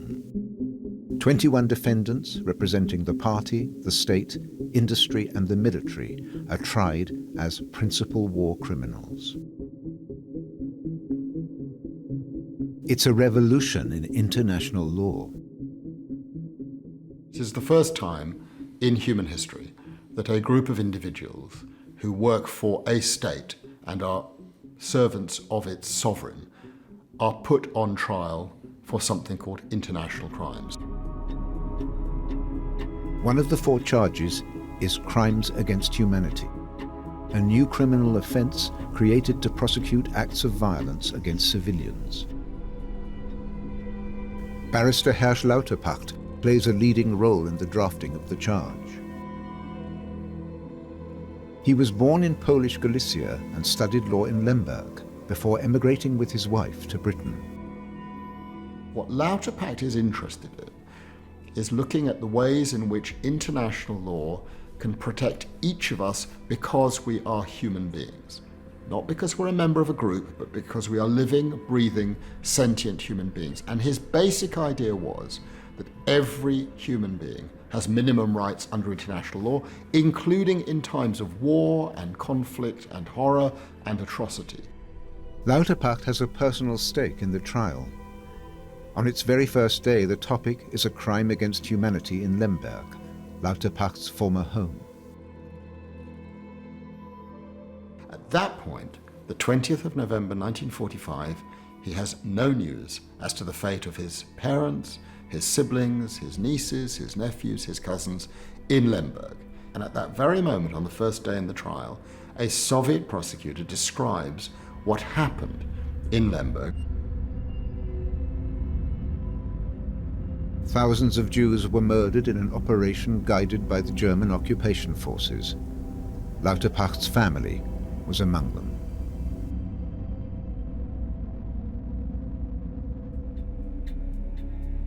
The Nuremberg trials are also the beginning of the historical processing of Nazi crimes. Documents, photographs, films, and witness statements are admitted. Evidence of a new dimension in crime. What was important was that it would showpiece the horrors that had occurred, the invasions, the acts of killing, the atrocities, and so on and so forth. And it was broadcast daily on the newsreels, and it was in the front pages of the newspapers most days. The Americans conduct regular opinion polls in their zone. According to these, the defeated Germans take a largely positive view of the principal war crimes trial. 80% believe the trials are fair, and 70% consider that the defendants are guilty. The victor's message is clear. There will be justice in the place of arbitrary despotism. Put simply, the Second World War is a war of good against evil. In spite of all the problems there are on the Allied side, all the war crimes the Allies also committed, there simply is no Holocaust, no mass deaths of Soviet prisoners of war. It's a different dimension, and so one can speak of a certain moral superiority. The legacy of Nuremberg is a warning to all governments, not least today. Those judgments went straight to the United Nations General Assembly.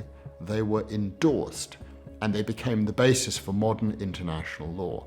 And if you move forward to Rwanda, to Yugoslavia, to the International Criminal Court, to Iraq, to Syria, to Guantanamo, to the Rohingya, every road leads back to Nuremberg. Thousands of Germans appear before the courts in war crimes trials. But the majority of the guilty avoid prosecution. By 1949, 12,478 Nazi war criminals have been convicted. Yet at least 200,000 people were directly involved in carrying out the Holocaust. In addition, sentences are often lenient. Offenders are released early or declared unfit for detention. So it's a very difficult dilemma that are faced by the Allies as to what to do. Do you punish everybody and then have this very unstable society that becomes resentful, or do you punish the top criminals that you try in Nuremberg and some of the other trials that follow, and rather turn a blind eye to other people's Nazi legacy?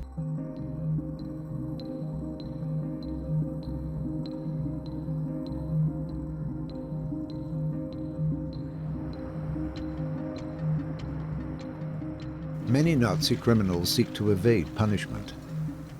They can count on discreet assistance. Ricardo Clement, supposedly from South Tyrol, applies to the International Red Cross for travel documents. His real name is Adolf Eichmann, and he's one of the organizers of the Holocaust. His false papers enable him to evade justice.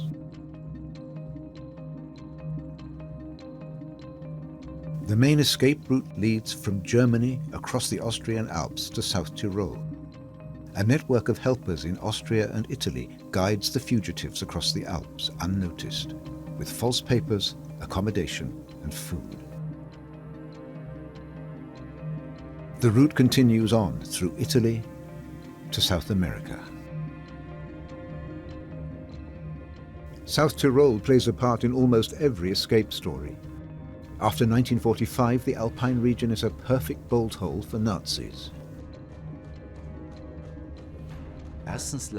South Tyrol was on the escape route to Italy, and the population there were very friendly to the Germans, and so they helped all the fugitives from Germany.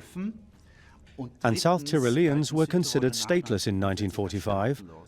This statelessness was very useful to Nazi fugitives for getting papers from the Red Cross. Senior figures in the Catholic Church are especially helpful to the fleeing Nazis.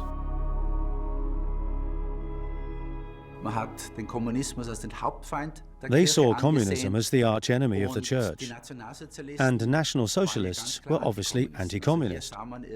They saw allies there, and they also argued on religious grounds, saying that forgiveness, forgiving and forgetting was the best policy, looking to the future.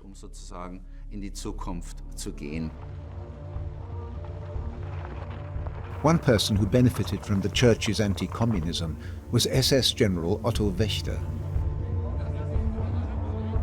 He fled to South Tyrol and hid for years with another SS leader in a mountain hut high in the Alps. The plan was, and was implemented, that they hid above 2,000 meters. Burckhardt said to Wächter, the British are too stupid and too lazy, the Americans too stupid and too lazy. We go up. We hide above 2,000 meters. It must have been almost idyllic. Their families visited them. They took pictures. They went for walks, mountain hiking and skiing. It was virtually an alpine idyll. In 1949, Wächter leaves his hiding place and travels to Rome. A Catholic bishop, Alois Hudal, finds him work and a place to live. Otto Wächter never makes it to South America. He dies in the summer of 1949 in the arms of Bishop Hudal. This unholy alliance of Nazis and priests corresponds with the beginning of the Cold War. Pursuing and trying Nazi criminals is no longer the priority. The fight against communism is becoming more and more important. So, are these former SS men and Nazis more important as defendants in a trial, or as potential allies in the fight against communism?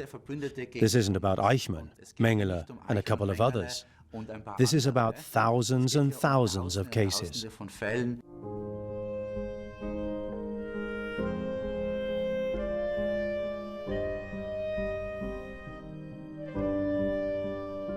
A Jewish family in the late 1930s.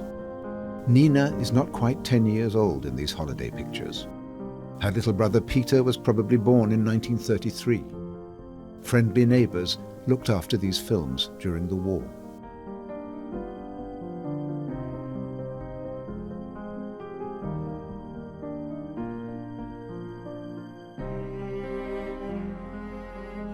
Robert dies in Sachsenhausen concentration camp.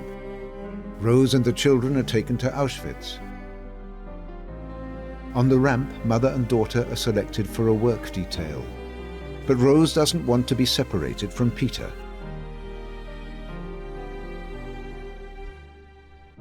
On May the 15th, 1944, they enter the gas chamber together.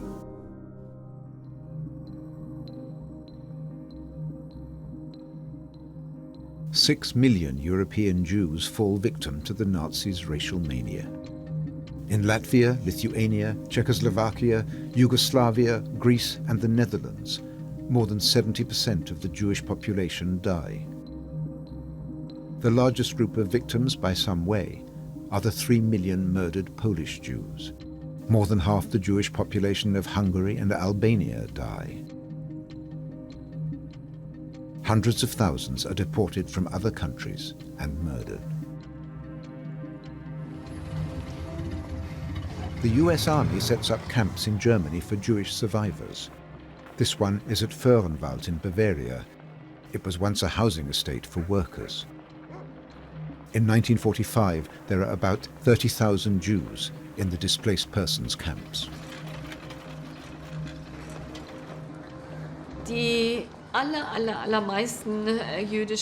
Very few Jewish DPs ever thought of staying in Germany. So it was quite clear that each of these camps was a waiting room, waiting for the opportunity to emigrate. Most of the survivors want to emigrate to Palestine, where the dream of a Jewish state seems to be becoming a reality. But the authorities in the British Mandate deny them entry. And the USA won't relax its immigration laws either.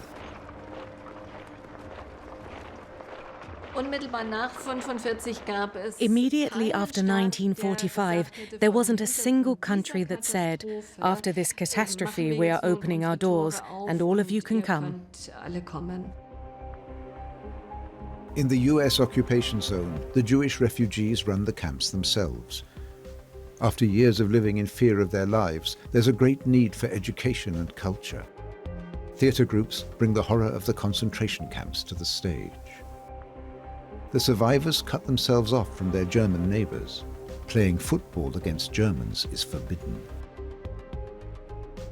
The Jews saw the Germans, rightly, as the people who 3 or 4 years before had been German soldiers. and had murdered them. There was no denying that fact. Contacts with Germans are largely limited to bartering. Holocaust survivors have things to offer that German civilians can't get: coffee, cigarettes, chewing gum. Things the Germans deliver to the camps, but distribute far less of to the German population.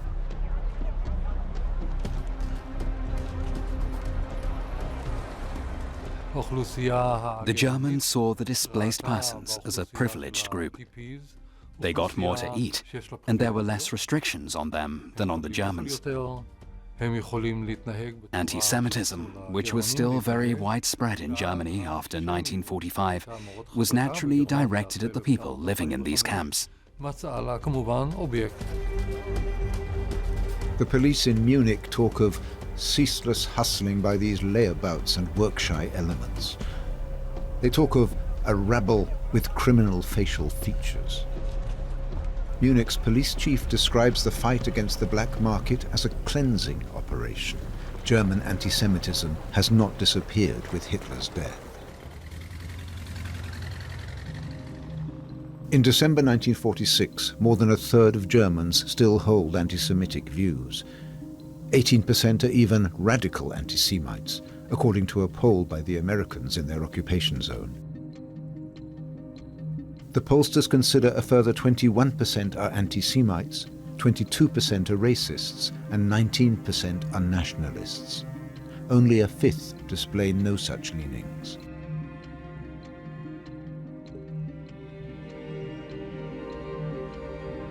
For many Jews, Germany is the blood-soaked earth upon which they will never set foot again. Others return to the land of the criminals and build new Jewish communities, but they are few and far between. They felt they were Germans, and that was their tragedy. They didn't leave Germany because they didn't feel German, but because the non-Jewish Germans told them they weren't German. They were more comfortable in German culture than in other cultures. That's true of the actor Fritz Kortner. Shortly after his return from exile, he plays the leading role in the film The Last Illusion. He bases the screenplay on his own experiences. Kortner plays Professor Mautner, who has to justify his decision to return to Germany. Auch wenn es brutal klingt, das sind doch Menschenfresser, die da drüben. Kannibalen, ja, das sind sie. Spürst du denn keinen Hass, keinen Abscheu gegen sie? In meinen besten Momenten? Nein. Das verstehe ich nicht. Also mitgemacht oder zugeschaut haben sie doch alle. In his memoirs, Kortner describes his first encounters with Germans after his return. Though he tells them about the 11 members of his family who were gassed, there's no willingness to recognize his misfortune. Germans persist in their belief that no one else's suffering comes close to their own. Many German Jews who return in British or American uniforms may encounter former neighbors and hear from them, "Yes, it's all right for you. You were much luckier than we were. You can't imagine what happened here, especially during the war." There's often a reversal of roles of victim and perpetrator that strikes many German Jews as utterly surreal.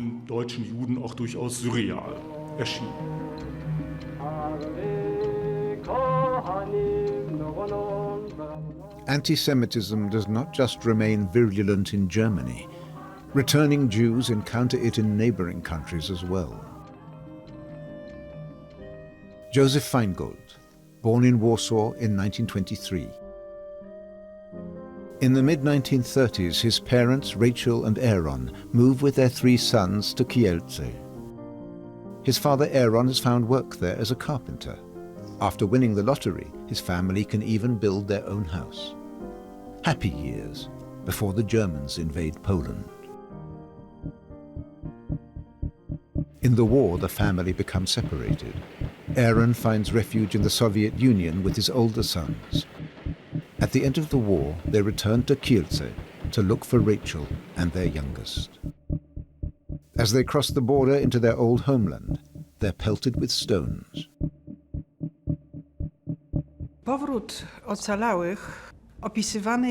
The Jews describe the return of the survivors as a tragedy. People who narrowly escape death come up against the indifference and the hostility of people who have taken over their homes, believing that they would never return. The central clearinghouse for survivors in Kielce is the office of the Jewish Committee. A few hours after his return, Joseph Feingold hears shouting in the street. There was a crowd of people outside, getting larger and larger, smashing windows and shouting some incomprehensible demands or obscenities. They finally broke the door down and started dragging us out of the room. They were just ordinary citizens. Some soldiers joined in, police and militia. The Jews experienced violence almost everywhere they returned, especially in Eastern Europe. In Western Europe, less so. On July the 4th, 1946, 40 Holocaust survivors are murdered in Kielce and 80 more wounded.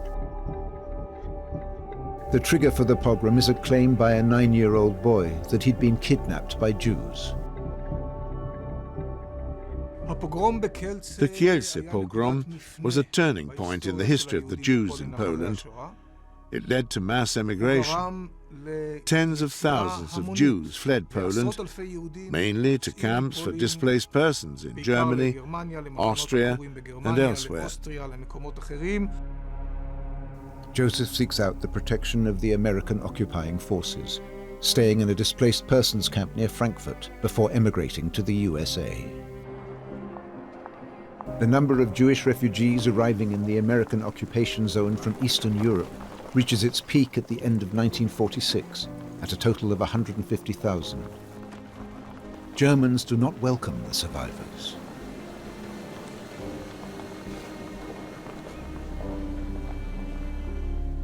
The provincial office of the Protestant Church in Kassel sends a questionnaire to 25 parishes.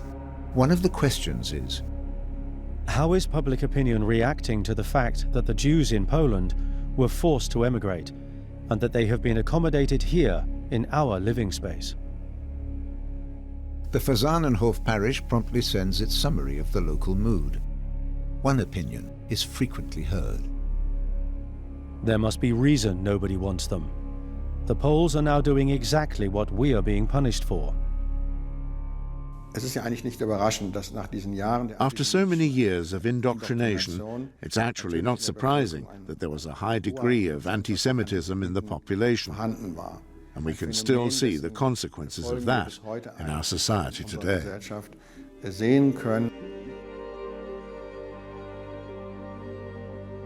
Germany, as an example of what human beings can do to one another, is a warning from history.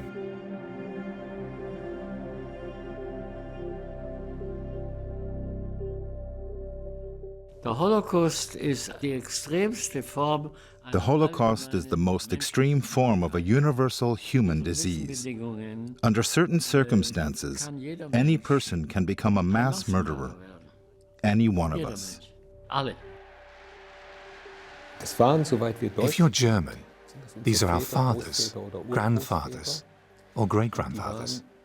And they were neither less intelligent nor less morally anchored than we are. They were very, very much like us, and we can't pretend that we are different or better. Der bedrückendste historische Befund für mich jedenfalls. The most depressing historical conclusion from the history of National Socialism, at least for me, is how many people were prepared to conform, to go along with it, even if that involved murderous barbarity. And I'm afraid that this conformism is a phenomenon that we did not necessarily leave behind us at the end of National Socialism. The important thing is that in a democratic system, we should constantly be asking ourselves, what's actually happening right now, and what should I be doing to work against anti-democratic tendencies?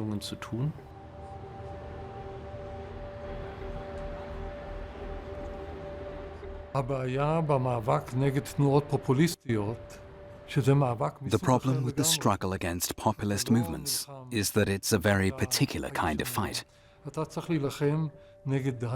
You can't fight it with conventional means. You have to find new methods. Against the language they use, against the manipulation of public opinion. Democracy must not behave as stupidly as it did in 1928 and 1933. The lesson is never again. That is the task for all opponents of barbarism. There is no guarantee.